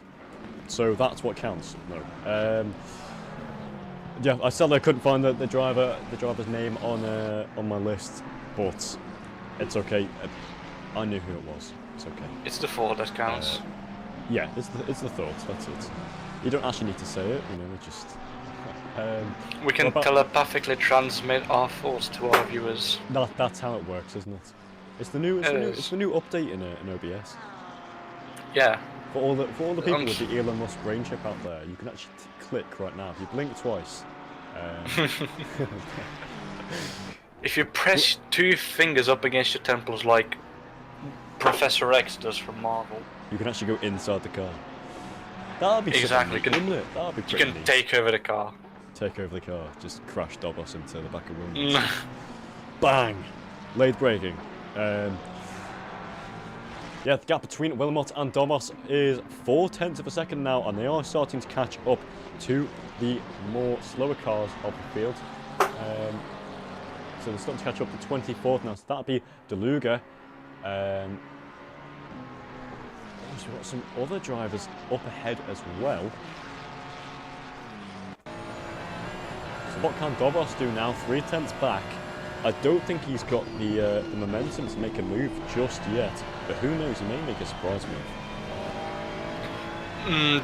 Well, not currently. I don't think that he's really eyeing a move. Oh well, that was very, very close from that lap car. That's very close. And I think that he knows the slipstream that Grant is going to get from the lapped cars is going to be great down the straight. So I think he's hoping that Grant gets held up by those lapped cars. Evidently it wasn't through the S's here, so he can try and have a bit more of a chance to overtake him down the straight, and I think he might, although it looks unlikely currently. Well, all Dobos needs now is a better exit than Wilmot out of this corner. I mean, you're seeing on the exit, Grant is having to brake. Dobos. Hang on, are we going to see Dobos make a move now? There's 2/10 back. So. Zizek now is 2/10 back as well. Back from there, so all 3 are there. They're gone past the back marker. Zizek can't get past, but it's 1/10 between Dobos and Wilmot. Dobos is going to go for the move up the inside as late braking. He's got the move done. What can Zizek do? Go around the outsides. Zizek squeezed. Oh my word, an amazing move by Zizek now. So it's Dobos who leads, Zizek in second, Wilmot down in third. They're side by side on the final corner. We know that Mustang's got the straight line speed, but the McLaren has got the inside now for Hell's Corner. What can happen? This is meanwhile allowing Dobos to get a bit of a gap between the two. They're still side by side. This is brilliant racing. And I think Grant will come out the winner here because of the straight line speed of the Mustang, and as well as Nico giving slipstream to him, although he has moved over to the racing line, but our slipstream that he got earlier was too much for Piszczek to beat, and a very opportunistic move there from Sami Piszczek for second place, and he nearly made it away for first place as well, but Nico Dobos recognized immediately what he'll do, close down the space on his inside, and he's run off with first place, and that was amazing move. I see both Grant and Salomir get really close to the wall there. It looked almost like they were touching the wall. I'm sure they were, to be honest. I know these drivers are brilliant at racing on the simulator, but they really are using all of the track. Even at Bathurst, I wouldn't dare to get near these walls as close as they do, but they somehow are able to, lap after lap. The gap between Dobos and Willemot now is 1.5 seconds, so they are out of, I was about to say out of DRS range. It's not Formula One. There's a substantial gap now between Dobos and Willemot. It's almost 10 seconds as well between Callum Jones and Zajcek now from third. What can the McLaren do? 3/10 back, not a lot. So he's trying to catch up to Willemot. Yeah, and I think that unless Grant gets drafted again from lapped cars, I think that Salomir will be able to attack at the very least in the next 2 laps, maybe 3, if we're being very non-believing in him. But I think that Salomir will be able to get past Grant very soon, because even though all 3 of them were battling there, and that definitely took a toll on their tires, I think Grant, due to how much he has to brake for the corners and how much he has to turn in because the Mustang as a car, what it is, I think that out of all the top 3 there, Grant came off with the most tire wear. Yeah, I agree there.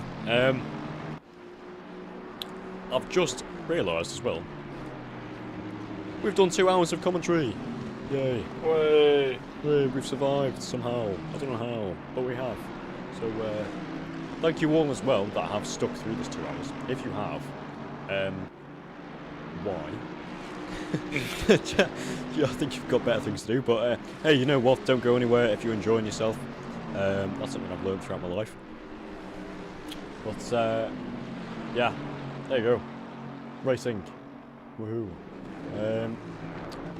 At the minute, we're just watching Rari at the minute.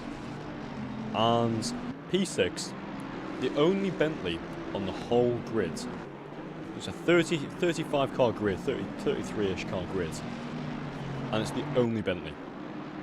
The fact that he's up there, doing what he's doing, and doing it so well, being the only car there, the only car representing the manufacturer, hats off to you. Hats off to you, Azza. Hats off to you. Yeah, they're very well driving. Very good driving. We have a couple of drivers who are the only people on the grid representing the manufacturer.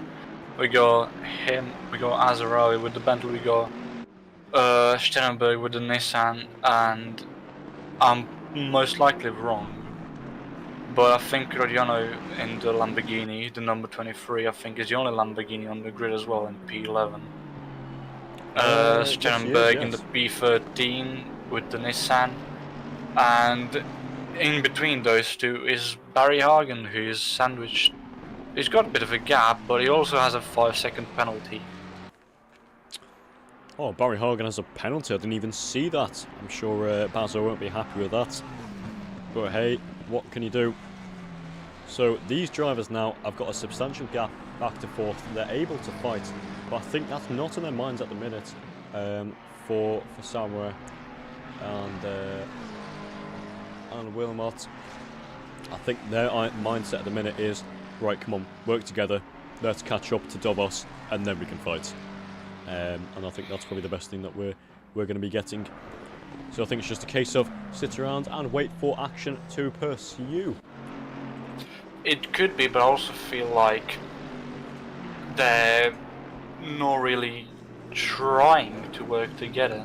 At least from what I've seen, Michael Humer there going a bit off track trying to catch Callum Jones, but as I was saying, I don't think Grant and Salmi are trying to work together. Sure, it would be the wisest thing for them to work together and try and catch up to Nico, but from what it looks like, I don't think they're trying to do that, and if they aren't particularly succeeding.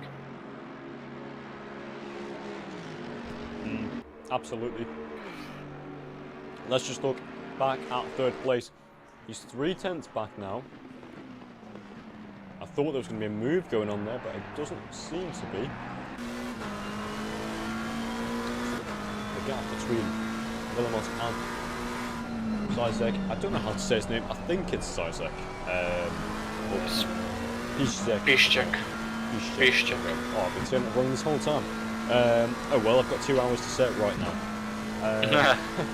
So Piszczek right on the tail of Villamot, just as he has been the past couple of hours. So Grant is trying to keep his lines neat and tidy. I think he's been doing that fairly successfully so far.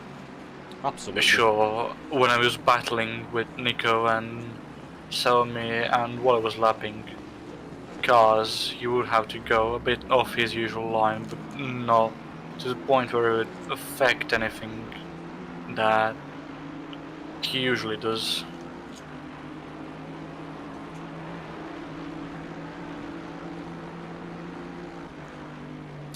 Okay, so we've got a train of 4 cars.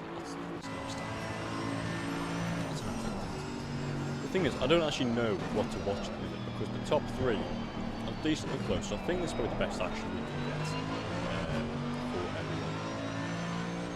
That's our job. We're trying to get the best action we can, and then talk about it.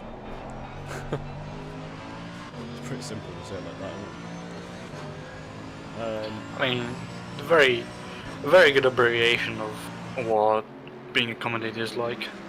Yeah, definitely. It's basically just saying what's happening and trying to make it sound exciting, because a lot of the time it's not. Well, in endurance racing it's not. There are some magic moments, but a lot of it's just car drive around circle by meow.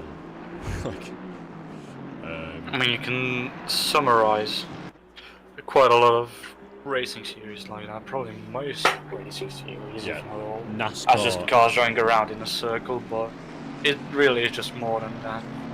Yeah, it definitely is. Non-motorsport fans will just say racing's easy. It's really not. No matter what racing it is, whether it's real life or online. Obviously, it's a lot harder online, but it still requires skill. Just watching Humer at the minute, all over the back of Jones. 4/10 is the gap. I'm just seeing as well, Rowie looking to make a move on Senator any minute now, so the gap between them is half a second. When I clicked on him, I thought he was going to make a move because the gap was a lot lower, but hey ho, we'll be alright. Let's look at a bit further back. Deceives us again. Back down to P20. So this is Nirosh Yeshan. That's a pretty cool name. Whoa! See that rear end of the Mustang flick out there. Wow. Okay, that was something, wasn't it? Oof. Yeah.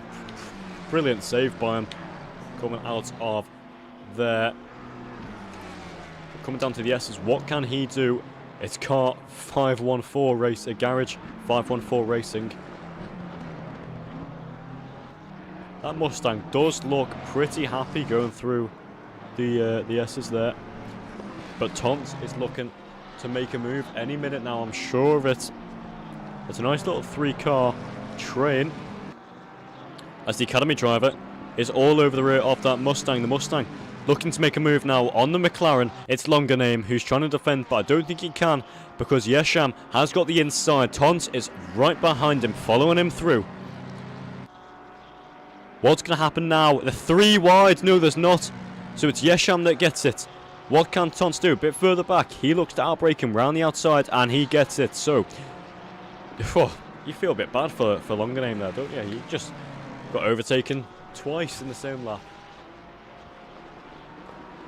Well, I do feel bad for him. That was a fairly good battle, but at the end of it, Longer Name pulled out the longer end of the stick, and yeah, lost 2 positions in 1 turn, but he put up a good fight. He just didn't have the straight line speed, unfortunately, to defend himself well. Although I do think that he could have defended P20 from Henry Tons a bit better.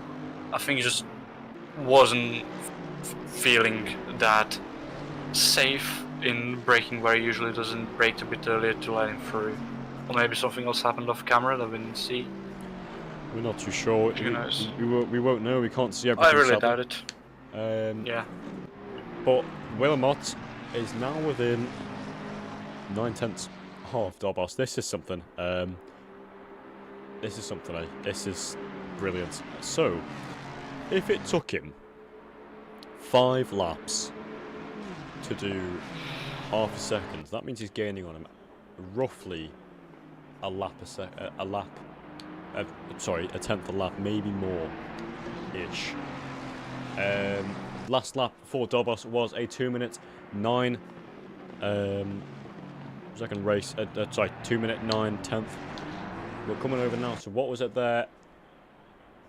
It was the exact same lap time from Dobos. That's impressive, isn't it?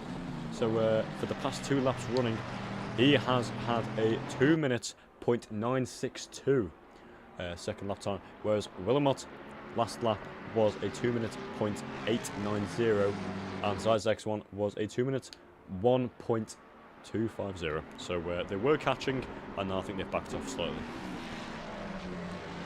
Yeah, and I think talk about consistency with 2 identical lap times in a row, but I do think that Grant and Selmy are trying to keep up with each other, are slowly burning away at their tyres, and I think they're just gonna keep losing time on Nico Dobos if they continue like that. I think they need to, at least looks like that way to me from up here in the commentary booth. I would say that they need to be a bit more conservative with their driving style, because as the race goes on, obviously, Tower will get to the 137 Ferrari as well of Nico Dobos, and I think the more they save their tyres and let Nico try and build a gap on them by burning away his, the less of a gap he'll build. Yeah, I agree with that there. I'm just watching now the 4-way gap, the 4-way little battle between 4th, 5th, 6th, and 7th. That's a funny little train, isn't it? So high up in the standings, you wouldn't expect to have drivers that close, so high up. Would you? Why not? It just proves how good the quality of the drivers in this series are. I think we can be glad that we have a 4-way battle for P4. Oh yeah, no, I'm happy for it. We wouldn't expect it personally, as obviously usually in the other races for endurance, a lot of these drivers are spread out by now. But I guess, to be fair, I guess it's mainly because of the restart due to our technical difficulties earlier. So that sounds about right, to be fair. Just under an hour, so 45 minutes, have been done since the restart has occurred. So that means we have done 2 minutes and 45. Wow. Almost 3 hours. I think we have yellow flags. Nope, they're cleared now. Yeah, there were yellow flags. I'm not too sure what that was about. Potentially Rodionov, but I'm not too sure. Don't don't take me to court for it. You know what? I really love the Holy Cow Racing Team livery. It's brilliant. It's simple, but it's nice. I like it. It is. It's not really cow-like, but maybe the orange is the holy part and the cow is just the spots. So here we are, and we're watching it. Michael Topinka versus who was that? Sorry. Johan Huben. So they're side by side now on the main straight. Huben can't do much. I think that's Topinka's all day. Yeah, there you go. Topinka's just gone past that other Aston. It's Aston on Aston, and the Aston got by.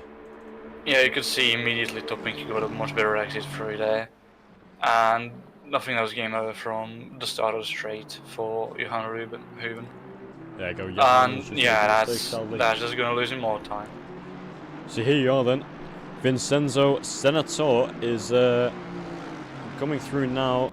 The MR Reporter coaching team is coming through. Trying to get Callum Jones now. 2/10 separate them. The Italian driver looking to make a move on the Mustang any minute now. So let's go on board now as it's getting really close with them. 2/10 separate them. It's still 2/10. Last lap, he was 2/10 faster than Jones. It seems to be 2/10. I see a recurring there, a recurring thing there. Maybe we're in the Matrix.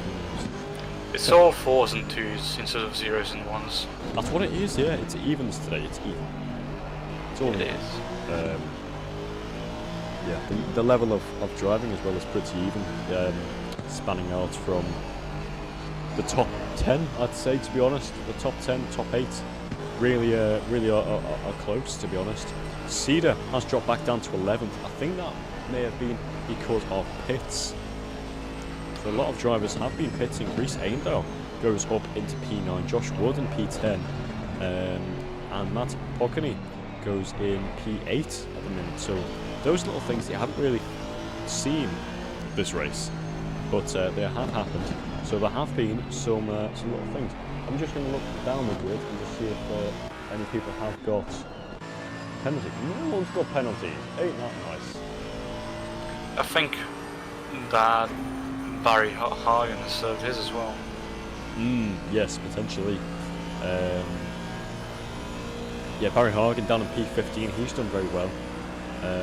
Was it getting past? Oh, that was a very very decisive move on the last car there. That was just immediately, wasn't it? It was just, you're in my way, get out of the way, bang, we're good. Yeah. As we saw, that was basically the easiest way to say it, wasn't it? It was really, and I think that the lapped car there as well did fairly well to leave enough space to be predictable, slow down enough to allow himself to get lapped, and yeah, all around good move, but also good awareness by the lapped car, and I think that hasn't lost Azarawi too much time either, because I think he was led through there as well, and he might be eyeing a move on Vincenzo Senatore in the next lap. He's definitely gained speed down the front straight. The front straight, well, I guess you could say. But yeah, he's definitely going to be eyeing a move. I think it's crucial for him here to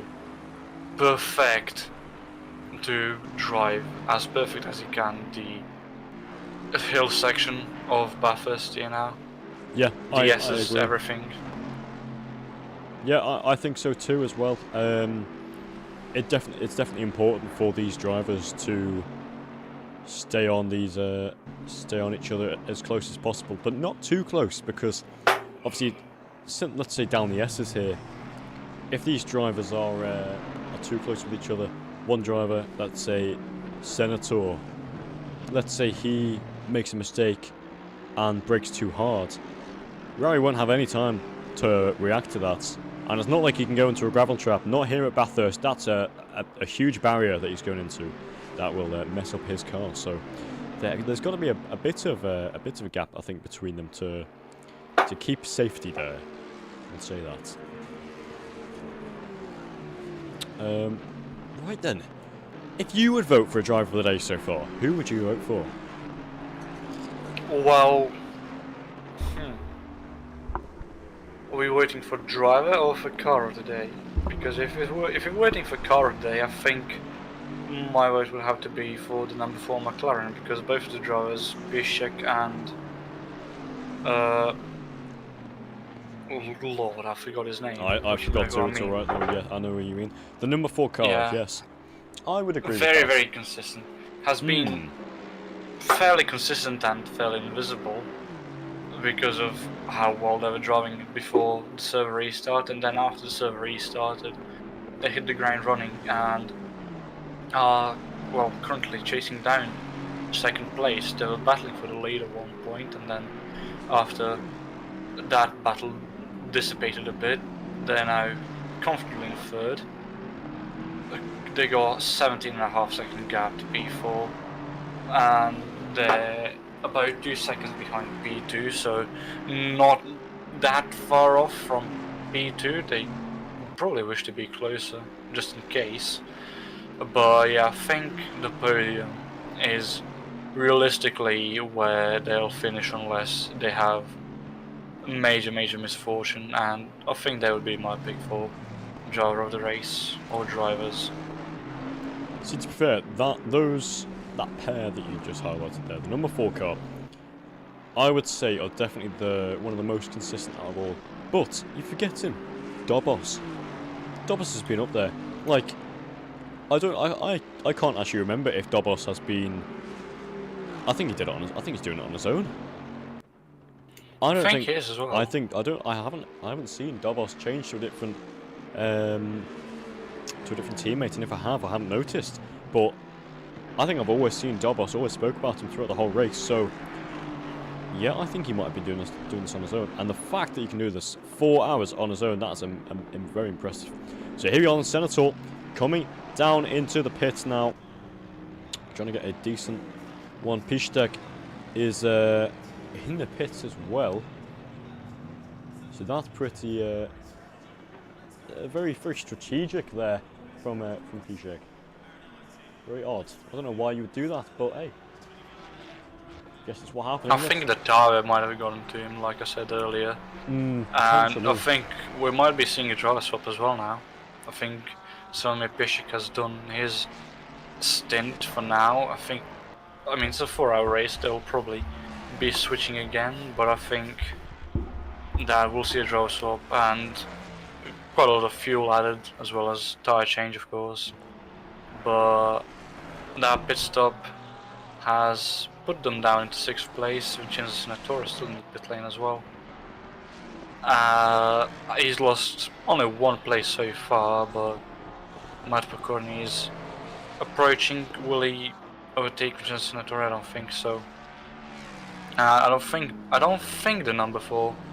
Nope, the number 4 has had a drive change. Dries Verhult is now in the car. And you did say earlier, Nico Dobos, that he's also someone who's in consideration for driver of the day, and because he's done it all on his own. But Grant Willamette as well has done it all on his own, and he's now closed down the gap on Nico Dobos from about 1.5 seconds maybe to just under a second. Yep, that's what it is now between these drivers. So Grant is definitely trying to catch up to Dobos now a lot more, and you know what, he's doing it pretty successfully, may I say. Humer is the gap from Humer to Dobos is 22.5 seconds. I don't think you guys actually understand this. Look, there's the bridge, okay? Here's third. Not on the bridge yet. Not yet. Keep waiting. Still waiting.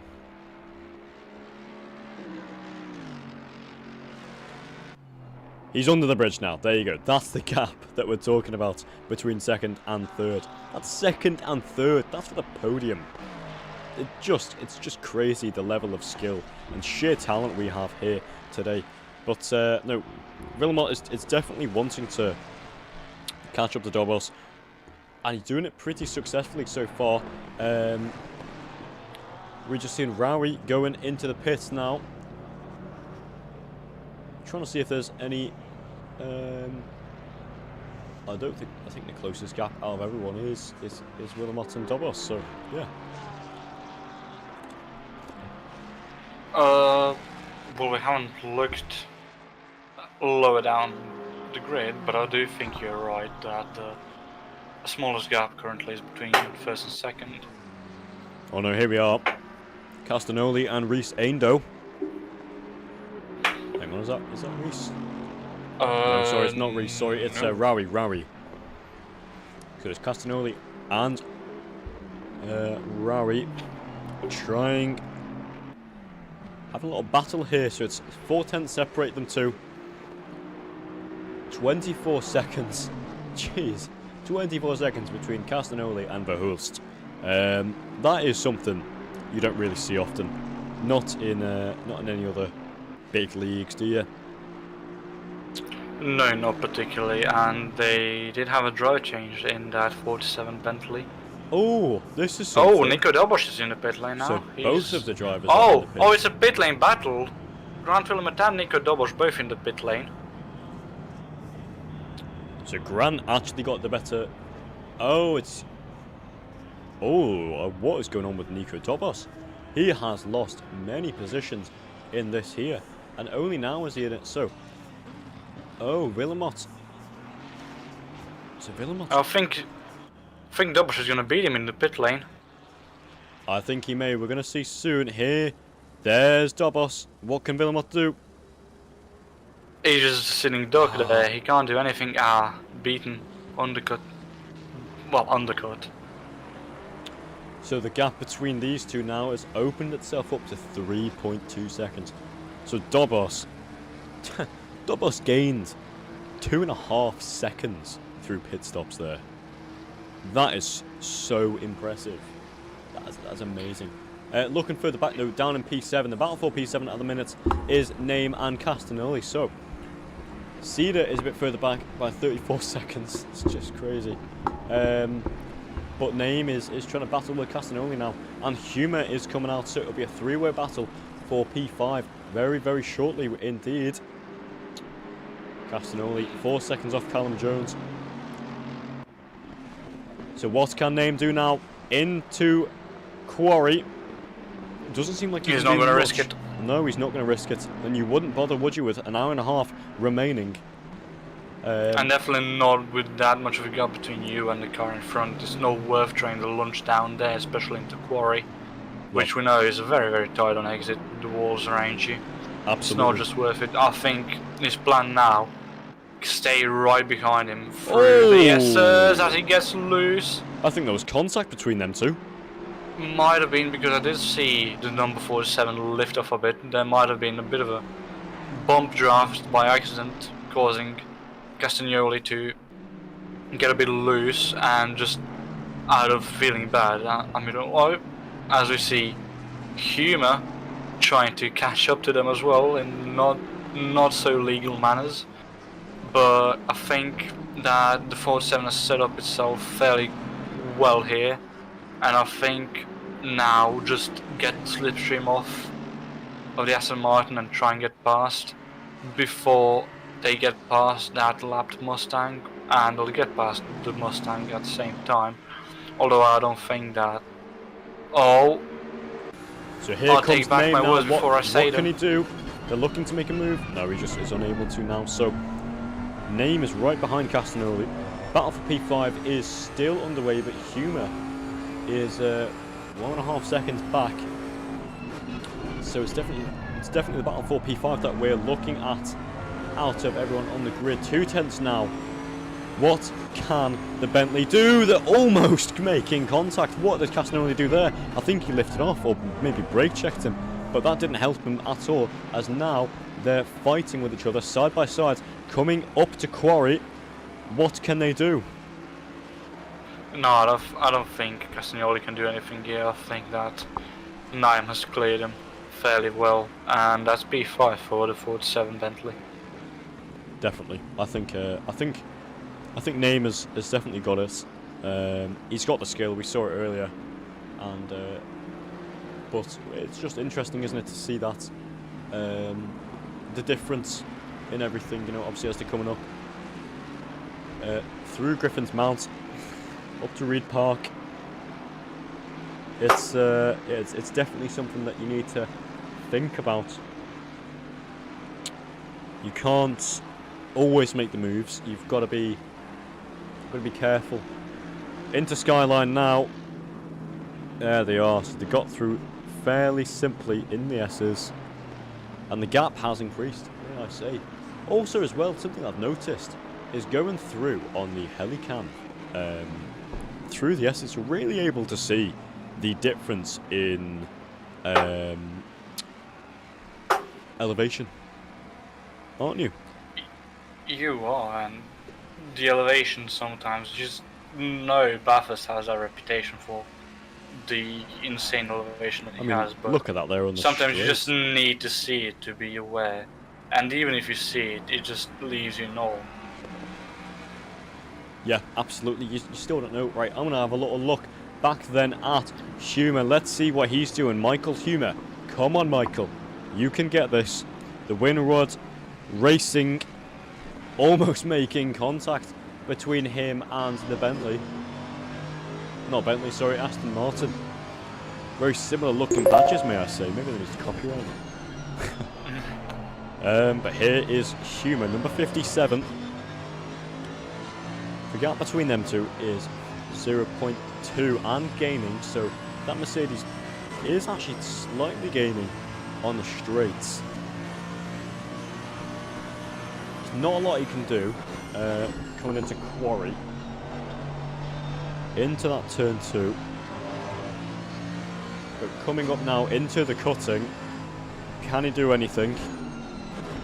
No, he can't, so he's unable to make a move. It is a fairly tough corner to make a move on the circuit, especially how tight it is. You've got to really be side by side going in there. But will he make a move in Skyline? I don't think he will. No. I thought he was going to for a second, but I think he just turned in a bit too early. So in the S's, this is where Humer is going to be.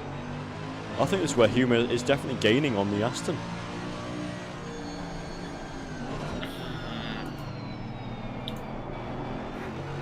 Would you agree? Well, I don't know, because Mercedes, as we said before, doesn't have that much straight line speed. But the Aston doesn't either. I think they both have to rely on the slipstream of the cars in front, and there's not many cars in front they can get slipstream off of. They're not really that close to any back markers now that they got past that McLaren, I think that was.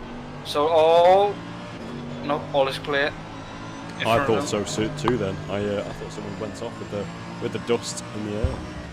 Yeah, but as I said, they need to rely off of slipstream, and Humer has the upper hand in that regard because he has Castagnoli in front of him, so he can get slipstream off of him. But once he moves out to the side to try and set himself up for a move, he loses all the momentum he had. And Castagnoli, while he doesn't have anyone in front of him he can get slipstream off of because they just cleared that lapped car, he does have that advantage that I just said that Humer has as a disadvantage. Yeah, I know what you mean, but here comes the Mercedes. Can he make a move? I don't think he can. He was just too far back. Maybe next lap. Oh, he didn't get a good exit out of there though because of the belated move back across onto the racing line. He just couldn't get the full sweep across in Quarry. So hey, there's nothing you can do, is there, when you move back, and it's a bit annoying to have that happen, really. Trying to see if there's any other battles, but there doesn't seem to be. This is the closest at the minute. Sean Tempest, that is who Dobos is teammates with. Sean Tempest. Of course. And the man who put it on Grant pole. And Grant with his teammates is safeguard as well. We didn't really pay attention to the driver swap there, which I apologize for not realizing earlier that I did say that they've both been doing their races on their own, which they clearly haven't. No, Well, not anymore. they definitely haven't. I can't believe we forgot about Sean Tempest. No. I mean, he put it on pole, didn't he? So we've sort is. of got to think about it. But there goes Humour up the inside. Contact between them. They're both out. Oh, another one! Another one! Oh my word! Oh my! And there's the Academy. Don't hit. Oh my word! You can see Castagnoli in the background blinking. He's mad. He's pleased. He is very with how mad. that's played off. And I think Humour's gonna lift off here and let him through. Yep. Yeah, there you go. Oh, almost hits him. Castagnoli, I think that's out of spite. It is, and Humour again nearly hitting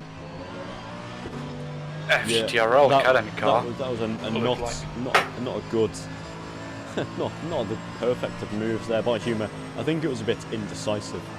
It was very far back. When I saw it, I didn't think he was going to go for it, but he just stuck his nose up there and just went, whatever, I'm doing this now. And I guess it just didn't work for him. But there's not a lot that he can do now, other than refresh your minds. I think he's got damage. I think he's got damage. He's definitely got damage from that. On the left-hand side of his car, or potentially right-hand side, because he's just struggling to get the car turned in. Potentially, I think it's on the right-hand side of the front right wheel, because he's suffering from a heavy amount of understeer. Now, for the people that are watching on the streams that don't know what understeer is, it's when you turn into a corner and the car doesn't respond. So it does turn, but not a lot. And you sort of go more straight on. And it knackers out your tyres, and it just makes it really tough to go around a track. Trust me, I know from my experience. It's horrible. You don't want it. Now I think, yeah, Humour's car at the minute, it's a bit more like a 2014 Ferrari. It's good. It's all over the place. It's understeery, oversteery, worn, it's knackered. Everything. It's which just it shouldn't be. It's everything but good. Yeah. I say that though, he's on for a decent lap.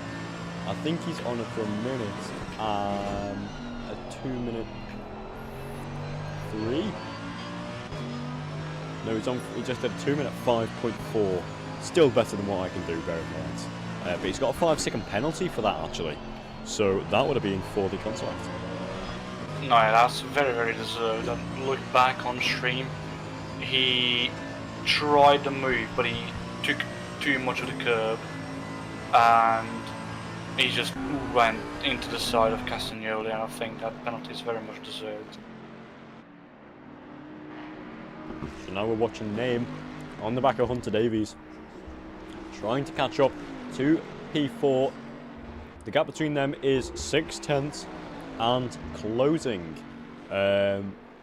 Jeez, look at that. Hunter Davies' last lap, 2 minutes 1.737.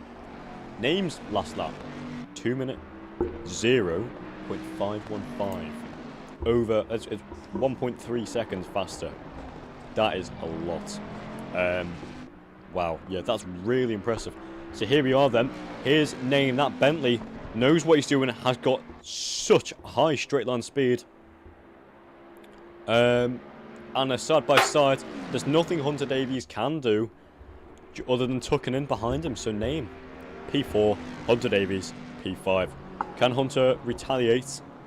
No, he can't. So he's having to tuck right back in, right behind that green Bentley. And, well, for once we've seen a Mustang get beaten on the straight line by another car, so that's a first. And I think we're seeing a Mustang beating another car in a corner as well, although I don't think that's down to the car. I think that's more down to Naim missing his corner there. Potentially, yes. But I think the slipstream here now that Hunter's going to be getting off of Naim might be enough to catch back up and attempt to move into quarry. Although after bridge now, No, you have the bridge too far away, and I think that number 47 is, for now, comfortably in 4th place. I'll say for now, as we see how close he still is. Hunter. Now, I think it's a bit weird seeing the two cars just on their own. Like, nothing else between them. No other cars around. It's just them and Rhodes in front and behind. But that's endurance racing, isn't it? Yes.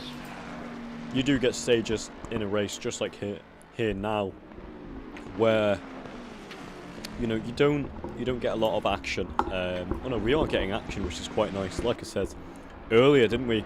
We said at the start of the race, there's action at the start, there's no action in the middle, and then there's loads at the end. And we're starting to get to the end bit, which is, in my opinion, the best bit. Because who doesn't like the finishing of it? Hey? Exactly. Right then, so let's have a little look at other drivers, see if there's any closer battles further down the grid. I don't think there is at the minute, so we're sort of stuck watching these. Well, I'll say stuck. They're giving us some nice little topics to discuss, which is fairly nice to have. Absolutely. So what has been your favourite moment of this race so far, do you think? Ooh, there's been quite a lot, but I think I'd say one of my favourites so far was the freeway battle for 1st place. Definitely. I think that was the most entertaining part, definitely, but favourite? Not quite sure. I think that was a good battle for P3 before the server restarted between the number 4 and, gosh, was it the Aston Martin of Castagnoli? I think it was. That was also definitely one of the better moments of the race.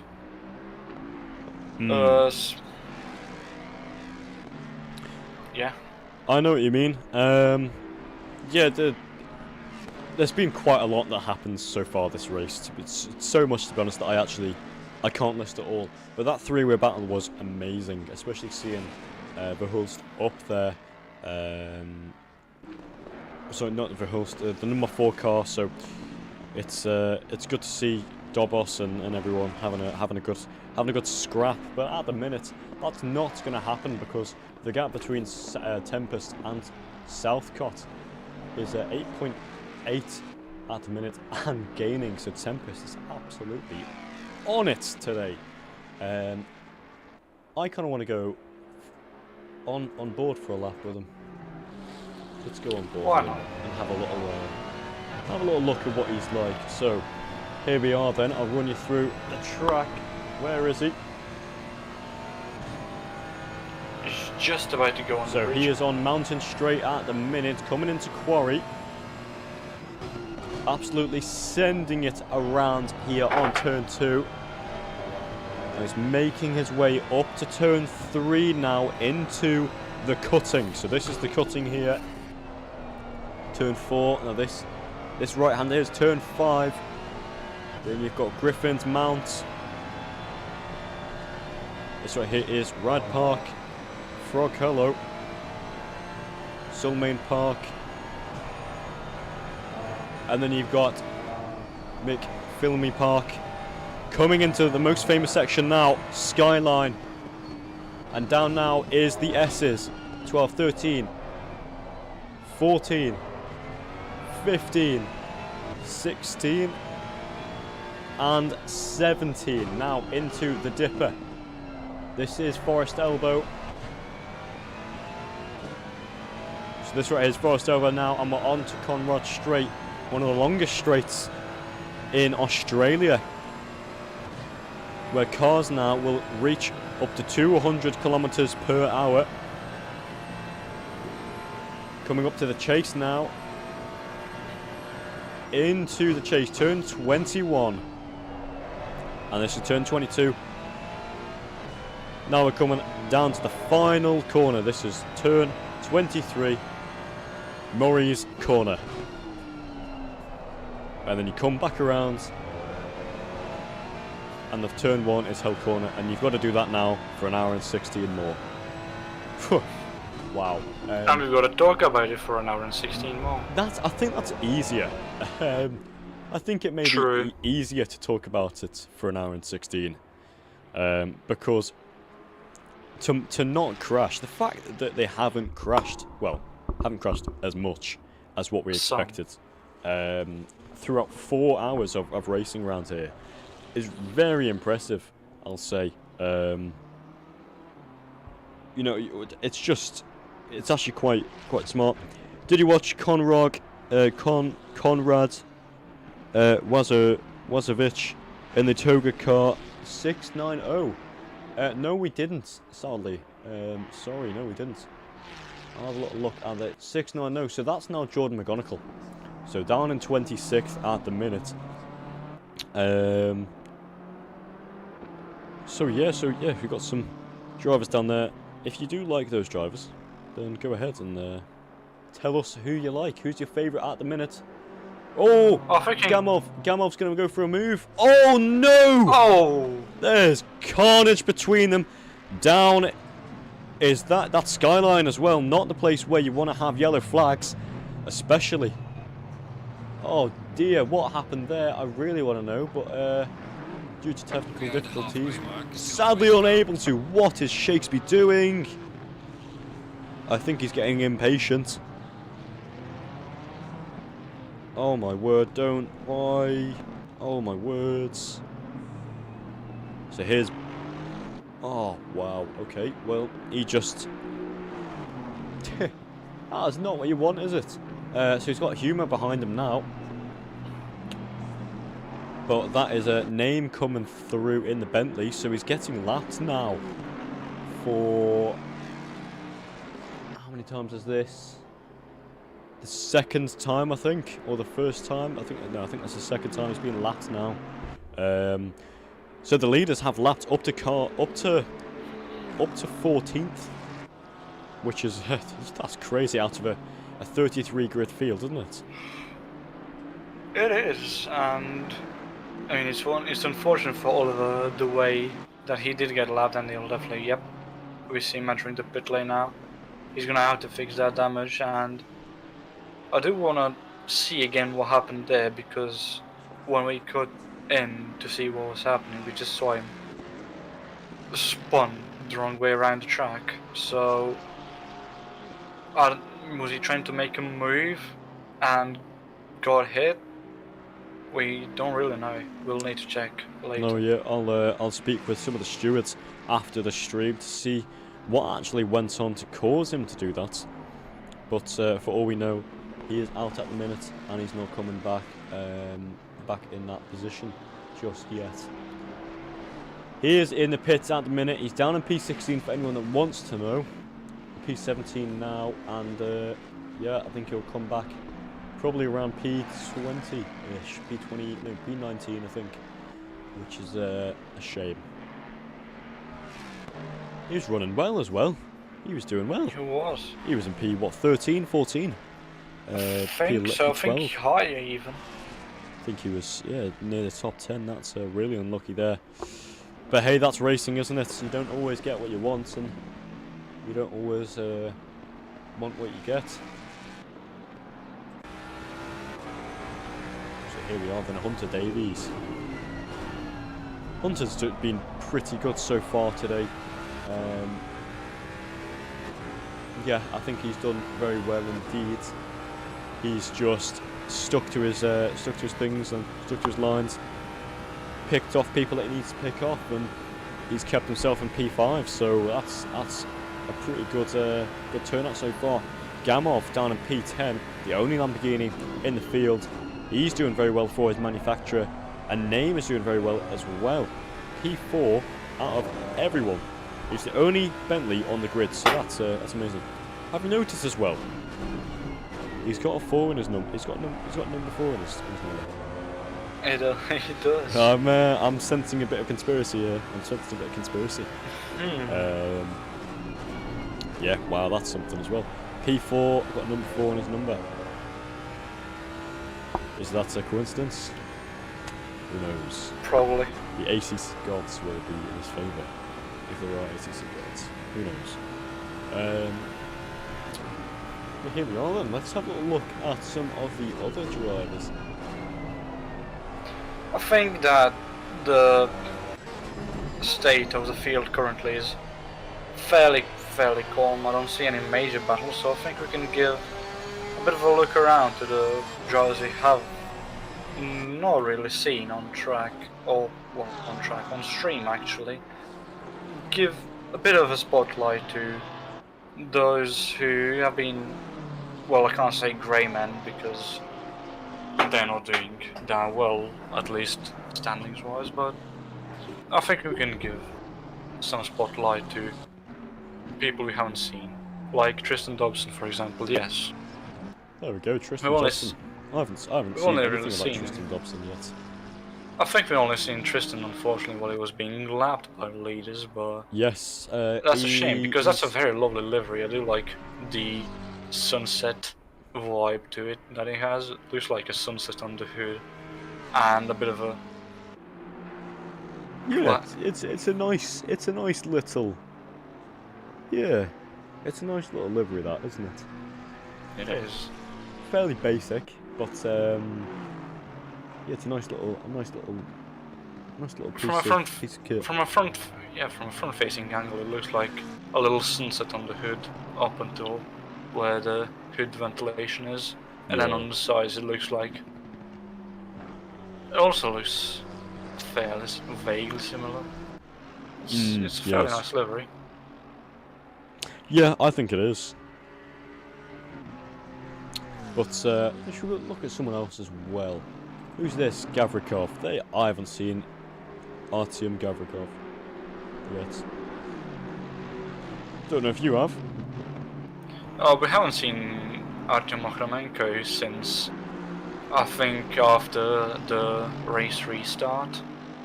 He was doing fairly well actually. He was up in the top 10 if I remember correctly, but I'm not entirely sure what happened to him, but he fell off massively and he's in 21st currently, unfortunately for him. Yeah, he's doing well, aren't they? There's a lot of drivers out here today. Oh, I don't know why that was there. Yeah, that was something, wasn't it? The Aston Martin just came out of nowhere and it was just fairly wide near the barriers.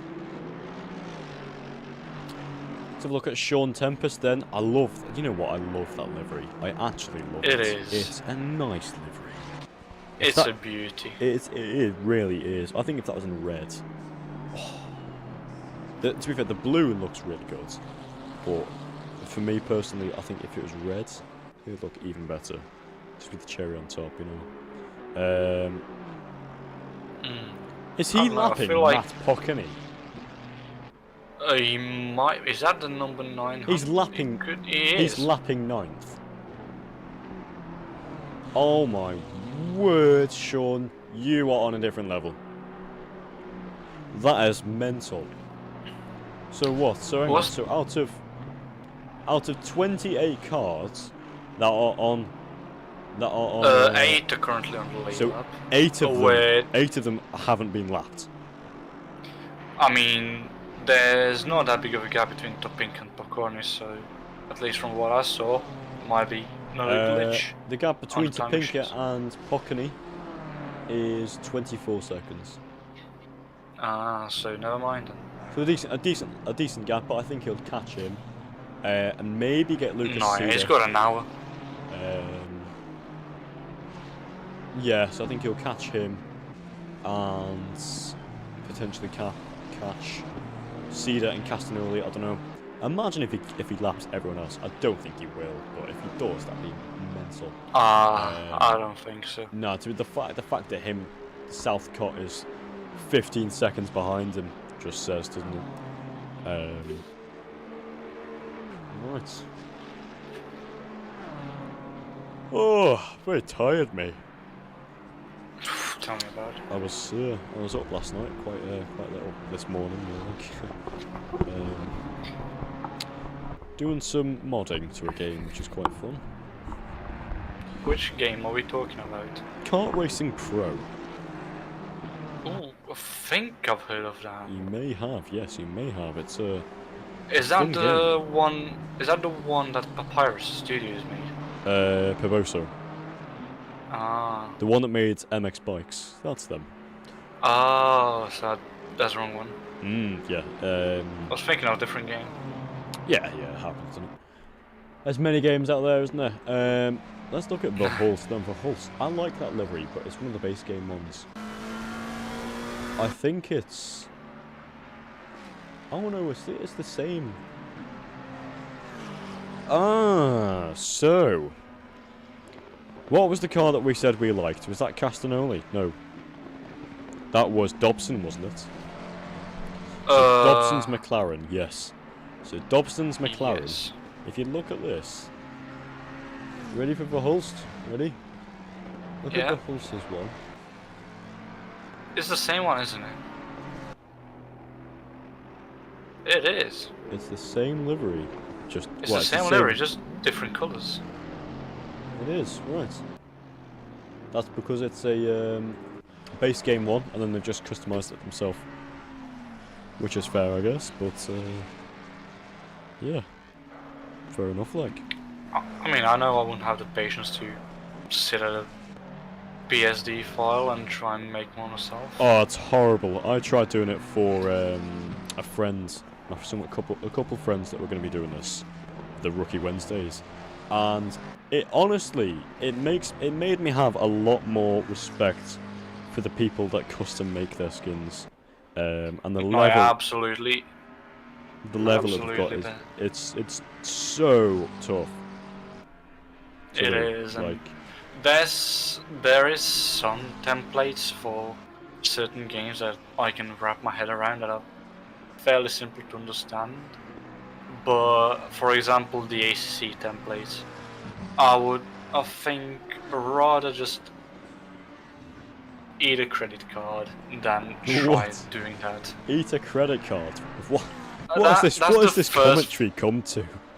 you know that clip from Le Mans where they're like, what's the only thing that's like, what's the thing that you can have at 3 AM in the morning or something? And one of them said heroin. That's basically like the most out of context thing I've probably heard in TOGA in my whole commentary career. I'd rather eat a credit card. Brilliant. Carry on. You'd rather eat a credit card than what? Than try and make myself a livery for ACC, because the templates that I've seen for ACC are just... I can't wrap my head around them. I know, it is tough. But, yeah, it's just one of those things, isn't it, where... Oh, sorry, I've just realised Humer has got a 35-second penalty. He has. Where has he got that from? I have no idea. I saw his penalty go from 5 seconds to 35 seconds about a minute and a half ago. But where he got that from, I'm clueless. But his race is going from bad to worse. Yeah, I mean, it beats me, doesn't it? I didn't even know he had 35-second penalty, but yeah, it's just happened, isn't it? So it seems Matt Pockney has been lapped. So who went down then? Who went down? Sean Tempest has lapped yet another car. Has he? No, he hasn't. I don't know. No, there you go. So Gamov is on the lead lap. But it's Barry Hagen has been lapped, I think. So yeah. That's interesting, isn't it? Seeing all these drivers that have been lapped, and it's just mad. You just can't compete with them, can you? These drivers cannot compete. Oh, the gap between Bathurst and Southcart for second is 2.1 seconds. Finally some action, so you don't have to eat credit cards anymore. Yeah, it's better than doing other things with them. Like spending money. Or making liveries. Yes, definitely. Definitely a lot better than making liveries. Is looking at them. What's this, sorry? Better than making liveries, is looking at them. Yes, looking at them and saying, wow, that's a pretty livery. I could never make that. Oh wow, that's a bad livery. To be fair, most liveries that you make, even the bad ones, I still have a bit of like... Effort put in. Yeah, I still have a bit of a soft spot for them because they put time into them, bless them. You know, I bet someone looks at a livery that they made and go, you know, that's terrible, but I like it because it's my first livery. And that's what matters, doesn't it? What about you guys in the streams? Have you guys ever made any custom liveries or tried to mod anything for a game?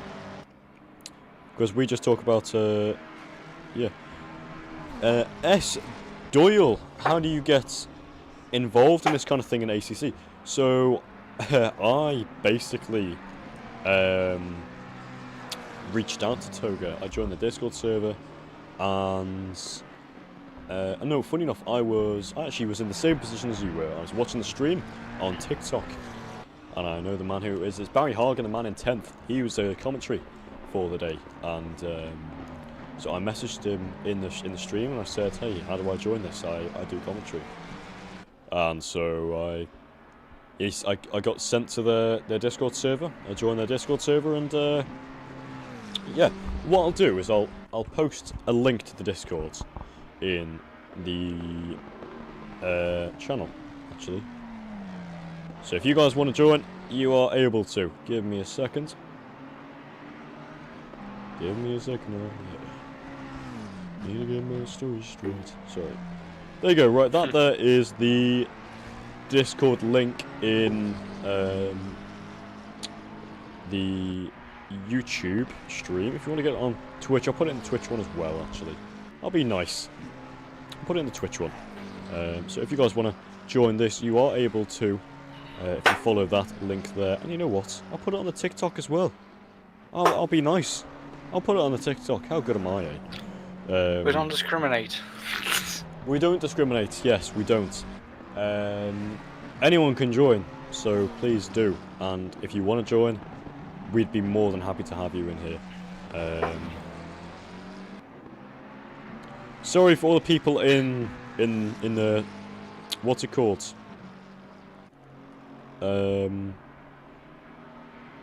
Sorry for everyone in the TikTok. I do apologise. I just basically ignored you. I haven't had the TikTok stream up. Andre, can you play with us? Yes, you can. If you join our link tree in our bio, there's a link to it, so you can join this.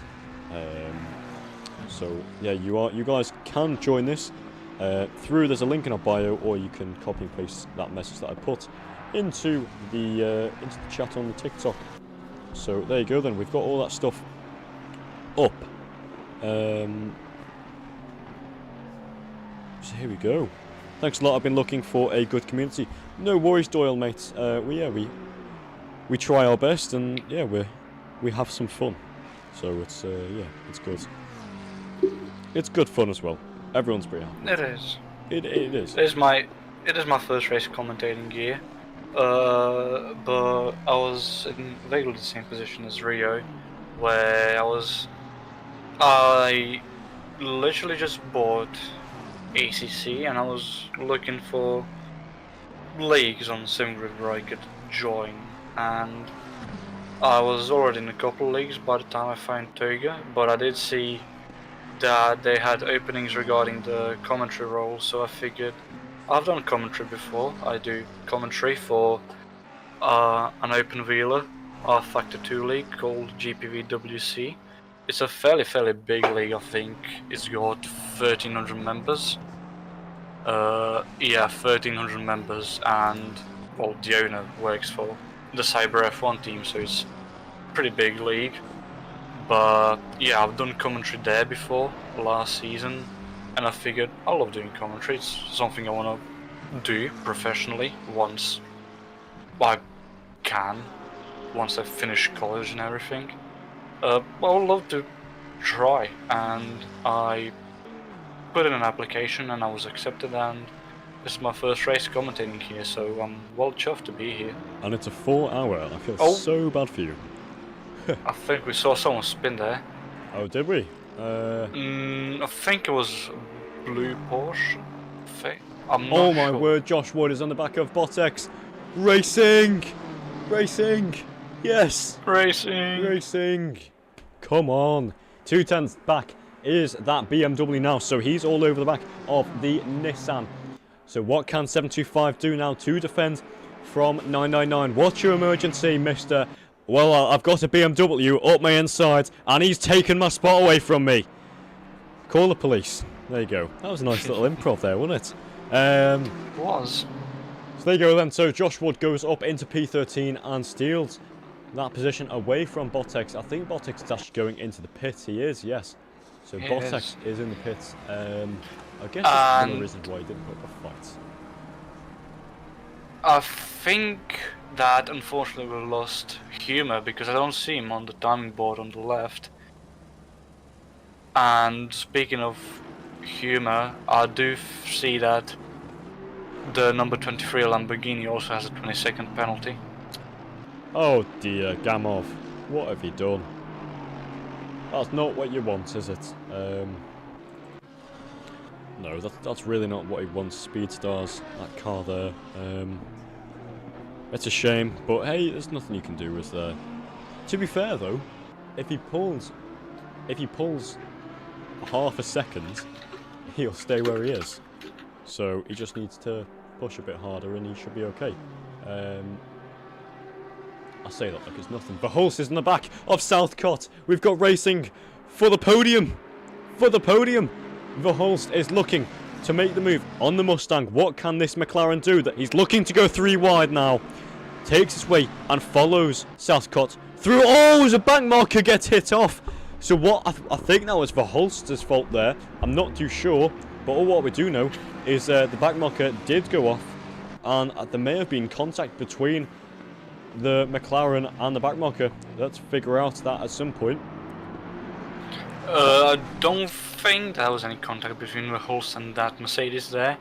As a matter of fact, I think that Mercedes just got scared by Verhulst going through and may have not braked enough for the turn and realized that too late, tried to avoid Verhulst and spun himself out. But what doesn't sit right with me there is that Mercedes, as well as that Aston Martin there, I think that is, impeding Verhulst in trying to catch Safeguard.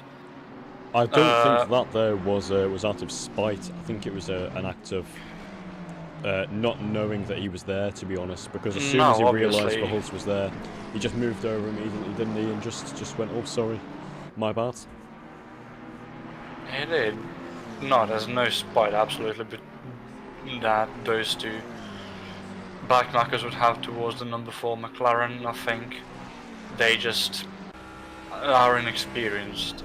I don't know, I guess you could say, because usually if you're a lapped car and you see 2 drivers trying to lap you and battling for position, usually you should just lift off a bit and move to the side, let them both through, do not impede them, but neither the Mercedes or the Aston Martin did that.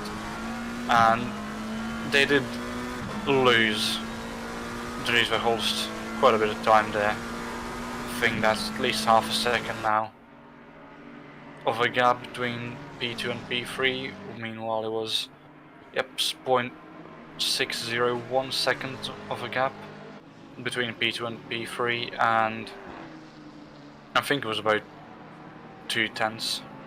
Yes, so. it was close. And on the timing board I see now, it says +1 lap next to Safeguard as Dries Verhulst is pitting. That's so because maybe he hasn't gone past the. It's because he hasn't gone past the start-finish straight.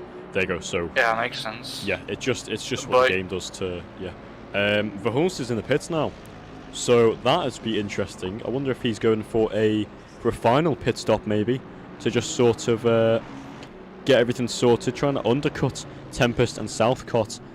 I don't think it's more on the Tempest side, but I think it's more on the Southcott to try and take that final stint and go for it. You know what I mean?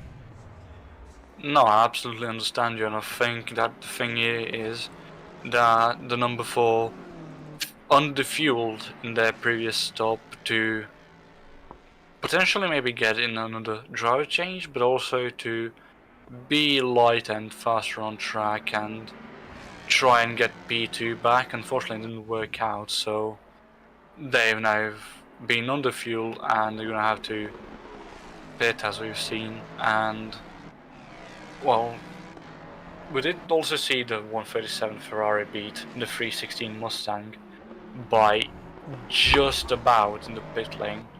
So I do have a bit of a feeling that the 137 Ferrari is going to have to pit for fuel as well soon. Tyres arguably, but fuel I think they'll have to pit for. Yeah, I think so too. It's definitely one of those things where, obviously, as the race goes on, the less fuel you'll have in the car. Just in a Will Buxton yet again. The longer you take time in the car, the less fuel you'll have. Well, no way. It's not like, I'm going to be stuck to the brim all the time. No. Anyway, I go ramble sometimes. You need to stop me. So, yeah, obviously, later on in the race, what I think what he's trying to do. So it's Piszczek now in the McLaren. So they did a driver change towards the end of the race, so that'll be probably their final pit stop then. And so Piszczek will be wanting to catch back up, get Castagnoli. So seeing Southcott now in the pits. So Southcott in the pits, Name up in second, but obviously Name will have to pit at some point during the race. So Piszczek will be wanting to go up now. Hunter Davies is in third position at the minute, which yeah, this is quite interesting actually, seeing the whole difference between all of these drivers and all the difference between all of the strategies. Here's Piszczek now, so he's timed this absolutely amazingly. He goes up and he'll be coming past Southcott any minute now. So Southcott stuck behind a back marker. Not for long. And Piszczek is going to be catching up to him, I think. So there you go. So Southcott's past the back marker, but Piszczek will be on the hunt. He will be definitely, but I don't know how much time he'll have. Of course, well, I'm saying that we have 15 minutes left, but it'll have to clear that back marker first, and by the time he clears that back marker, Woodcock will have... Oh no, sorry, Grant is now back in the 316 Ford, but as I was saying, Grant will have more than enough time to get away from the back marker he just passed, which means Salome Piszczek will need to get past him as soon as possible if he has any hope of getting P2. Absolutely. Yeah, the thing that you have to do really is just get past these drivers as fast as possible, not let them hold you up. Just like we saw earlier a bit slightly with the number 4 car trying to get past some of the back markers when he was right behind Southgate. Obviously now Southgate has swapped over to their teammate Willamot. So Willamot is out now and will be, I'm sure, doing fast laps. So there you go. So it's Willamot and Southgate that were together. Sean Tempest.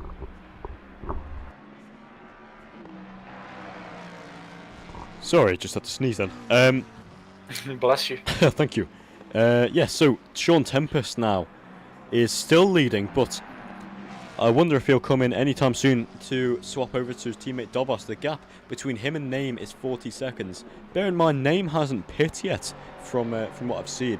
So it's a 57 second gap to Hunter Davies. I don't think Davies is pit either. So what's that? 90 second gap. So he's got a 1 minute 30 gap.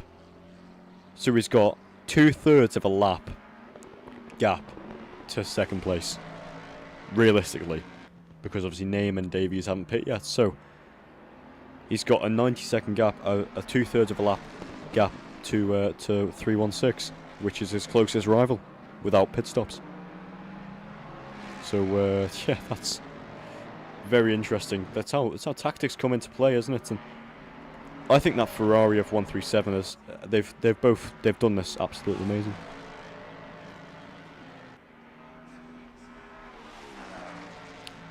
What do you think?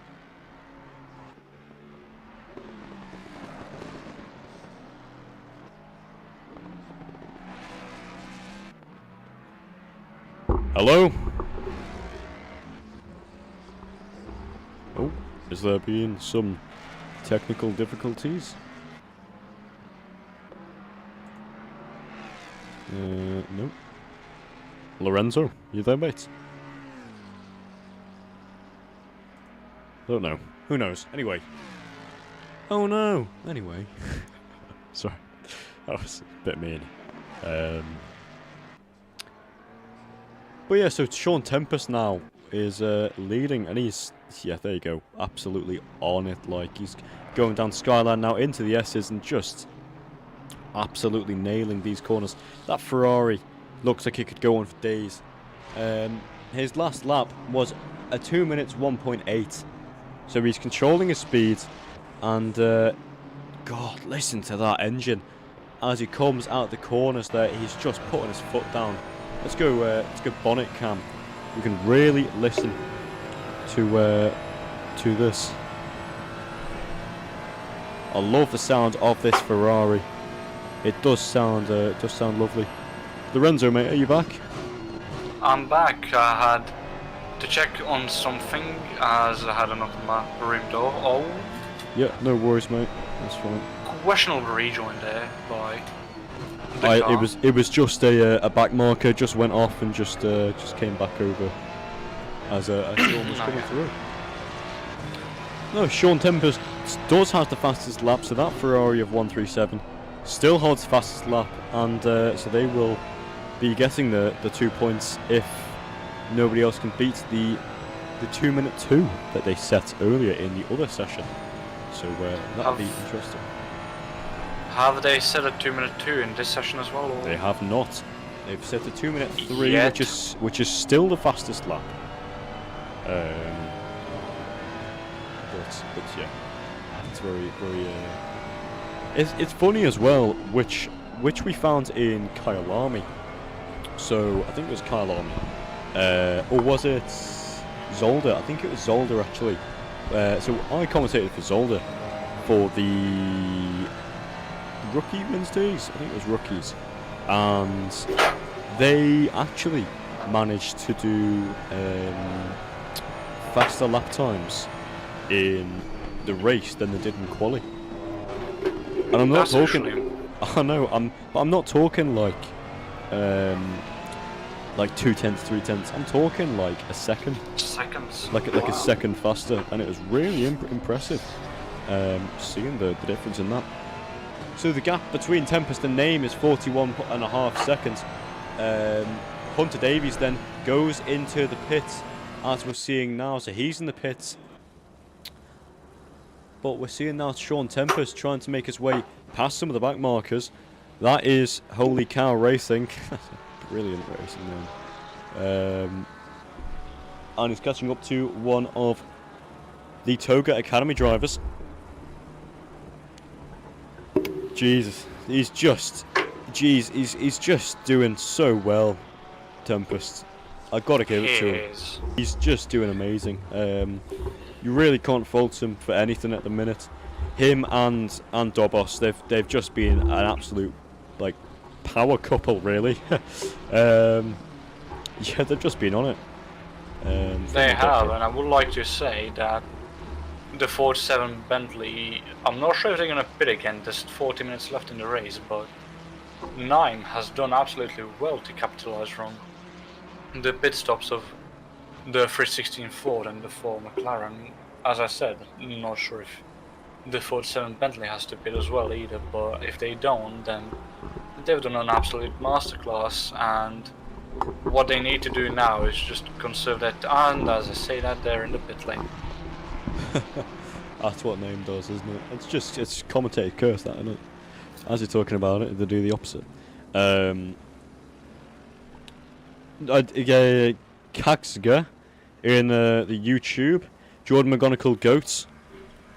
Jordan McGonigal's very good. I'm sure he'll be very happy to know that he's got a couple of fans out there.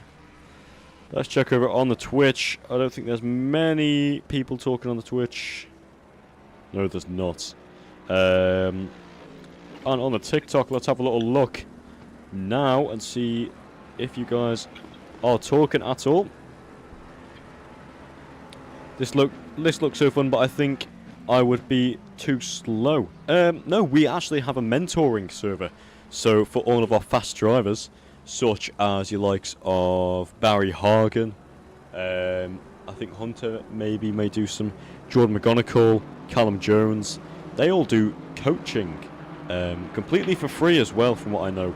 So it's literally just going in there and just saying, hi guys, can I please get some one-on-one coaching or coaching with a group anytime you're free, and they'll say, yeah, no worries, I'm free such and such a day at such and such a time, and you do that. So I'll have to pick that up.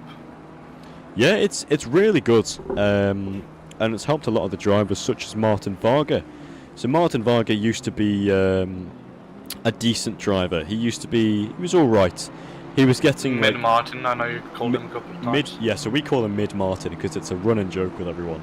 But he used to be mid, like so mid, the middest driver out there. Love you, Martin, if you're listening. But Martin used to be averaging P8, P9 probably, which is still very good, but that was in rookies. So you'd get like P9 overall, which is still like higher end of the rookies. He did, I think, like 3-4 sessions of mentoring with some of the TOGA lads, and he won the amateur championship. He won the championship for rookies / amateurs. So, yeah, I think he knows what he's doing, to be honest. Yeah, it's very impressive. So if they can make a guy that was going from what is that Mercedes doing? I think he's run out of fuel. Oh my word. It might be, but it also looked like the Mercedes, while it was turning left, Herusun. looked like it was falling to one side, like it lost a wheel. There's definitely going to have to pit. Definitely, yes, he's got damage.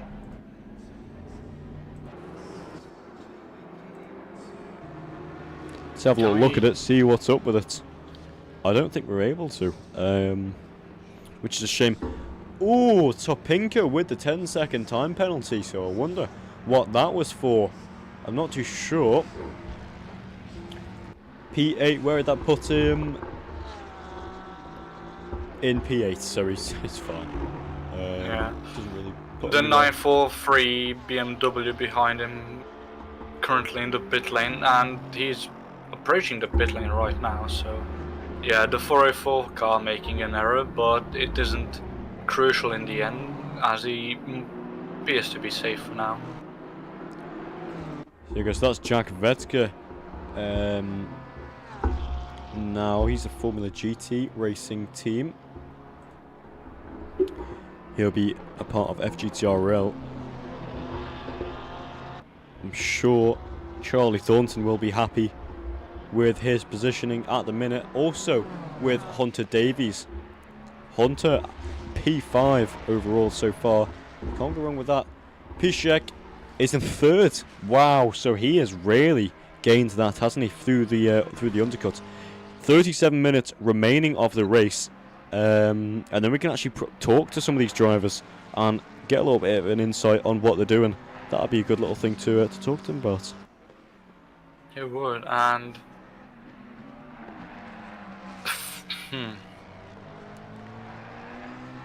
So who do you Talking think has been your driver of the day? Who do you think has been the best driver? Driver, not car driver. If we're talking driver and not car, then Sean Tempest probably. I mean, it would be either Sean Tempest or Sammy Piszczek, because I mean Sean Tempest has put the 137 on pole, and he was not around until about an hour ago. But ever since he got into that Ferrari, he's just smoked the entirety of the grid. He has a 20-second gap on P2. I mean, what else can you say? He's bolted off into the distance, and I don't think he's pit yet. Actually, no, I do think he's pit. He has, yes.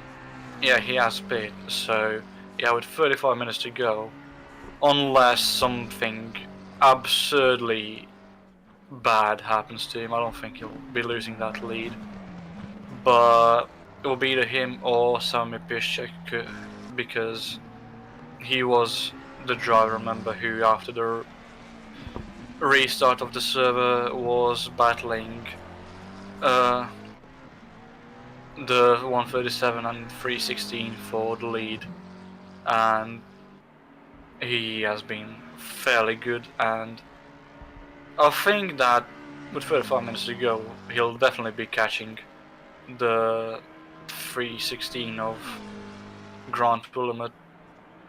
Is a 4-second gap, but 4 seconds in 35 minutes I think is doable. It's very doable. Granted, the 4 McLaren does have a lap all the tyres, which it is a lap, but Bathurst is a long lap, so Yeah. every meter counts. Absolutely. So 34 minutes remaining of this 4-hour endurance race. Wow. You know what? I actually don't know how we've managed to get through this without eating a credit card. I've been eating wafers, so I don't have to eat my... Hey, I've been eating prawn crackers, but I've had to mute my mic every time I've done it because they're so incredibly loud. It's like... I'm just like, oh, jeez. But yeah, I hope as well you've stayed hydrated. I know the... I have, just took a sip. Oh, have you? I'm about to as well. Yeah. You say prawn crackers, I don't think I'll be able to eat them myself. I'm not really a big fan of seafood now that I think about it, which is Oh no. not really something you'd expect for me to say. Not a big fan of seafood, seeing as I live in the coastal areas of Croatia, so you know, seafood is a massive part of culture here and of like stereotypical food, I guess you could say. Lots of fish, lots of chards, potatoes, lots of like roasted meats like lamb, and yeah, so to not be a big fan of seafood is kind of weird. It's not really that I don't like the taste, it's just really difficult for me to get over the smell once I'm presented with it. If I'm presented, for example, like a cod, I can tolerate the smell of cod, but I am admittedly too lazy to pick out all the bones, so if I'm presented with a piece of cod and I'm like, is it like, have you plucked out all the bones? And the answer is no, I'm not really gonna be too bothered to try and eat it. But if it's boneless, then I would gladly eat it, because cod is really good. You just need to be really careful not to overcook it, because it's really easy to dry out. Oh my words! Look what Sean Tempest has got himself in the middle of. Two back markers battling. Oh! Oh my... Jeez! Do you know what that's called? Not looking in your mirrors. And not seeing the blue flags. Curse. Well, yeah, they... both of them, really. It is actually commentator's curse, isn't it? Right, I don't think Sean he has Tempest, that much well done. damage. He most likely has damage, he does, Sean Tempest, but I don't think it's very significant because so far it doesn't look like it affected his driving, and he's gone through a very difficult part of the track and is blinking for the Mercedes to move out of the way, and it does. Very good job from the Mercedes there, unlike the other car I was battling earlier. That was that the 94 Mercedes? I think it was. So Potentially was. it was the 94, so that was Sean Tempest coming up on Ochromenko and Cheyenne there, who Cheyenne already has a 10-second penalty from before, which I didn't bring up, so that's definitely gonna be words. okay. What is going on with us and commentating curse and everything? The Mercedes is there, just not having a good time. The Mercedes is in this race. What has happened? Barry, what's happened? I don't think anything's happened to Barry. He was slow there coming out of the corner. He might be conserving. I got scared as well for a second. Here's that he might have run out of now. fuel, but So 7/10 off of Shahan. They've been lapped twice. No, 3 times actually. thrice, yeah. But they're still battling. And that just shows as well. Like, backmarkers can still battle. They've still got their things. So even if you're scared about coming to race with us, and you're scared, oh, I don't know, I might get lapped or something, you can still have a good time. You can. A lot of these drivers get lapped and still, I mean, you come into it knowing that you're probably going to get lapped, and just take it as, oh well, I'll race around the people at my level. Yeah, you just gotta be careful to be aware of your surroundings, as opposed to what Cheyenne did a bit earlier. Oh, very ambitious there from Martin Marco, who thought of maybe trying to move there, but it's too tight. Just blinking to Cheyenne. I think that is Cheyenne. Yes, Cheyenne. So the side by side now, it's a Mustang versus a Mercedes. The Mustang is known for having the engine power and the straight line speed, but what can that Mustang come back with? Still side by sides, coming into this right-hander now. It doesn't seem like they can do much. Turn 21's done. This is, the contact between them. Oh my word, so there's... And I saw that coming from a mile away. You could see at the start of the straight. I don't know if you did. Jeez, it almost took out. Jim Ochromenko. He's trying to rejoin. Bless him. There's not a lot of grip on the grass, unfortunately. He's just trying to find his footing so he can rejoin. But I don't know if you saw at the start of the straight Rio as well, Cheyenne moving over very aggressively on Ochromenko's left. I did see that. Which at the start of the straight. So that's going to be a massive penalty, I think, for Cheyenne there. As, speaking of penalties, we might look at P1 for a second. Oh, the gap to him and Willamot is 19 seconds. Willamot. It is, but that's not what I was alluding to. 10-second penalty that Sean Tempest has got. Yes, that's what I mean. So the gap to them is technically 9 seconds, 9.5 seconds now. To him and Willamot. If Willamot catches Sean Tempest by 9.5 seconds in the next 27-ish minutes. Oh, now Sean is gone. Sean's getting away. 20 seconds now, so it is increasing the gap.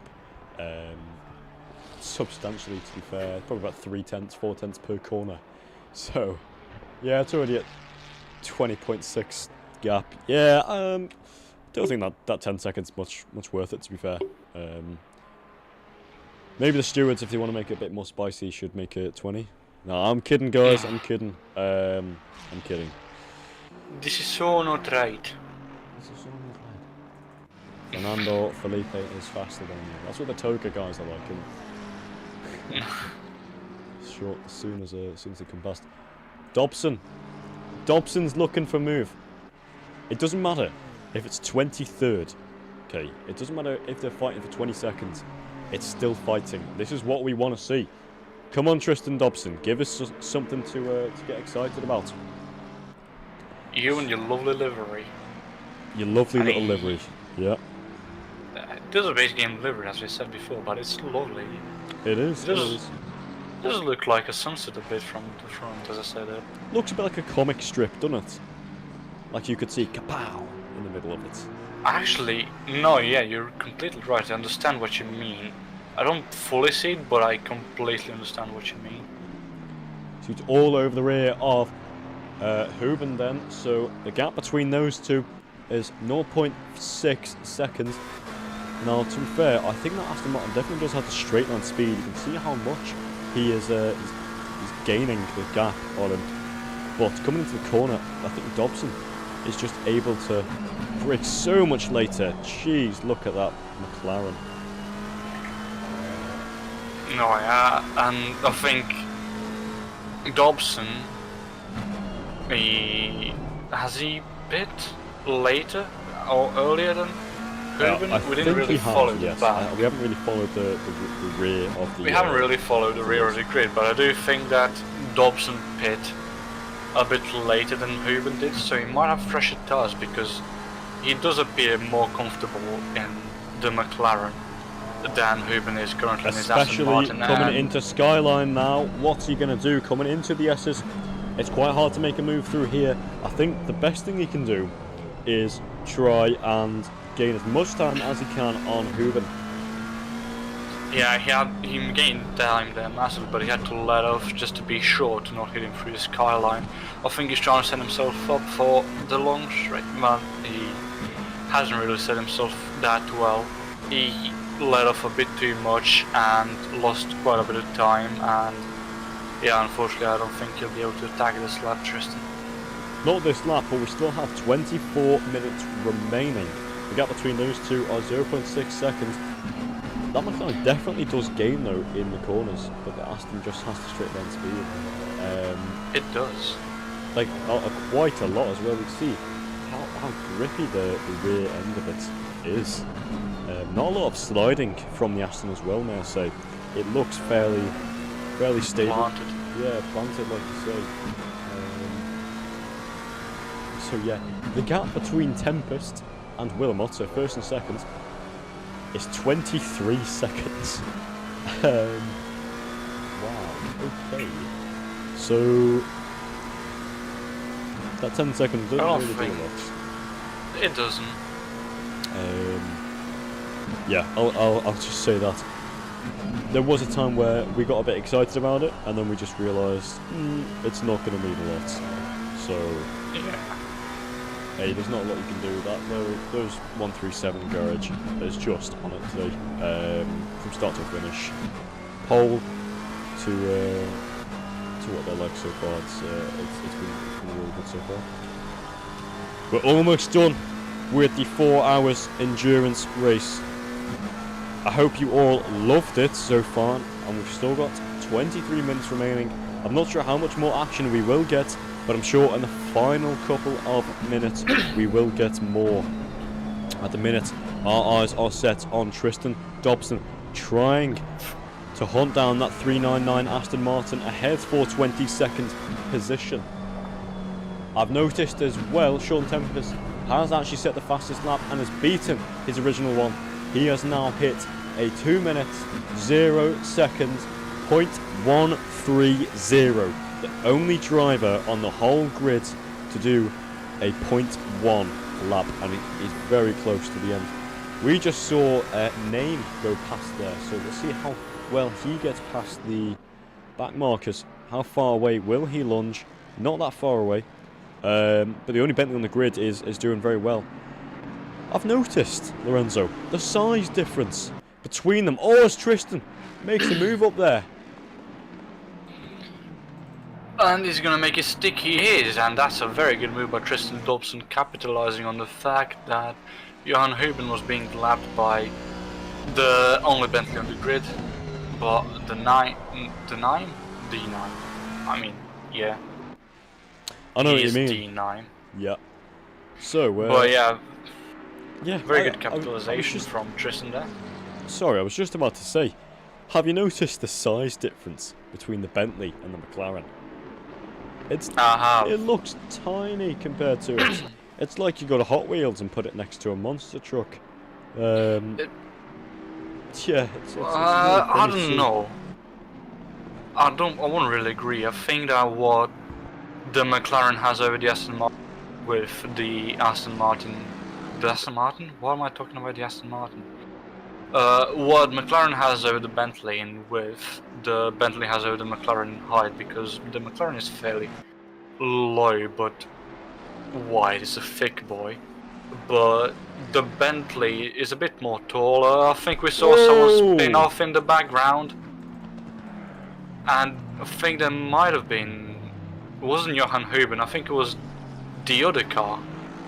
He was there. Oh, I can't. Sadly, I can't find out for you. But wow, that was a moment, eh?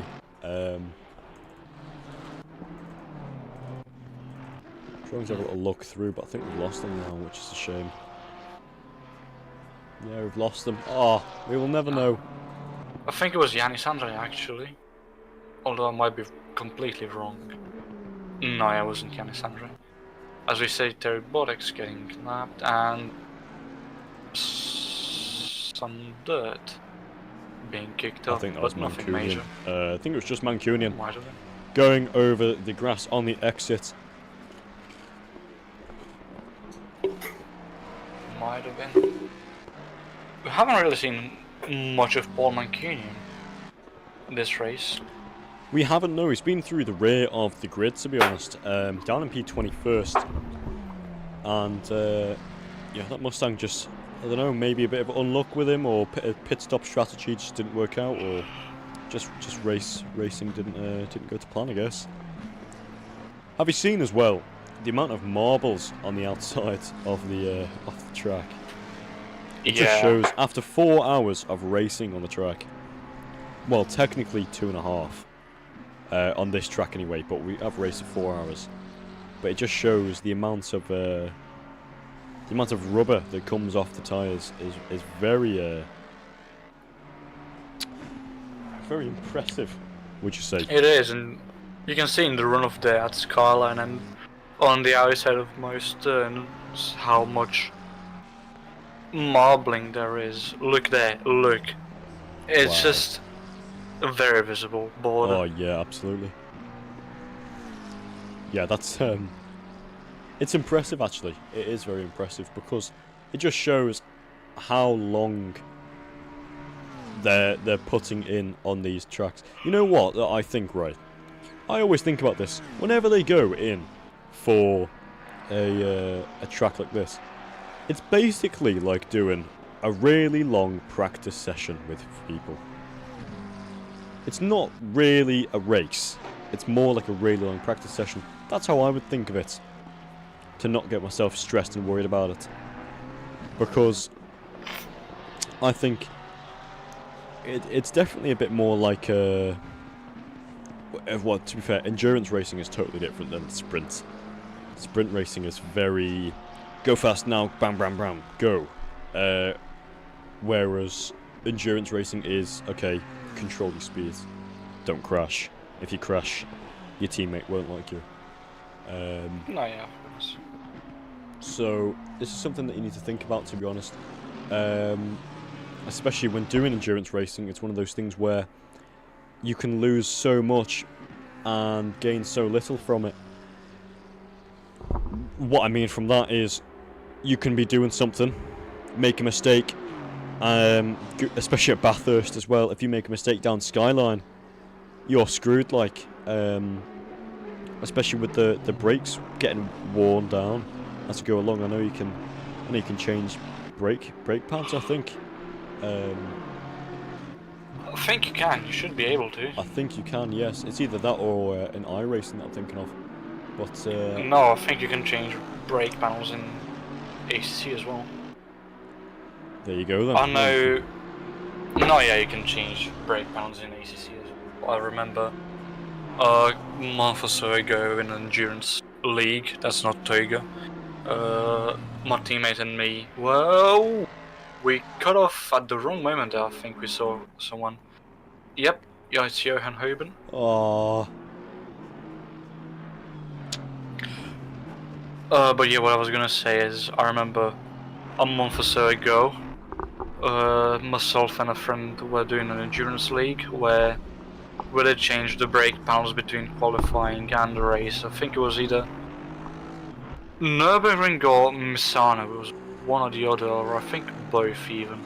oh right. But either way, brake panels are able, can be changed.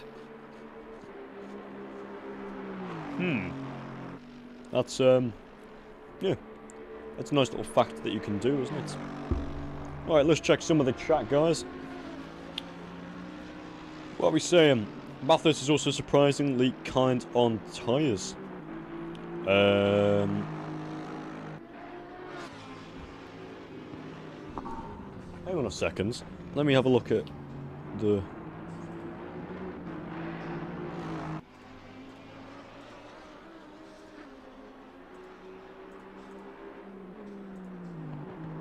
How odd, our driver of the day hasn't worked today. Oh well. That's okay, guys, sorry. The vote hasn't worked today. But I've seen vote 9100 for 900, so... There's one for 900.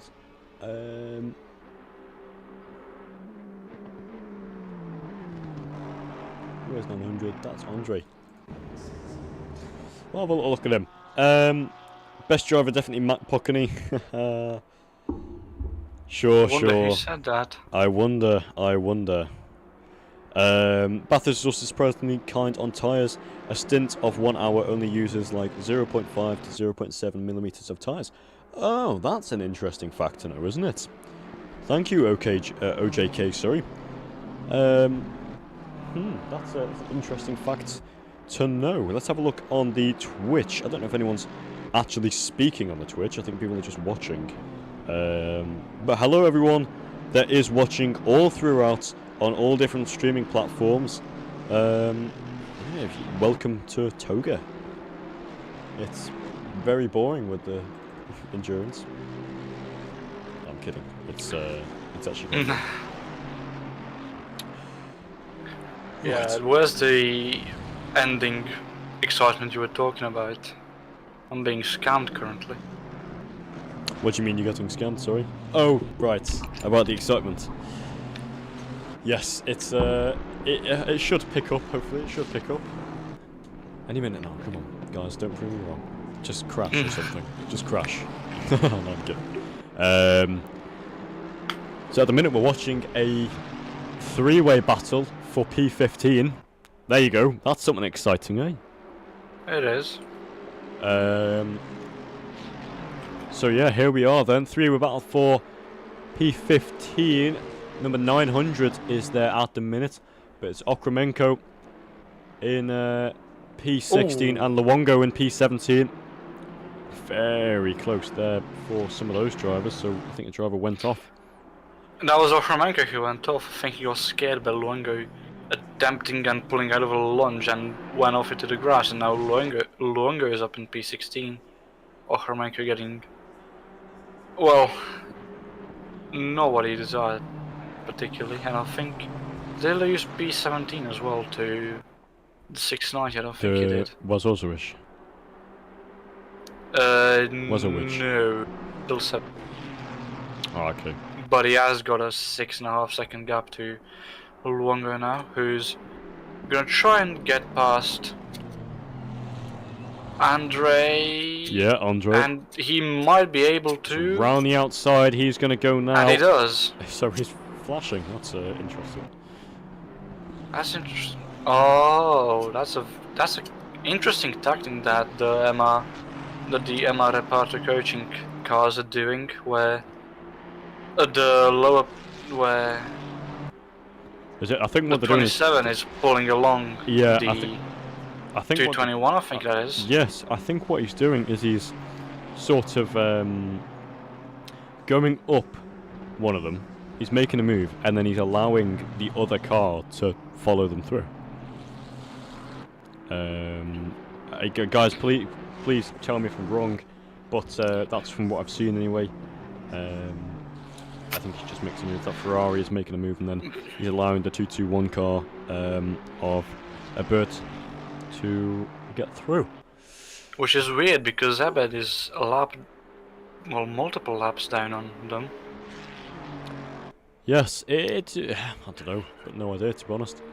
Right, Cedar, 1.4 We haven't seconds seen much of Lucas away either. from Davies. Yeah, we didn't see him other than in the restart, and he was absolutely on it. I said, didn't I? I said Cedar is going to win this thing, and that's not really looking like it's going to happen. But no, not quite. No, but he's done very well. 2-in-1, multiple 2-in-1 moves throughout the race, mainly in the second server. He has, and he might be on for P5 as well. If He manages to get a top is 5, closing he will down. Be, he is. If he manages to get a top 5 in this race, I think he can be very well proud of himself.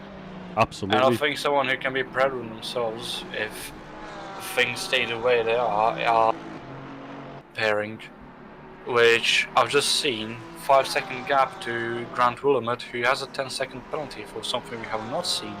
Oh, right. But I think we'll stick with Lucas Zeder for now, who seems to be catching Hunter Davies. Hunter Davies. Last lap he was 2 seconds faster, practically. Or 1.4 seconds faster than Hunter Davies. And you know what? He's absolutely on it. Yeah, 2 tenths now. Here's the difference, and he's going to be making a move for P5. So this is the move for P5 in the last 10 minutes of the race. What can Hunter Davies do? The number 98 round the outside. That pink Porsche looking to take it away, and I think he's got it. No, they're still side by side. Not just yet, but he's got him under the brakes. He's got the inside line though. So he's got him under the brakes now. That pink Porsche of Lucas Cedar has made his way up into P5. Hunter Davies has to back out, but here comes Davies. Can he come back?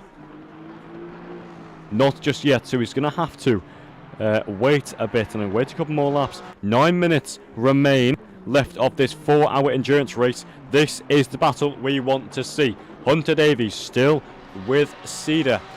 The gap is not increasing massively. It's only increasing by half a tenth or two. And Hunter Davies is trying and fight back at that pink Porsche. And I don't think he'll be able to, unfortunately for him. Oh, do you not? No, not quite. I think he'll be able to keep up with him, but by keeping up with him, I think he'll be wasting his tyres. And I think he did pit earlier than Lucas Cedar as well.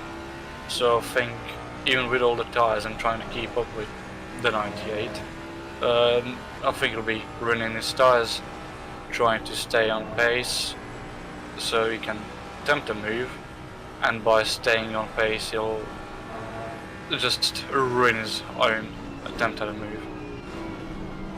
Not so. Oh!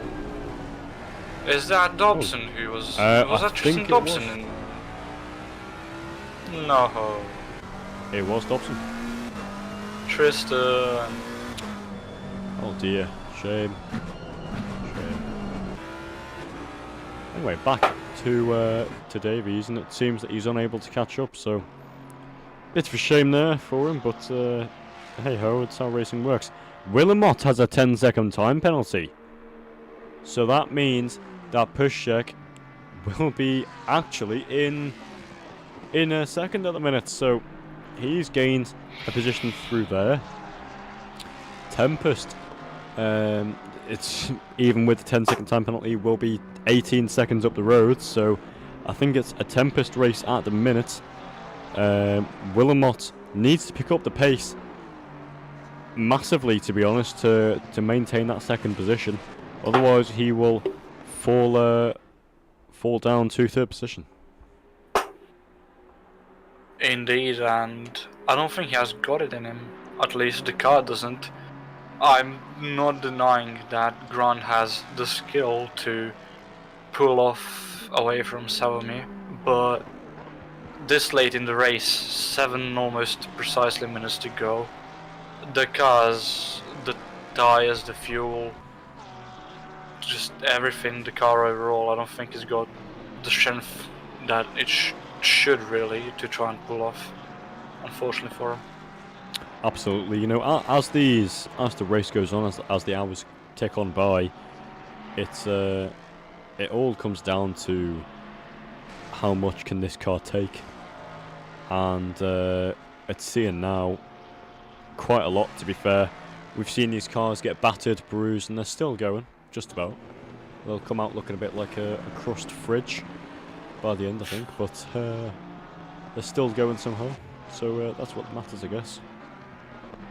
But no, Cedar doing very well indeed, to be honest. I really like the driving that he's been doing. He has been a great man, hasn't he? We haven't really spoken about him, but every time we've seen him on camera, he's been doing something good. So that's something that I quite like about him. So well done, Lucas. Indeed, and I think he might be taking the title of Greyman for this race away from the number 4 McLaren pairing. I think so, to be honest, because Piszczek has been there, but he's been there consistently. He hasn't been, like, we haven't really seen a lot of action, which I guess is the whole point of Greyman. Oh, as we see 100 AVs go a bit wide down into the final corner. But I think he's okay. So his best lap so far is a 2-minute 1.0. His last lap was a 2-minute 3.7. So he's 2 seconds off his pace. He is safe in P6 currently though. Oh, 60. Oh. Tempest's fastest lap, I've only just realised, is a 2-minute 0.000. So he's done a 2-minute dead. Completely dead. So he's practically done a 159. If he can do a 159, that'll put him. Well, currently he's 4/10 faster than anyone else on track. The next fastest car is Piszczek. From what I've seen so far, hang on. Yep, Piszczek. So he's 0.405 seconds faster than anyone else on track at the minute. But if he can go even faster, get into the 159s, that'll be immense. To get into the 1 minute around here, very good indeed.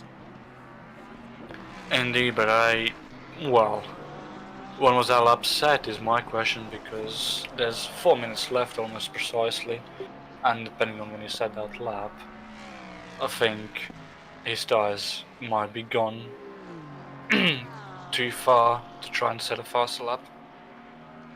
Yeah, potentially. But then again, I don't think it was set like crazy time ago. Otherwise, you know, well, I think we would have noticed. True. But yeah, who knows? That's what our job is, isn't it? To notice all the things and commentate about them. But Cedar now P5, so he's trying to catch up to Name. I don't think he will, because the gap between them is 41 seconds.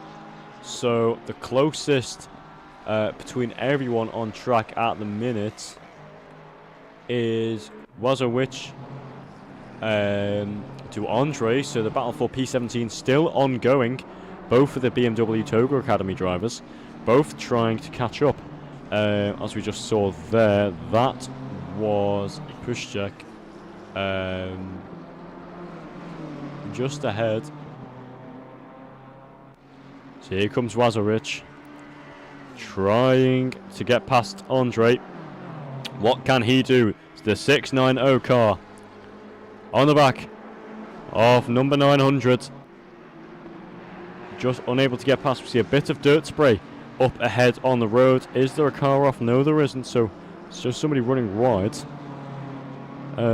Wazowicz seems to be one of the drivers that can get past. I think there's a slight bit of contact between the two TOGA Academy drivers there.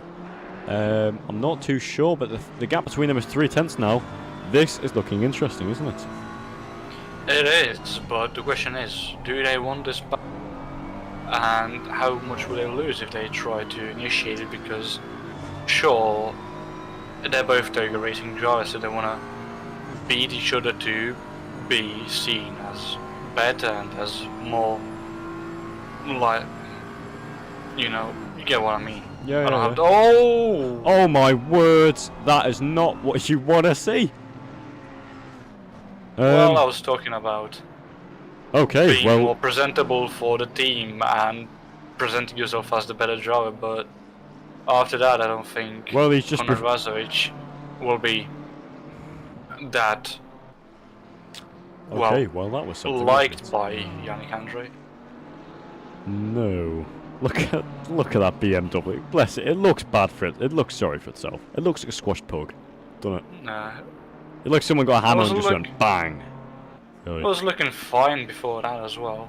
Uh, And I want to see as well how that affected the gap to the number 24 Deluge, because it's the last minute of the race. My question is Yannis gonna pit for repairs, Leaders on final. or is he just gonna stay out since it's the final lap, as we can see? And if he does stay out, will the 24 Porsche be able to beat the 900 to the line? who knows? One thing we do know though is Sean Tempest is looking to win this thing by a huge gap of 28 seconds to the next car, which is the 316 Mustang driven by Wilmot. Tempest put this car on pole earlier today in qualifying. He has been absolutely phenomenal with his teammate Dobos. These two have been unfaultable. They've survived all of Bathurst's brutal challenges. They're going to emerge. Almost. Almost. You forgot about the lap cars. Yes, well, that's one of the things, isn't it? It is, but it's the only thing, so... But the mountain has tested them. They have tested it back. It seems they are going to be the ones to say that they have conquered the deadliest thing in Australia. We're coming around now. Down by the trees. The sun has slightly set. The headlights are now out.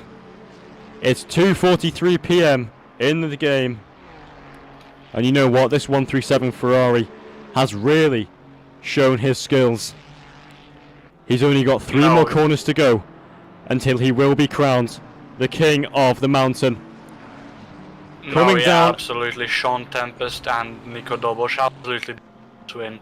And coming down from the mountain into the final turn and going up onto the top step of the podium. The 137 Ferrari absolutely deserved win. And Sean Tempest, Nico Dobos take a bow. Absolutely amazing drive from the both of you. And we have our winner. And what a winner that is. Absolutely, he drove amazingly, just absolutely amazingly. Sean Tempest and Dobos, both very, very respectable drivers, and yeah, they really outshined everyone today. Yeah, definitely deserved that. The checker flag waves. There's carnage back there. I think the yellow flag is also waving. What did you want? You wanted to see some other drivers. Lucas Cedar is coming around at the far side of the circuit. He's going to be on Conrad Straight any minute now, so here he is.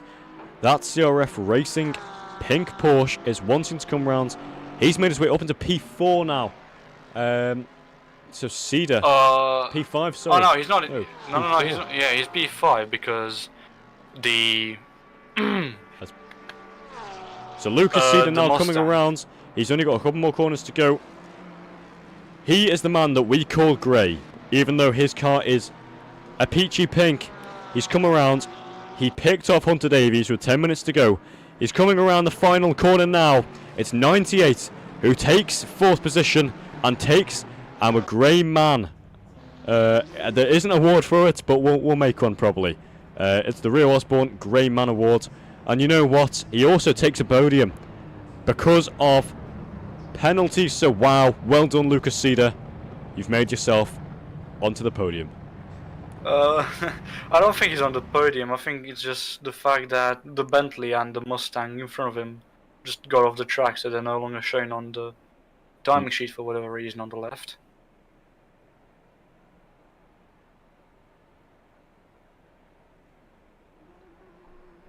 I don't think so. Are they? I mean, I don't see them on track, and I don't see them on the standings. I know it happens before. You know what? You may be right, actually. Oh well, I made it sound nice, didn't I? You did. It sounded lovely. As we see Tristan Dobson, who we followed around quite a lot actually. I did say we haven't seen a lot of him with about an hour and a half left, No, but in the end we can see actually it. followed him quite a bit.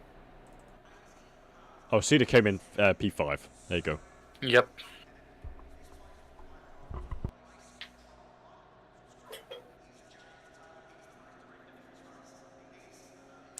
So the 137 Ferrari winning the race quite dominantly.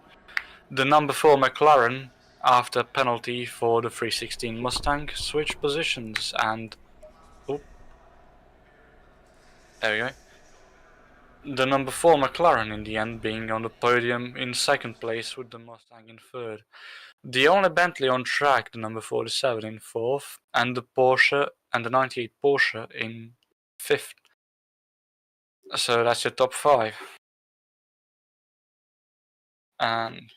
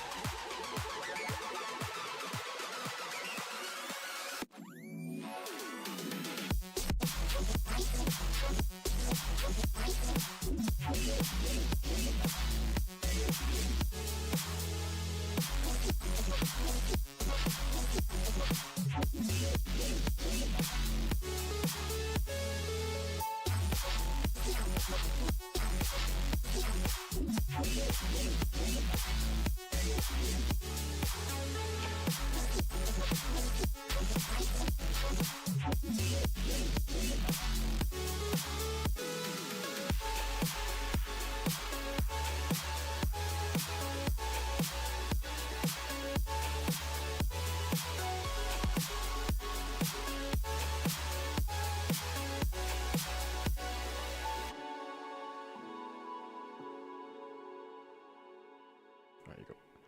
Hello everyone, so thank you very much for watching us today for the 4 hours of Bathurst. That was very, very eventful, so I'm hoping that you all enjoyed that, and I hope we got some more people to join TOGA. If we didn't, that's okay, but the fact that you guys stayed here and watched it really, really means the world to me.